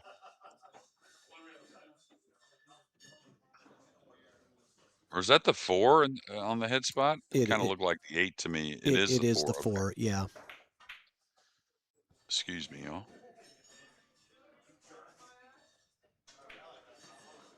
It's another one of those shots, though. When you're hitting the ball well, it's a little different. Oh. He decided to go across. I thought he may just slide over and take a little of the cut on the 3 ball, not being a tough shot.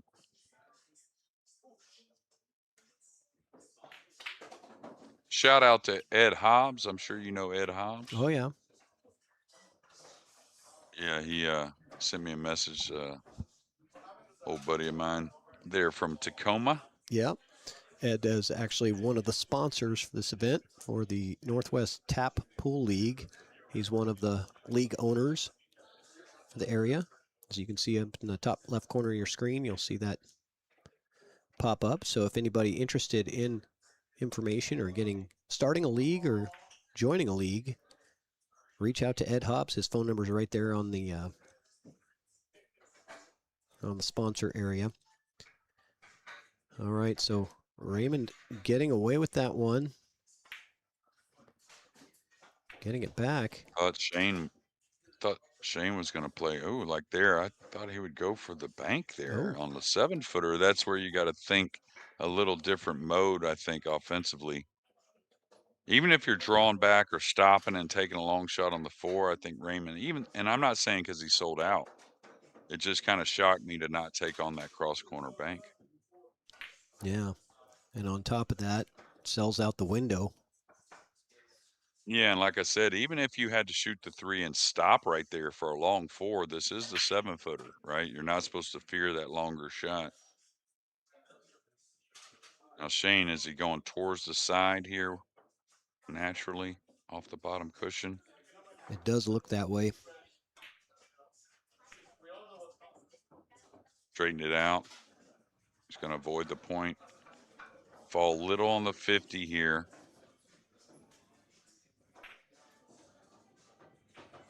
He'll cut this in the side, I believe. Go 3 rails short side. If he could draw to the end rail comfortably and just kind of pinch it, he would, but I think he's going to run the cue ball. Pretty big pocket coming from this angle. Get to the other side of the 7.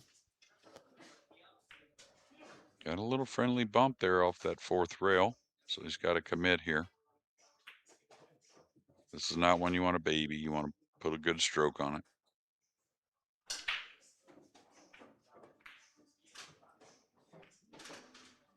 And this looks like this might be it for Mr. Linares in his tournament.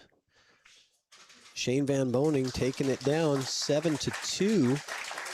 And we're going to have a little bit of a break. We're scheduled for the finals to start at 6 p.m., which is in an hour and 10 minutes. Raymond getting Yeah, hats off to Raymond, by the way. Let me see if I can get a camera view on this guys here. It's pretty dark in the room, so. Yeah. And really not enough light to get him on camera. I'll give you an idea. There you go. Hats off to them guys, though, and Raymond for sure. Gets to go home tomorrow to try and play in Orlando. First of all, I just want to say thank you to all the staff and all the people that have helped with this. It's a lot of work. And everybody here in the Pacific Northwest has been really accommodating and welcoming to me. As a woman from Adams, everybody being so gracious and warm speaks highly of your community, speaks highly of the loyalties and everybody here. So this place feels like family. I've only been here a week, so I'm really grateful to be here. I hope I can come back again next year. My first time playing the event, and like anything, you have to make sacrifices to make things happen. There was another tournament back home in Florida that I decided not to go to, so I come here and be with you guys. And Jason had a great speech, really speak. He said it's about being right place at the right time. It's felt like that for the speech. So thank you. Thank you.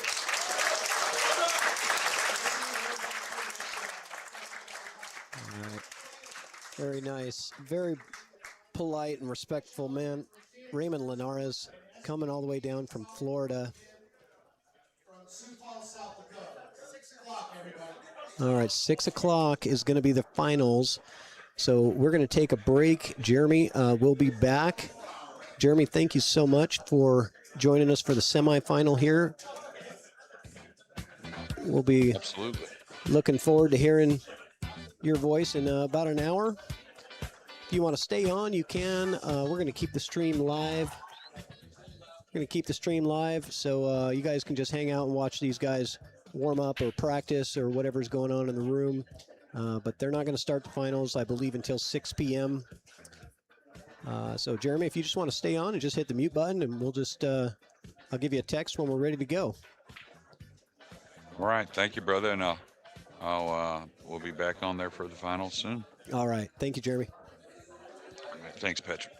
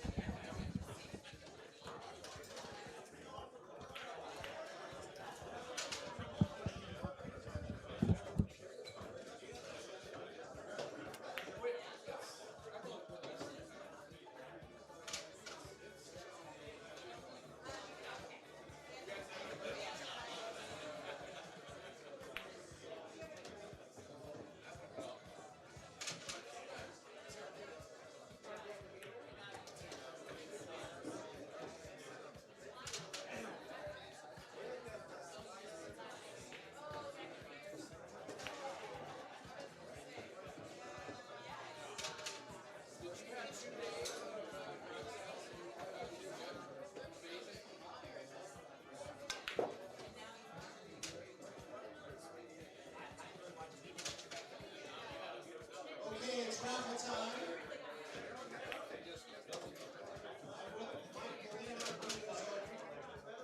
We're gonna start with the cue balls. Do 2 cue balls. Let's go ahead and hold first ticket. All right, looks like we're doing a raffle, you guys. Let's see if I can swing a camera over there for anybody that might have gotten into this raffle. Scott, you got a 360 area code. There's probably 15 Scots in there. We'll call them.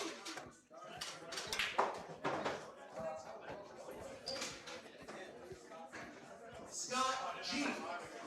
Scott G. 206 area code. Scott played the tournament. The 206 area code. There's Melina Mike. Champion Boening 2026 Don Weir shirts signed. Ticket number 1.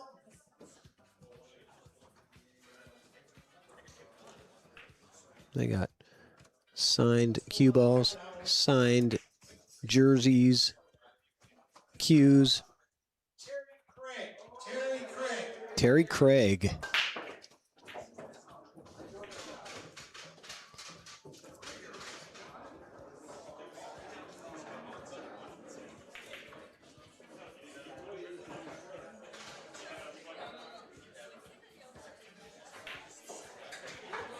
The second SBB signed 2026 Don Weir Memorial Invitational trip goes to Brandon Ray. And he is online.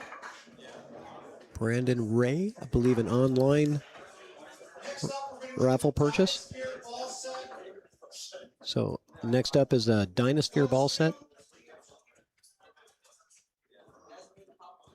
Desmond Hopkins. Desmond Hopkins wins the Dynasphere ball set.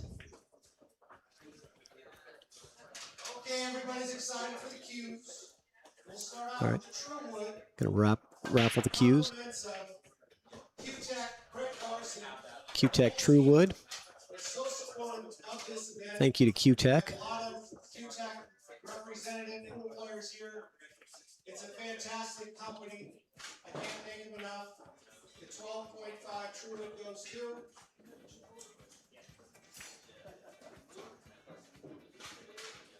Luke Neonbeg. He's local. Anybody know Luke? Luke Neonbeg. 360 area code.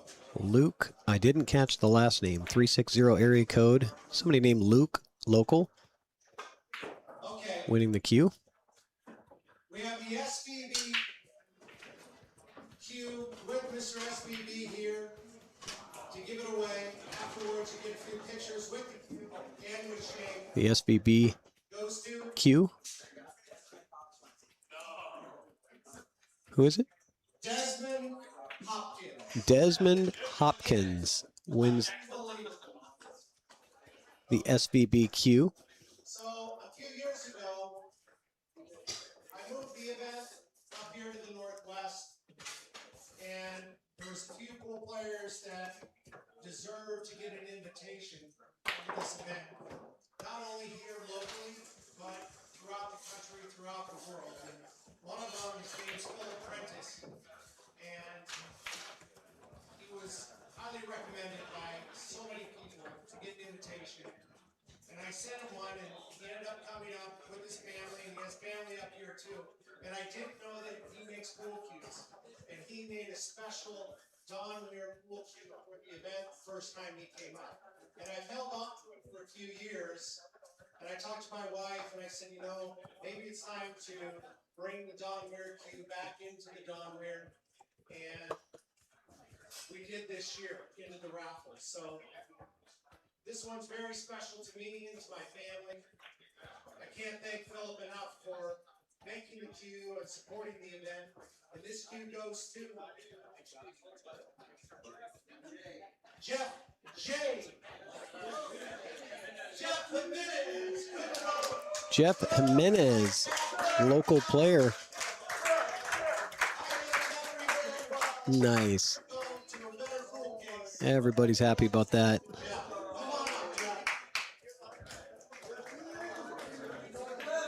Jeff Jimenez, a local legend here in the Pacific Northwest. Everybody happy to see Jeff's won. Okay, that concludes our raffle. We're going to start the final again at 6 p.m. on table 2. Mitch Ellerman and Shane Van. Thank you for your support. Okay. That concludes the raffle. Mitch Ellerman and Shane Van Boening in 1 hour, guys. Set your timers. We're going to stay live on this stream. We'll be back in 1 hour to capture that coverage. Shane needs to win 2 sets against Mitch. Mitch only needed to win 1. We'll be back shortly. Sandro, could you come to the tournament area, please? Sandro and Ray Linares, can you please come to the tournament area? Tournament desk area?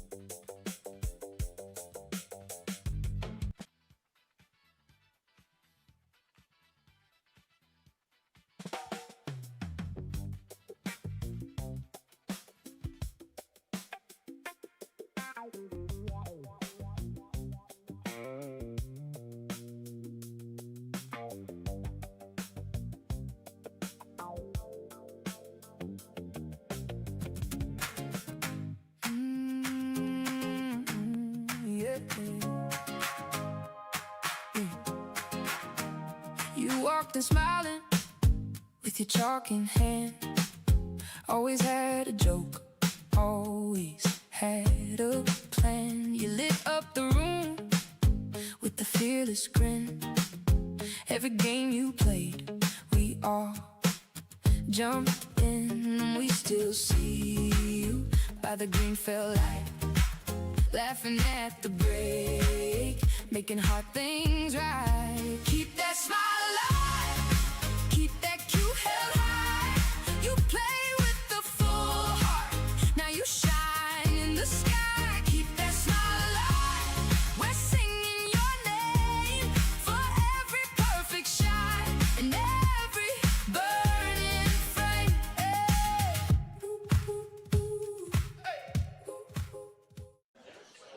All right, ladies and gentlemen, we are back. We're about to start the finals, and I have brought in the host of this event, the son of Don Weir, to give us some background and information about the tournament. Jason Weir, welcome.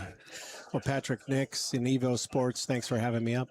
Yeah, absolutely. And what a fantastic, and I want to tell you right off the bat, Jason, that everybody in this room feels honored to be here because they were specifically chosen and invited into this event to celebrate the memorial for your father. And I can't imagine how, that feels for you because this has grown into such a pinnacle of an event for the Pacific Northwest, but it just means so much to so many. Even those that didn't know your father have gotten to know him through others that are in the room, and it's just so special. So thank you so much for putting this together.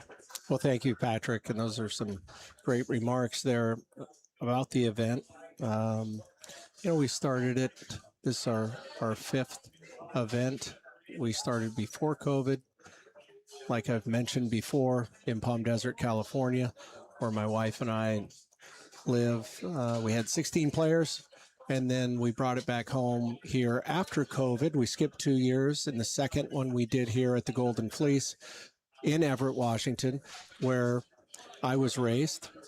So we're back to our roots, and we went to 64 players, and then we went 64 again, 98 last year, and this year 128. It is a different event. There's not many like this that it's an invitation. Yeah. So either you know me, or you know a family member, or you know a mutual friend, and then you get a letter in the mail by me inviting you to the event. So it's become kind of like a family here too, an extension of the Weir family, and it's very special. It's been an emotional week this week for me. We can talk about the Richard Geiler Award here shortly, but I just feel that coming home and being around this pool community, I feel my father's presence. Yeah, you certainly do, and we feel it as well. And like I said, honored is kind of an understatement for most of us here that get to appreciate this. But this is not just your regular pool tournament. This is not even just your normal memorial pool tournament. There's so many memorials out there that I've gone to, and you don't hear that much about the person who it's for. And you do such a fantastic job. And I want to talk about from the VIP dinner that you invite some of the key people, the VIPs who are here that help run the event, the pros that take time out of their busy schedules and families to come out here to the Pacific Northwest, and you really treat them like they're very special.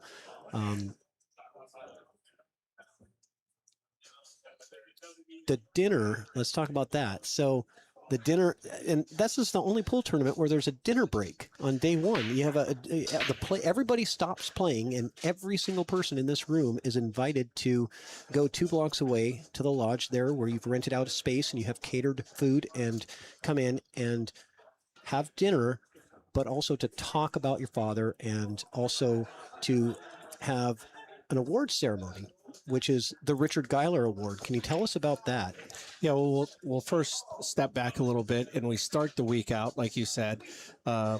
I rent a home and I invite all of the, I don't want to say VIPs, but it's more of family and some of the players that have made sacrifices to come to the Northwest have said no to other events and brought this one number one for them. So we had about 50 people on Wednesday night.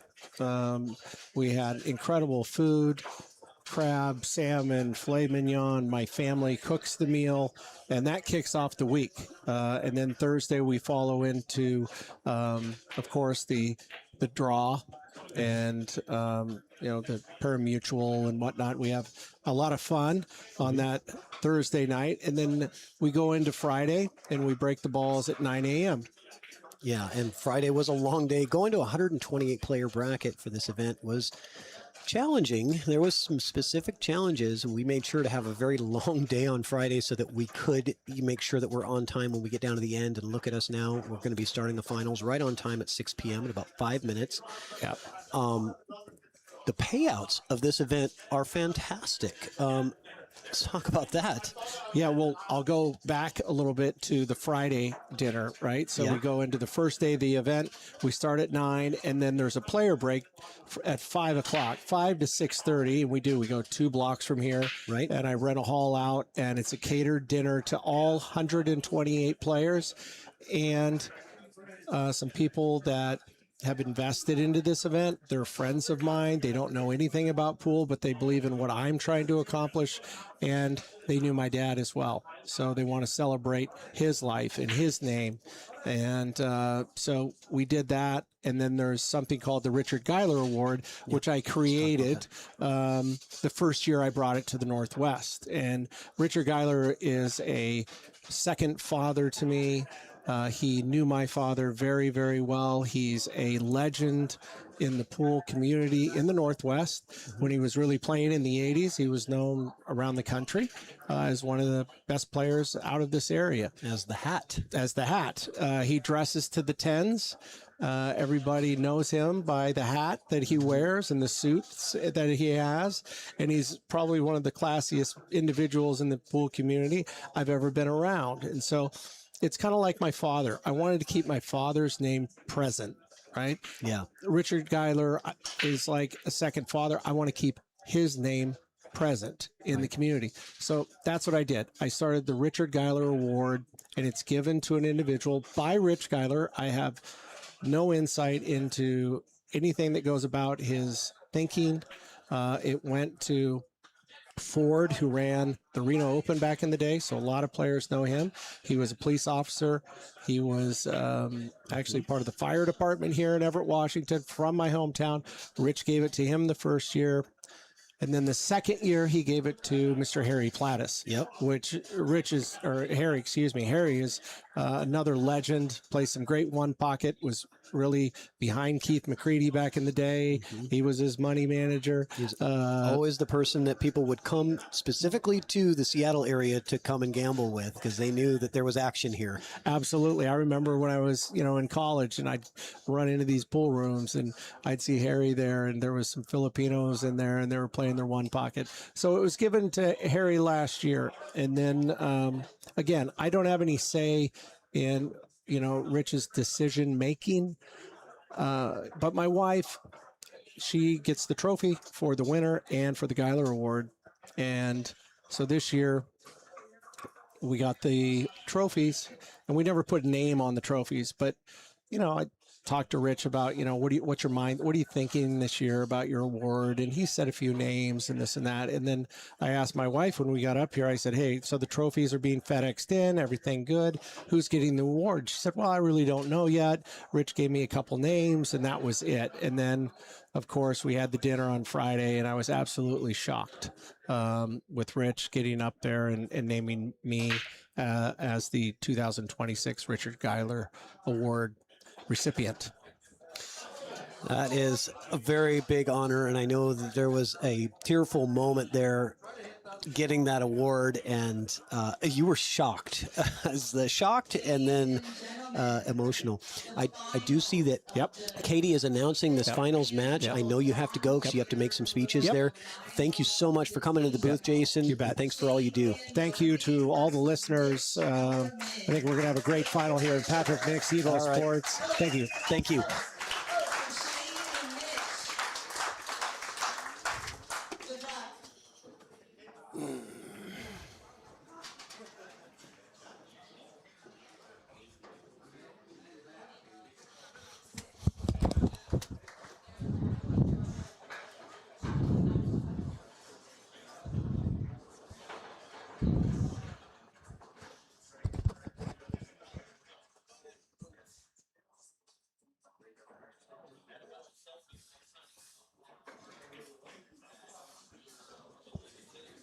Justin, Colin,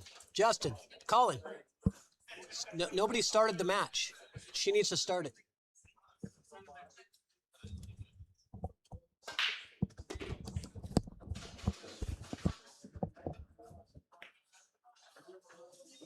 Oh, never mind. It is started. Never mind.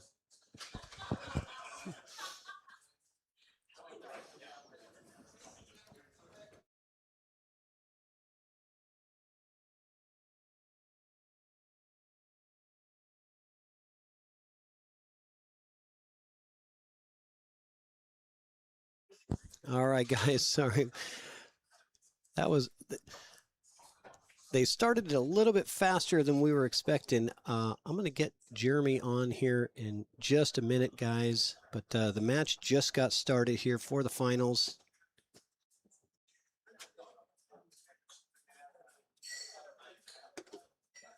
And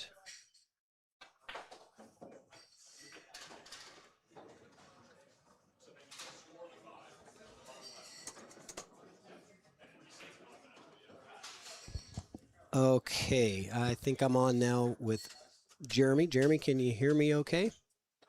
Sure can, Patrick. All right, good. Okay, so we are in the finals time. Sorry, we kind of we had a speech here from Jason, and Katie was just right on top of it. Said it's 6 o'clock. We're starting, guys. It looks like he's going to go into the 5-7. Now, is the graphic here? It's not a race to 7. Is that correct? Is it one race to 11? It is a race to 7, so it is a true double elimination format. Oh, it is true. Oh, okay. The packet you sent me. Oh, I thought he was going to try and rub those a little bit. Maybe he was. Not hard to get into them from here, even though the rails seem a little bouncy, but it's hard to have a lot of speed and get into them. Then you kind of bring in the side pockets. So don't think he can really rip at this. Yeah, that's kind of the best he could get, I think, is speed-wise. Now here you probably, if you can, just rub the 5 and lay behind the 7, even though your opponent just may surrender ball in hand and make you play some type of safety that gives up a bit better kick shot. Yeah, nice job just rubbing the 7 there. Yeah, I mean, most likely he ties the 5-7 up and gives up ball in hand. Like I said, tries to get a little bit better kick. Could go at this 2 rail softly, maybe. Easy to give up a shot doing that as well.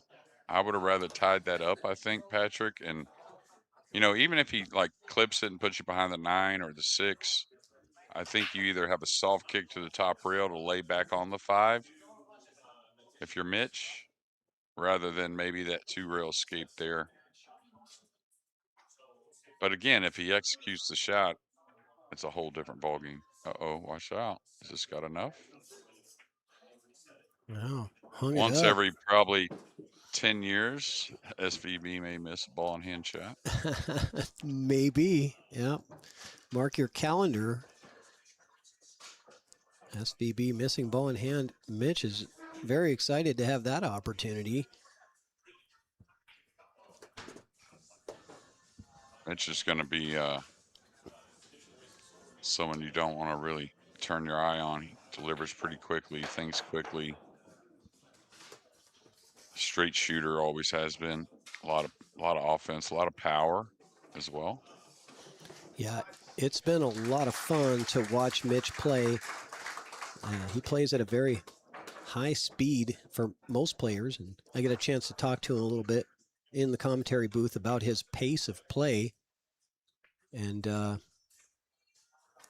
yeah, you know, I kind of thought unorthodox, but he said no. You know, it's based on for him how quickly you know what you're doing, and as long as you're set with what your goals are, and you understand the job, for him that's the comfortable pace. Yeah, and it's kind of like playing the game. He doesn't mind if he's a little, off perfect. And I think that's a good way to be. Now, sometimes, you don't want to overlook something, of course, but I think the peculiar thing you would say with Mitch is as players get older, they tend to slow down a little bit, and he just really hasn't much, and that's not to anyone's discredit, but um, just saying he plays a little bit more like we used to back when we were, 20, 25 years old. It's certainly fun to watch as a fan, and I know that there's a time and a place for the concentration game and really making sure you're making the right decisions and taking that extra minute or so sometimes. But as a fan, it's really fun to watch the constant action. Yeah, I don't know if that just kind of went off in his hand a little bit, but not the best start for SVB after the ball in hand miss. It was a little tricky, and he's given up a pretty clean shot here. Yeah, and we brought it up in the last match. You brought it up initially that because you've been there all week, even Shane has played at a higher pace, right? So Mm-hmm. Mitch is going to be a higher pace kind of player, even on a 9-footer and on a 7-footer where he feels like he's playing good. He's obviously playing good. Why slow down, right? Yeah. Yeah, when the tournament, before the tournament started, Jason was asked, "Who's your pick?" and he picked Mitch Ellerman. And here he is in the hot seat. Shane has to beat him twice, and it's looking like Mitch got a good chance to go up 2-0 in the very beginning of this set. Went to the 8 here. I wouldn't play the kiss shot. Oh, it worked out, but I think that was an easy ball to follow in, believe it or not. I thought he could play the combination and really not miss the 4, I guess. Wow. He's played 3 combinations in this game. I know. And not really taking a ton of time, just getting down, knowing what he wants to do, and making it happen. What are your thoughts on that speed of play? What would you recommend to, one of your students if they see that type of play and they say, well, should I be trying to, play faster or slower or? To Mitch's credit, Earl, I was always talked about Earl as a guy that processes the game quickly, but will slow down, whenever his gut instinct or his brain's telling him to do so.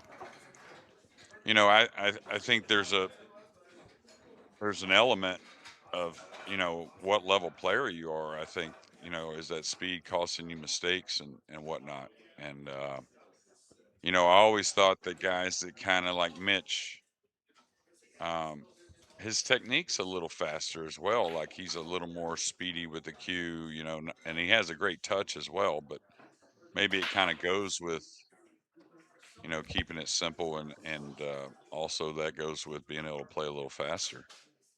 But as far as to answer your question, that's a hard one for me. I mean, I think you got to experience um, slowing down a little bit at times. I think that happens in every sport, and I think if we're talking about this, we're kind of labeling Mitch as a little bit of an exception, right? To I be would able to do that. I would say so. Yes. Yeah. Yeah. So, I mean, I never recommend, this is one thing I always tell my students or a clinic or whatever. is there's nothing wrong with being an exception. Just don't try to be an exception. You know, That's if that okay. if, So there's if an that error makes from any Mitch. sense. That is a really good way to put it, Jeremy.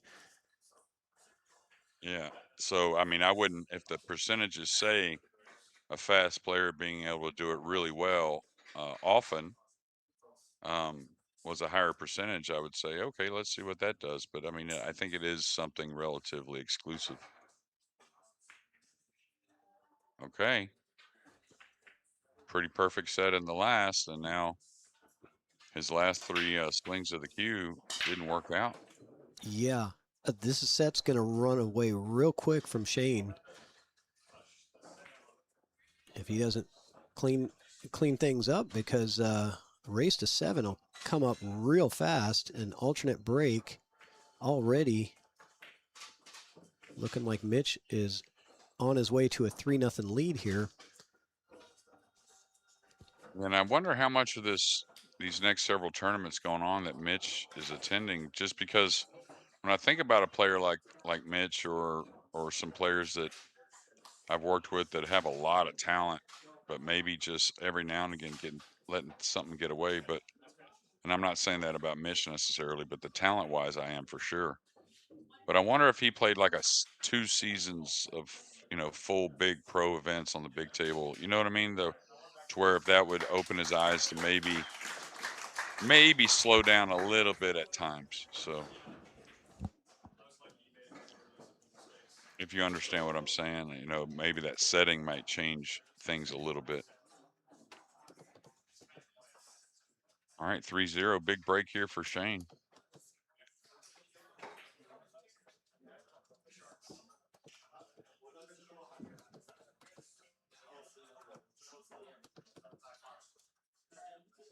Because even if you look at like Filler, the first time I watched Filler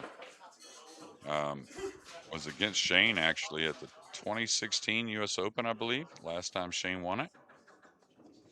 And Filler was very fast around the table and actually beat Shane in that match.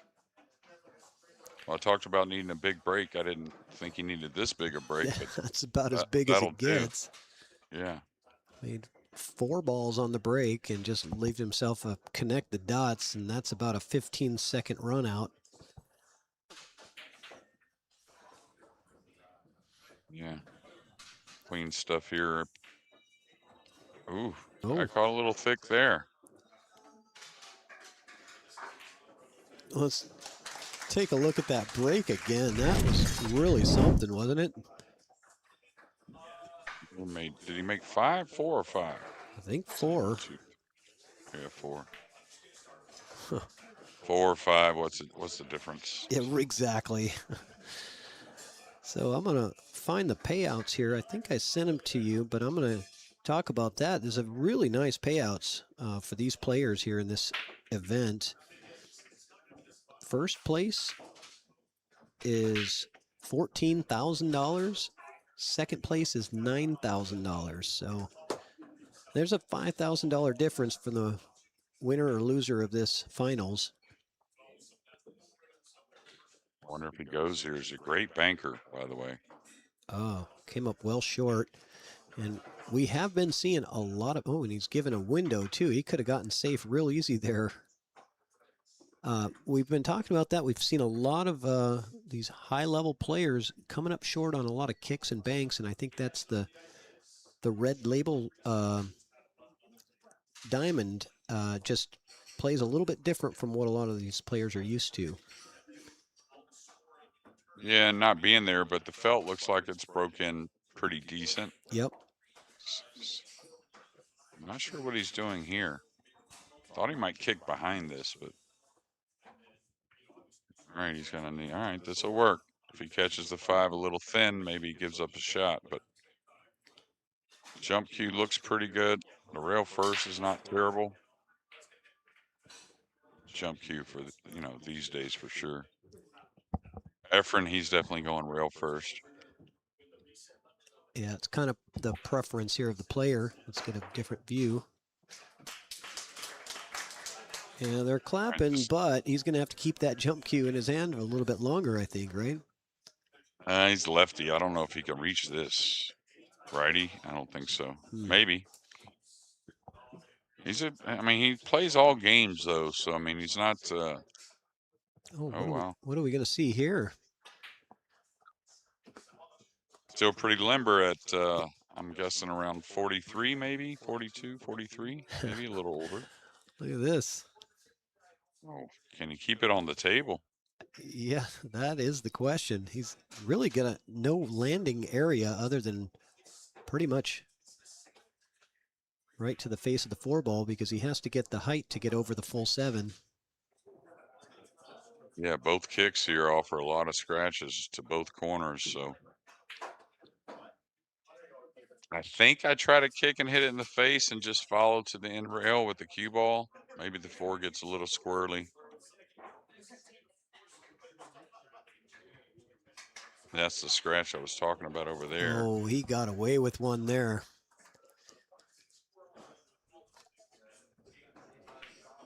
So now Shane with his jump cue in hand. I figure he's got all that landing room. He'll try to make this.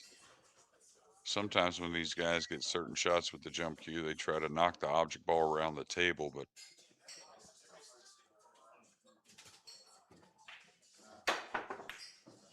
Good attempt. he's going to get rewarded a little bit anyways. Oh, did catch the window here. Yeah, and this is where you just got to rely on your talent, bear down, straight high ball, cut this ball in. You could try to play a ticklish one behind the 5, but I don't like that. He's cueing a lot of spin here, so maybe he's going at the 5. Oh, What a shot. What a shot. That What? indeed. And does he Oh get the my love? He does. No, no love. No, you don't think so? I don't think he can make it. Oh, you're right. Yeah, I don't think he can make it. That was Shane got all the love on that one. It's real close, so he just has to get over the edge of it if he wants to. He looks like he's got his brake cue in hand. He does. He's going to jump the edge with his brake cue.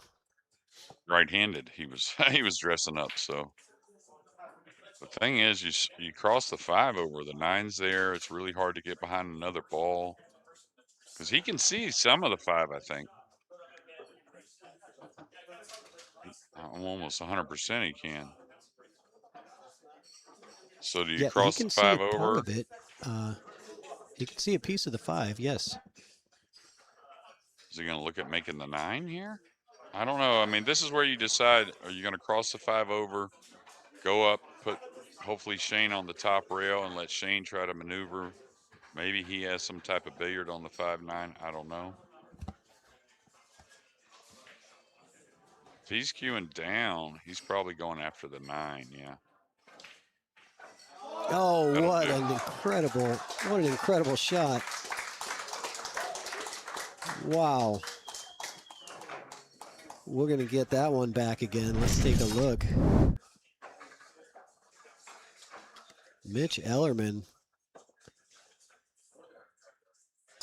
drills the combo on the 9, going up 4-1. Yeah, to make sure it says race to 9 now between the scores. Is that correct? Oh, Or is it race to 7? you know what?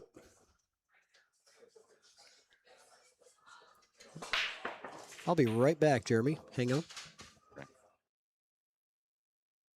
No, this 1-7's going to be okay, but not, I wouldn't say great, and definitely a little missable.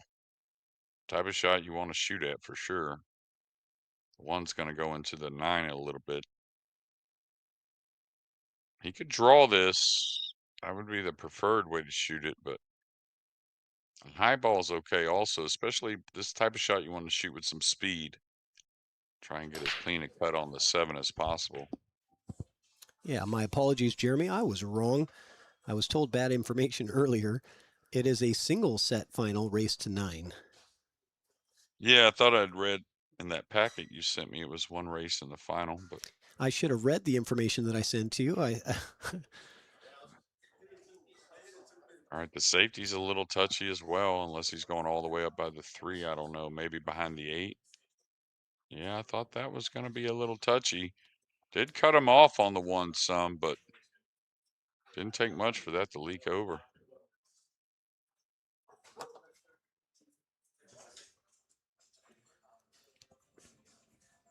Tell you, he's in an odd spot here. I wonder if he looks to see if the 9 goes. See what he's looking at right here?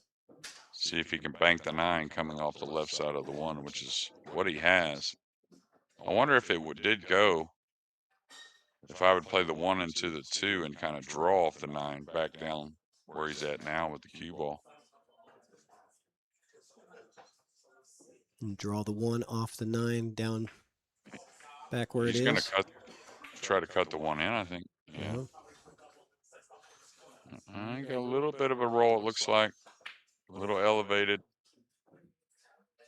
This ball's really near the rail, so if he has to swerve it, it's pretty tough.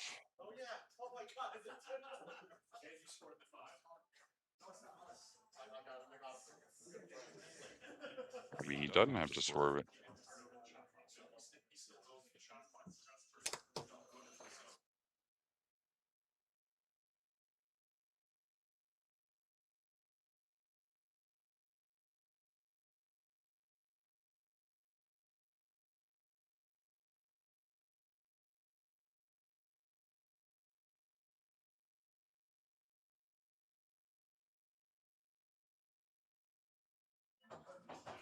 Great shot there. Yeah, well really done. Good.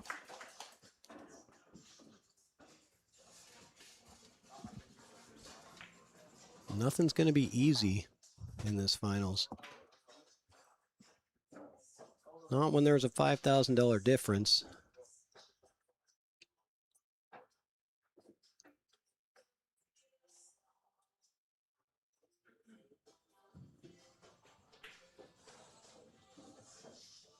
Is he looking at trying to go around the 2-6 some kind of way? I think he can do it, but man, he's got to dig down on this a bit.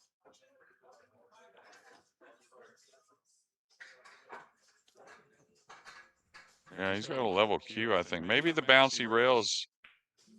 Yeah, I didn't think he could get it tight enough, but obviously he could have because he came so close, but he had a level cue. I thought he had to dig down on that a little.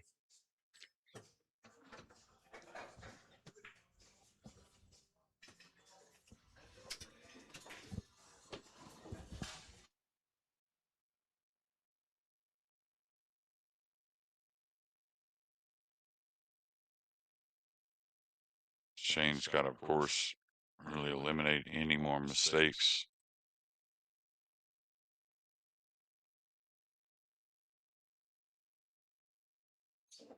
We'll let you know when to refresh the.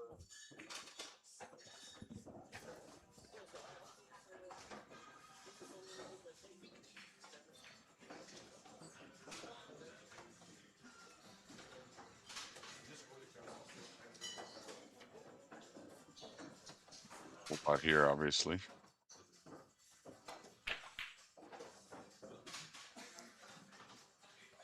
And Shane working his way back into this.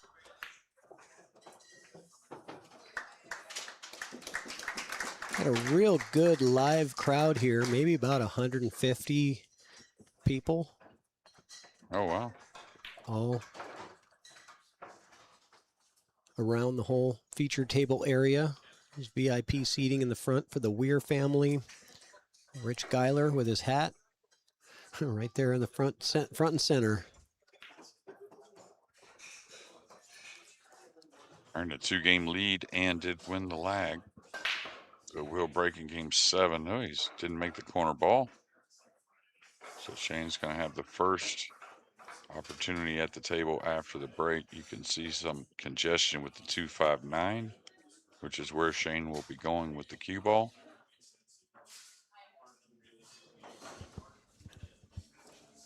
He can really nestle him here if he wants. Lays pretty perfect. Nothing wrong with maybe a little bit of a bump on the 9 or 2 also to open up the rack.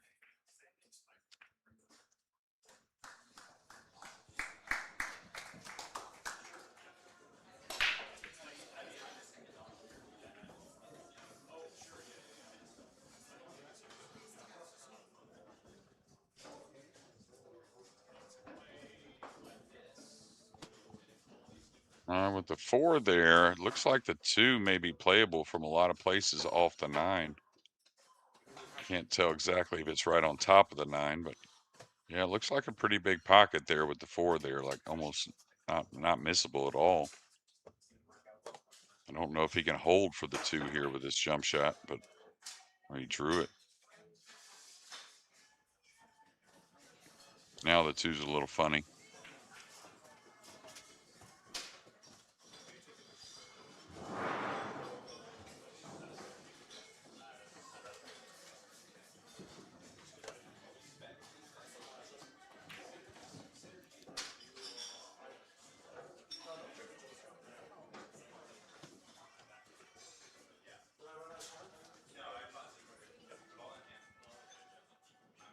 I guess the 1 goes by the 8, it looks like, but not much future on the 2 ball. I'm just going to try and sew him up behind the 6-8, it looks like.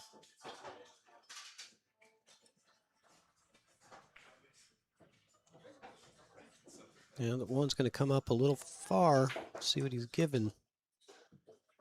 He might have given him an edge. Yeah. Yeah, and he really was trying to get him buried. That's why he could have easily laid him behind it, which I think he should have, just with the 2 kind of how it is anyways.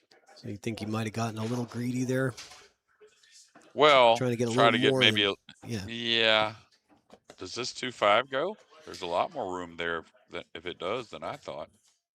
Kind of feels like the way he played that, it might, but looking at it from the camera and from my point of view up here in the booth, I don't think that it does.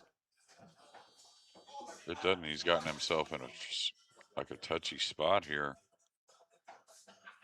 Hard to play position on the 2 afterwards unless he hits it with speed, but all right, he's trying to spin the ball way up table. I don't know where he's going with the cue ball exactly, but and right there, when you don't know where any of the balls are going really, unless he was trying to get behind the 7, you got to make sure the cue ball gets to the end rail and just, this is where the cueing's awkward. Because I think it was hard to predict what the 2 was going to do there. Shane with a real nice look here. Did get a little bit kind of more distance and kind of but I suppose that 3 in the corner with a draw will hold it nicely for the 4. I think he might cut it in the side. You think? Maybe. Either one really is fine, but now he's going corner if he's cueing low. Shane's just really happy he didn't get elevated over that 4 because he did lose the cue ball a little bit on the 2.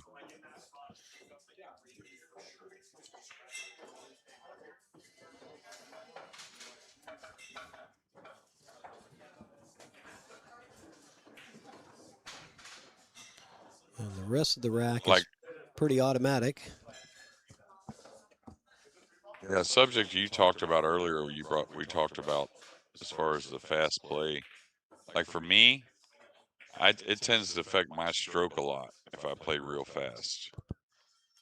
I tend to kind of get quick with the stroke myself. So I would put myself in that same category as well. One of the things we talked about was the match and the energy of your opponent. Sometimes you don't consciously realize that you're doing it. And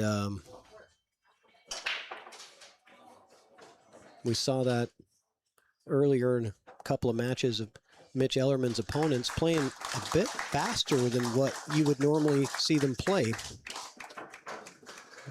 I got to get to a quick commercial break. We're going to do a quick plug for PNW Pool Thing. Check them out. Follow them on YouTube. Let's get this party started. Wow, look how hardcore you did that. Oh yeah, he's cut to the bottom. Wow. Boom, nice shot. Come around. That was a wizard shot. 13, 15, 15 back at him. Oh, look at that. And it is solid.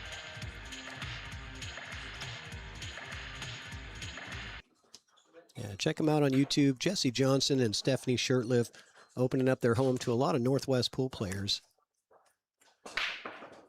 and getting them in action. It's great to see.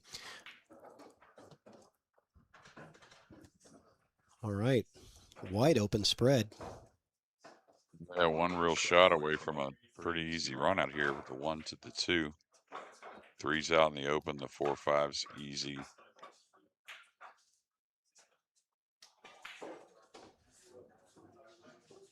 Didn't get there.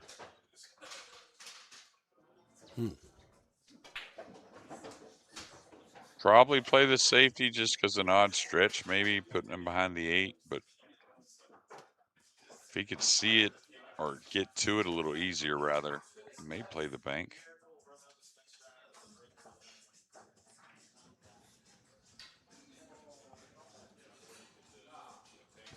Yeah, Robert in the chat, I was apologize for the error earlier.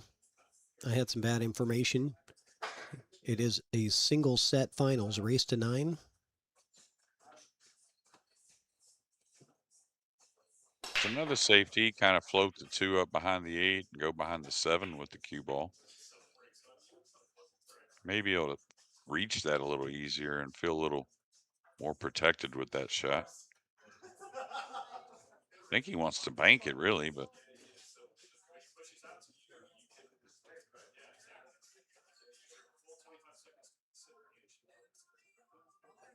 is he drawing out of this? Looks like he wants to make the 5 as well as a backdoor, as a just in case. It looked like he was kind of aiming the cue ball to bump the 5 in. It did nudge it, but he's made the 2 perfectly.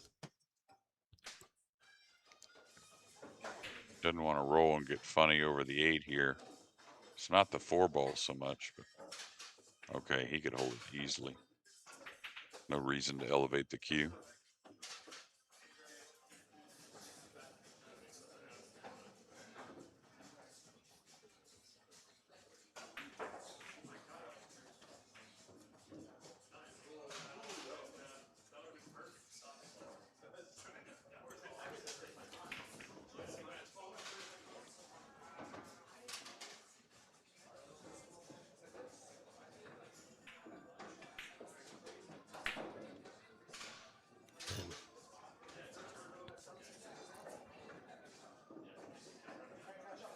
Couple errors early, but a good match to watch so far. Yeah, just like that, SVB right back in the mix. Tied 4-4. And with this 9 ball, I should say, tied 4-4. Check out that replay of Shane's break.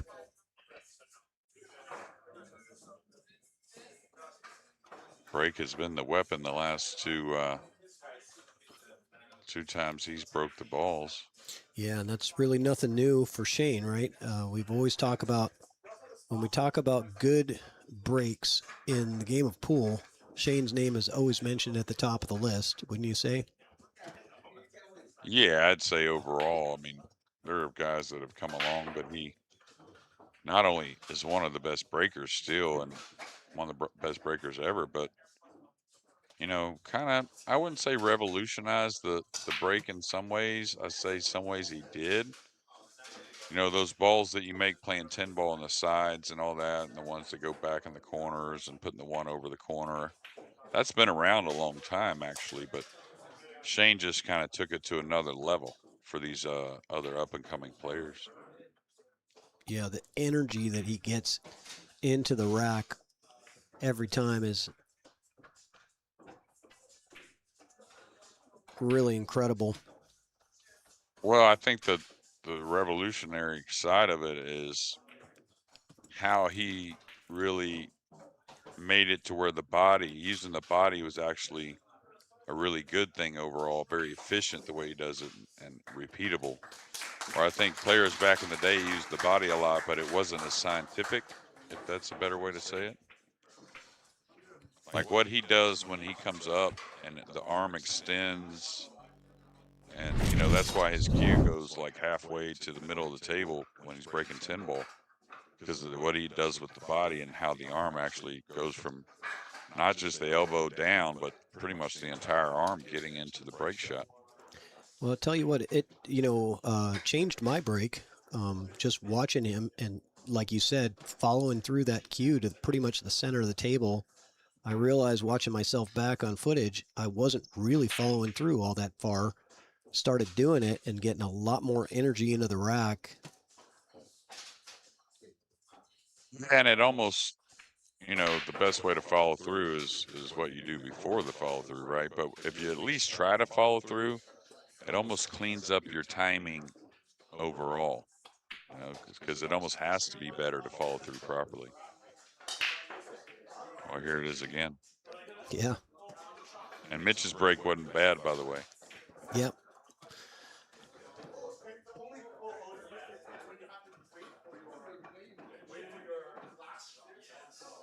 Nothing too tricky here. Just, you know, I was going to say if you can hold it to get that angle to come off the 5 easily for the 6.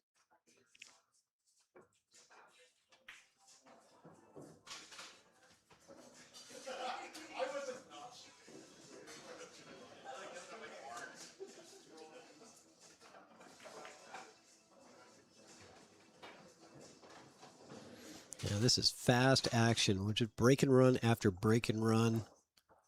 Both of these guys. Who's going to blink is the question. Saw a couple minor mistakes early in the set, but it seems like both guys have settled down real well.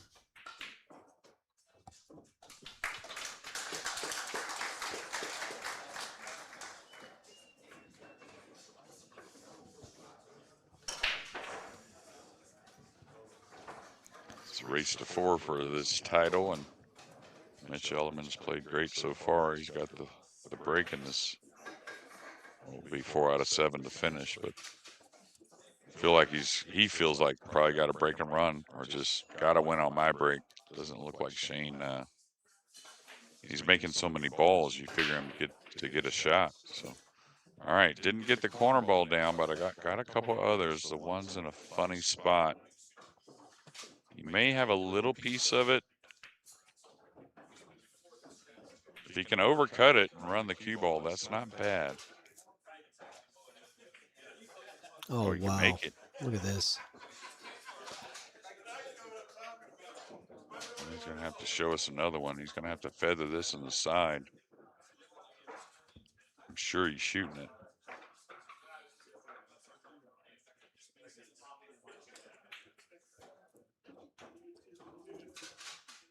And he's not out of the woods yet. No, he can play the kiss shot on the 7, though. It's not hard. He missed it.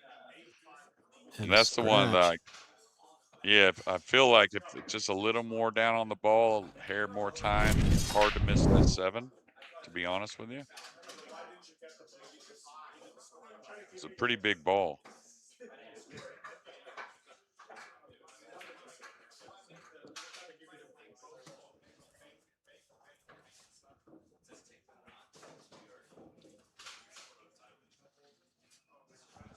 Yeah, both of these players are playing like they got a dinner reservation in about a half an hour or something. Yeah, they got somewhere to be. You know, and for me, you know, as an amateur player, I'm thinking about 14,000 and 9,000. You know, the $5,000 difference, and the way that they're playing it to me makes it look like they're not really caring that much. But I know that's not true. It just looks that way from an amateur perspective. Yeah, I wouldn't say they're sitting there thinking about the dollars. I mean, they're already in a good spot. I mean, you know, probably doing a lot of what they've done from the start of the tournament, to be honest. So.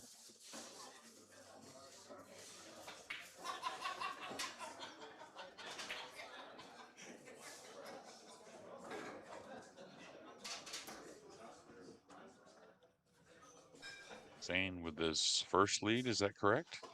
I believe so, yeah. I believe Mitch was up 3-0 in the very beginning. Corner ball down, the 1 ball in a good spot. Good control. Not so of the much cue ball, but anymore.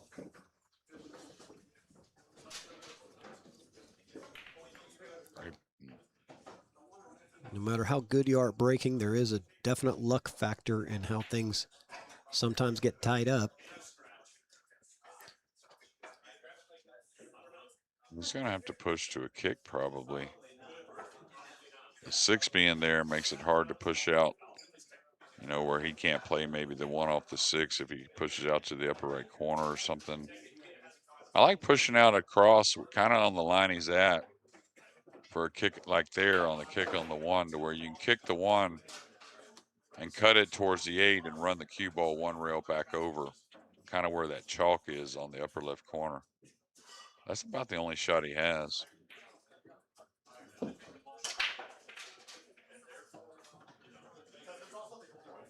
You could push to some type of jump, I guess, but I don't really like that. Let's take a look at the side view. Yeah, I'd push out just on the bottom rail here. Just, you know, the ball's width to the right of the middle diamond there, like where he's going.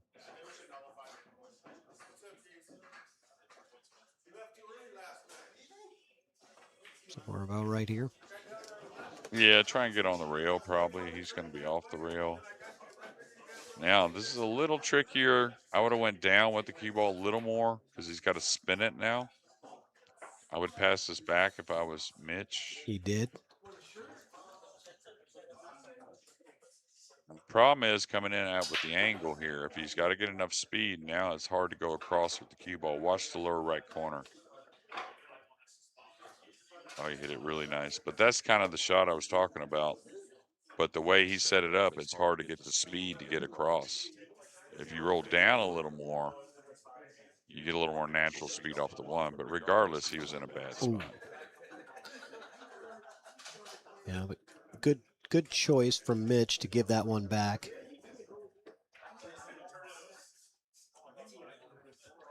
Another So it looks pretty good. I think he got him to where the bottom rail is not much of a kick shot. Yeah, that's a great shot there from Mitch.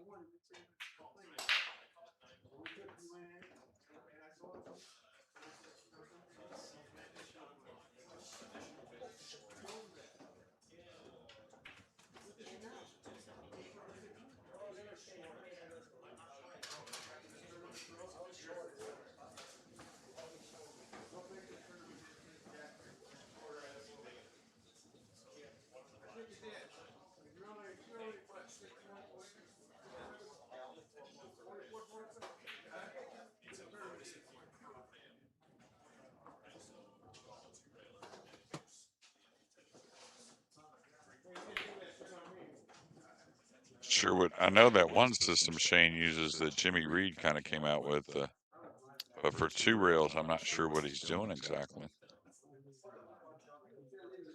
You're talking about the Obviously, a mirror similar system. Yeah. I think it was Jimmy Reed that came out with that originally. Is that right? I use it all the time for the 1 rail. I might use it for a 2 rail too. If I know that the spot on the rail that I need to go is, you know, here, then I'll just measure from that distance. But usually I'm using the parallel shift for a 2 rail kick.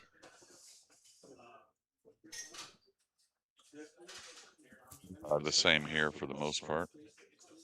I don't know if the 2 passes the 5, is it? Is that the 3 up top? That is the 5 up top. Yeah. Doesn't want to touch the 9. Nice shot. Should be able to recover from here. Kind of stun 2 rails, or I like the draw stroke, I think. And he does too. Draws right Oh, he around kinda it. Great shot there. Yeah. Like a stun draw, yeah.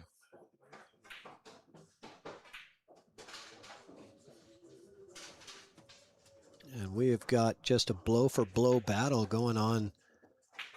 It's a slugfest here, Jeremy. Yeah, and you kind of expected it to be both players playing really well. Rotate the break. I love it. I mean, I love watching it. I think it's great. It's entertaining. As a viewer, you don't have to sit there and wait, you know, a long time for them to make up their mind on what they're going to do. It's just you get to watch constant action nonstop. So I think that's kind of fun.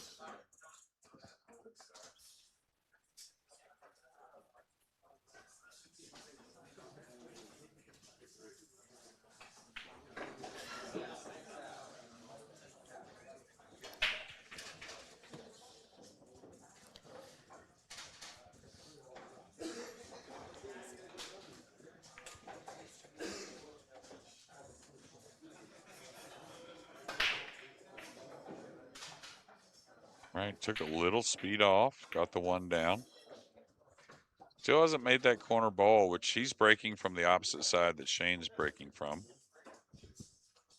Now, this is a little touchy, but very doable to playing behind the 7 with the cue ball. You want to go through it kind of heavy and use a little right spin. That way the 2 gets up a little bit. He's shooting at this? He is. Wow, what a shot. This man's been playing some pool, I'll tell you that. Now just 2 rails at the 6. Just think of your speed.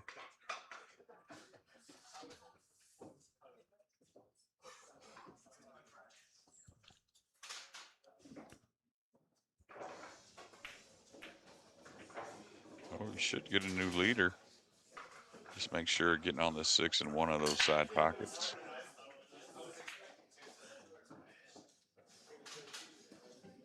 Yeah, you can tell when the table's like this where the players can really manipulate it with some spin, especially excuse me, being a 7-footer, you're not going to see many mistakes.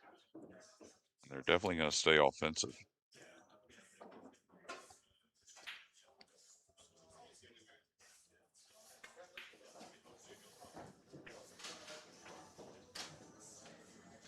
Great opening shot there on the 2 ball and a well-deserved rack and what should be a lead at 7-6. Looks that way. Getting down to the final few racks here. Let's take a look. This shot from Mitch, I'd say, it takes a lot of guts because you know you're losing the rack if you miss this shot. So a real gutsy shot. He did have the safety, like you had mentioned, but sometimes taking chances does pay off. Pool is a lot of pool is gamble, right? What are you going to gamble on? Oh, for sure. I mean, that's, we're playing this tournament here on the 7s, but I think even the 7s that have become more pool tables than something that's really, really easy. But pool's one of those games, most likely you're going to see a lot of great shots every match you watch. Yeah, we've seen quite a few this weekend. All right, a little bit missable. He's got to go with a high ball unless he wants to draw into the 5, which I don't think he does. Easy to just overcut it a hair. Hit it dead center. Beautiful shot there. Good speed. Is he too thin to draw above? Does he go into the 3 and just carry it a little bit? He does. Yeah, thought that would be the shot. Could go forward and with a lot of spin and get on the 5. I don't, unless the 7's like froze, I really don't see the point. I'd probably play the combination. Could stun over. Yeah, I didn't see that till the end.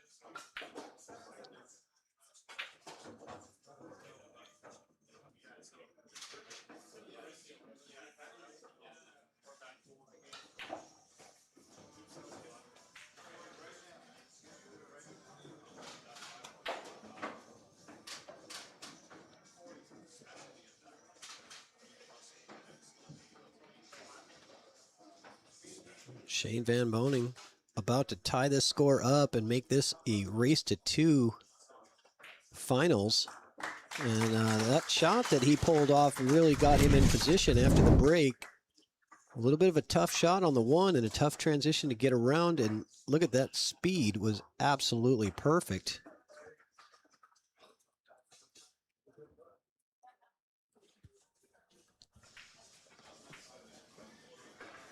Oh, Mitch, he racks them quick. We've seen a lot of players take a little bit of time there and struggle to get everything settled, but both Mitch and Shane have no problems racking the ball with the wood rack on this table. Yeah, this could be a killer here. Ooh. Another dry break, and there's been 2 of them now for Mitch.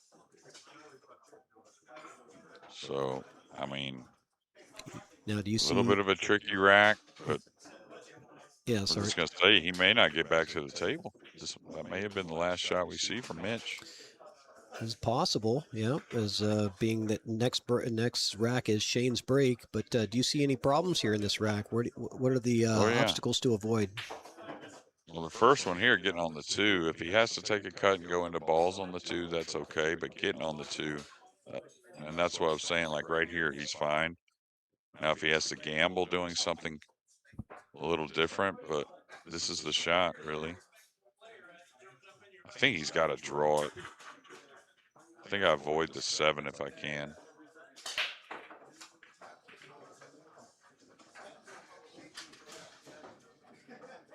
I think if he kind of smoothly draws over, it's hard to have a lot go wrong. And that doesn't mean light. I mean, he is a little ways away from it, but just kind of avoiding the 7. You go into the top of the 8, it's okay.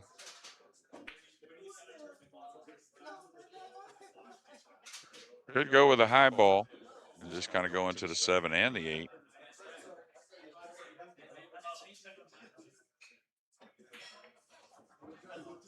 Just the 8, but now he's got a little funny here. Yeah, we'll see Mitch back at the table, I think. Now, are you in favor of tucking him under the 8 here? Yeah, most likely. I mean, he's going to look around. Anytime, excuse me, y'all. Anytime you have a bunch of balls in a congested area like this, sometimes you can overlook something that's really easy and a lot harder to kick at for your opponent.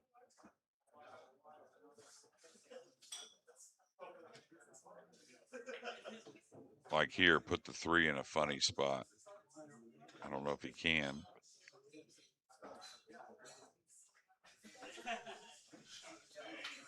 You see how Yeah, he he covered did the snug it 3? up nice and tight to that other side of the 8 ball, taking away the one rail, I believe. Yeah, he sure did. And this is an odd 2-railer, and that's kind of what I meant as far as taking more look at something before you just shoot it away and put him behind the 8, right? Right.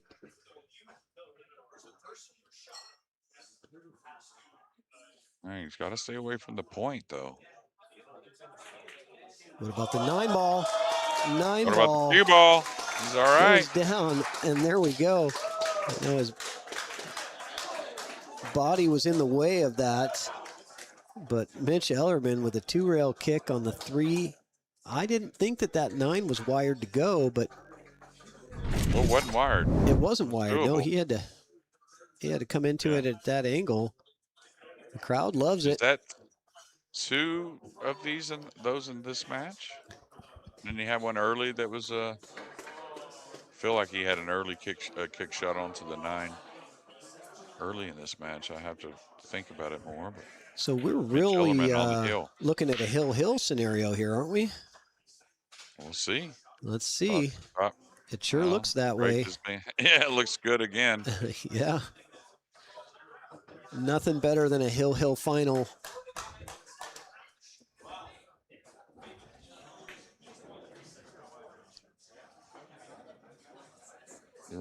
He can handle a lot on the 3-2. The 4-7's not a bad combination if he had to shoot it. Looks like he doesn't, so he'll have to get decent on the 6 just to make the 7 handy. But I would have rolled forward a little more on this one probably, but still okay. It's going to go up and down a little bit. He hit it nice.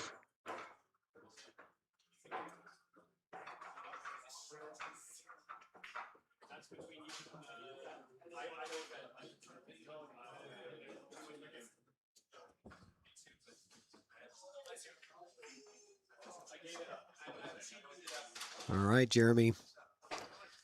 Fasten your seatbelts. We're looking at Hill Hill with Mitch Ellerman to break the next rack. And I tell you what, the crowd here is getting what they came for. I don't know. You know, I think there might be more people rooting for Mitch in this room than for Shane. I think they want to see an upset. And how many times has Shane won that thing? he's won it every year except for last year. Last year, Spencer won Okay. it. There you go.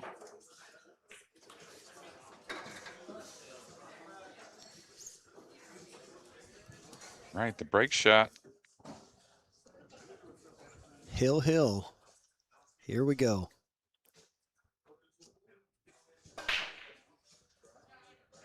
I don't see one down Oh yet. my goodness.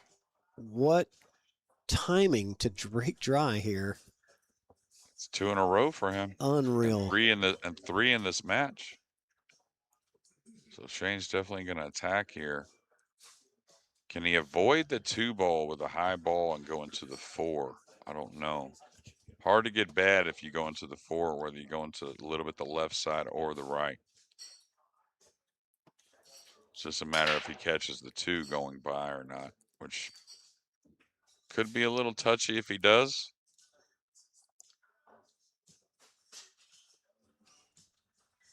Like I said, if he can go by the 2, though, there's no bad side of the 4, really.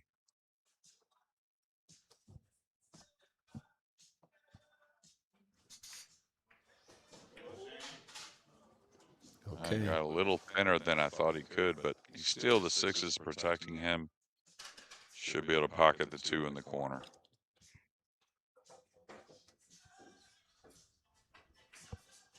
Now, if he can cue the ball, he may just avoid the 6 and draw off this ball a few rails. Carson asks if Yuto won. No, Spencer won last year. Yuto came in second place. All right. Got a little bit of work. Yeah, what would prevent him from running out this rack, Jeremy? I mean, just the odd miss ball. We saw a couple of those at the beginning of the match, but here he's just got to come 2 cushions. It's all about his speed here. As long as he's not way off, and that looks good enough, really. I mean, oh, he doesn't want to be on that rail. That one got a little more bounce. So now he's got to make a little bit of a shot.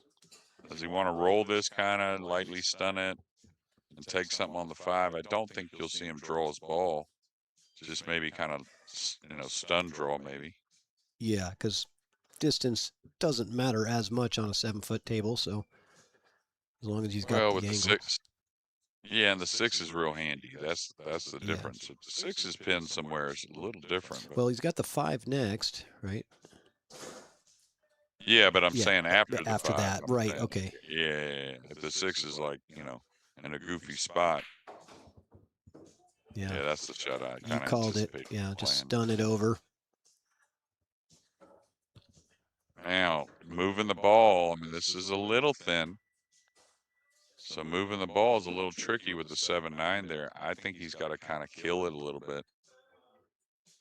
Maybe with an inside ball, come 2 rails, he can handle all the way to where the 7's at and still have a decent shot on the 6. So. Yeah, past the 7, it starts getting dicey. Yeah, going up and down. Now, if you wanted to play the 6 in the corner by the 8, you could let the cue ball run a lot more. But you got to fall pretty nice on that 6 in the corner, obviously.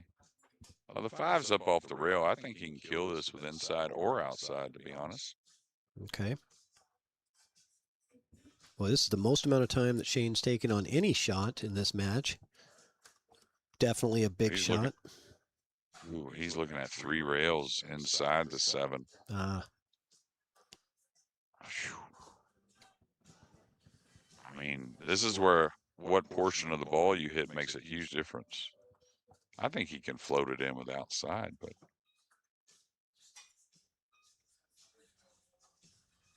Thing is, if the table's playing a little sticky, I mean, that outside ball floating it in does make it a little more missable.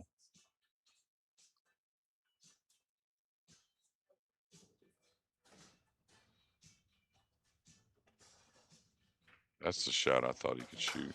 Yeah. Yep, and he's held it. Man, he could handle a lot here. Just work his ball from the 6 to the 7.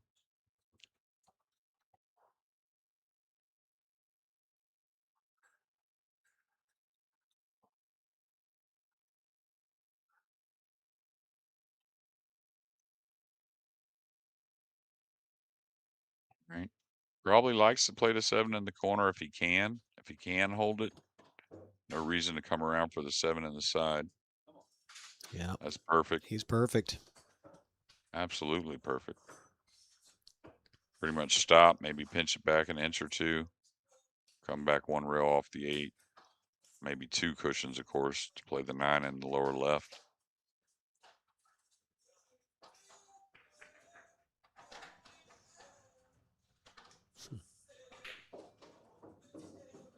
Well, he punched it quite a bit.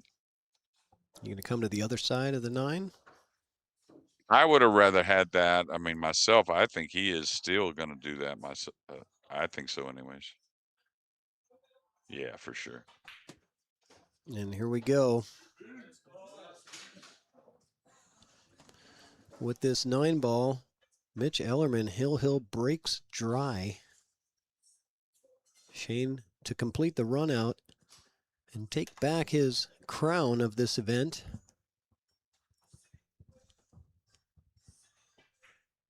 There we go. Listen to this crowd. Yeah, I mean, you hate to see that They for are Mitch, but loving what a this win. action over here. Yeah, what a win for Shane. You hate to see that for Mitch, and great tournament for Mitch Ellerman, but SVB back on top in Everett. And our 2026 Weir Memorial Invitational Champion has won it 4 out of 5 years. The South Dakota Kid, my pumpkin.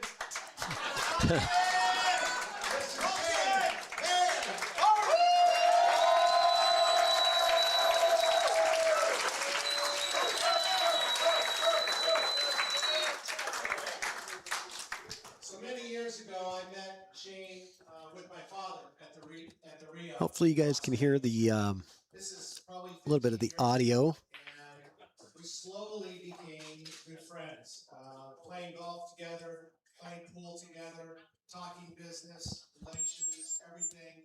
And I consider him one of my best friends. And it means a lot to me that he comes up here out of his busy schedule to play in this event in memory of my father. So I want to thank you from the bottom of my heart for being here and spending the time with these people. Thank you.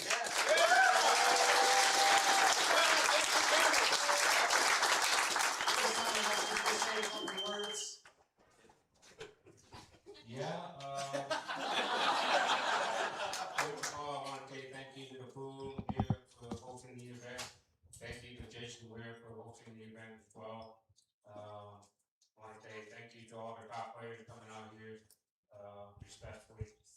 And it was a fun week, so, you know, a lot of pool, 128 players, pretty good. And, you know, I would like to see it continue for, you know, years down the road. So Try to thank the weaker players, because if it was not for us, you would have field of like 12.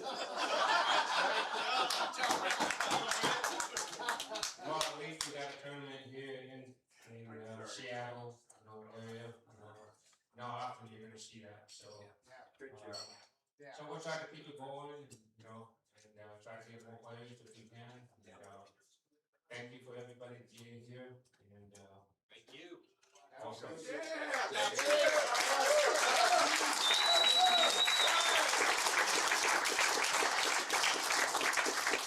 I've known Mitch Ellerman for quite some time, and I've talked to him every year when the invitations start to go out.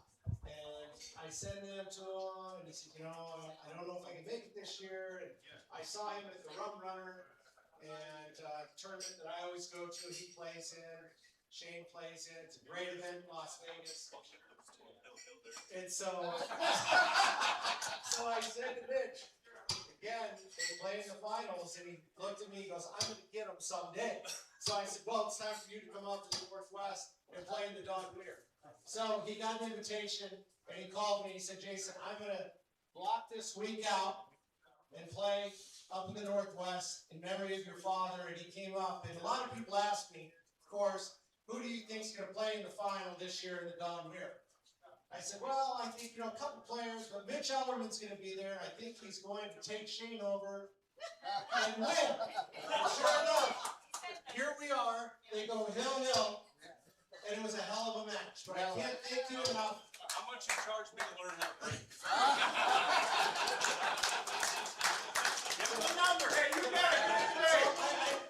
Bottom line, it means so much that he came up and played in the Northwest. And you played fantastic. So yes, you did. My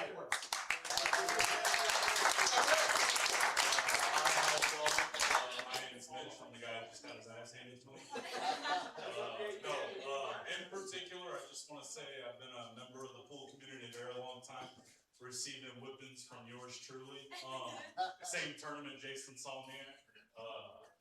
But deep down, whether it's here, anywhere in the nation, like everybody in the pool community is very great. I'm happy to be a very small part of it. So thank you guys for great hospitality, Dave and the staff here. You know what? You guys are fantastic. So thank you very much.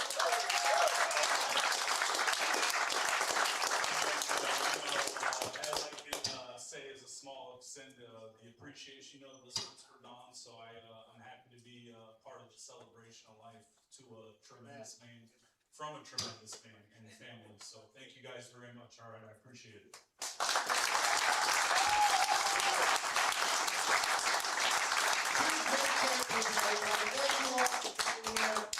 To the staff, the Golden Fleece, Dave, thank you. Thanks, everybody. Have a great night. We'll see you next year.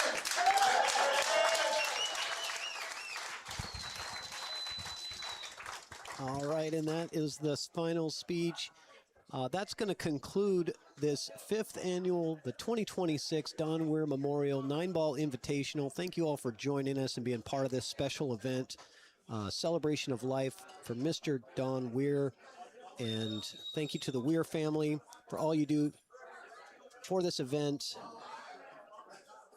And one more time, we'll play that memorial video, and we'll see you guys next year.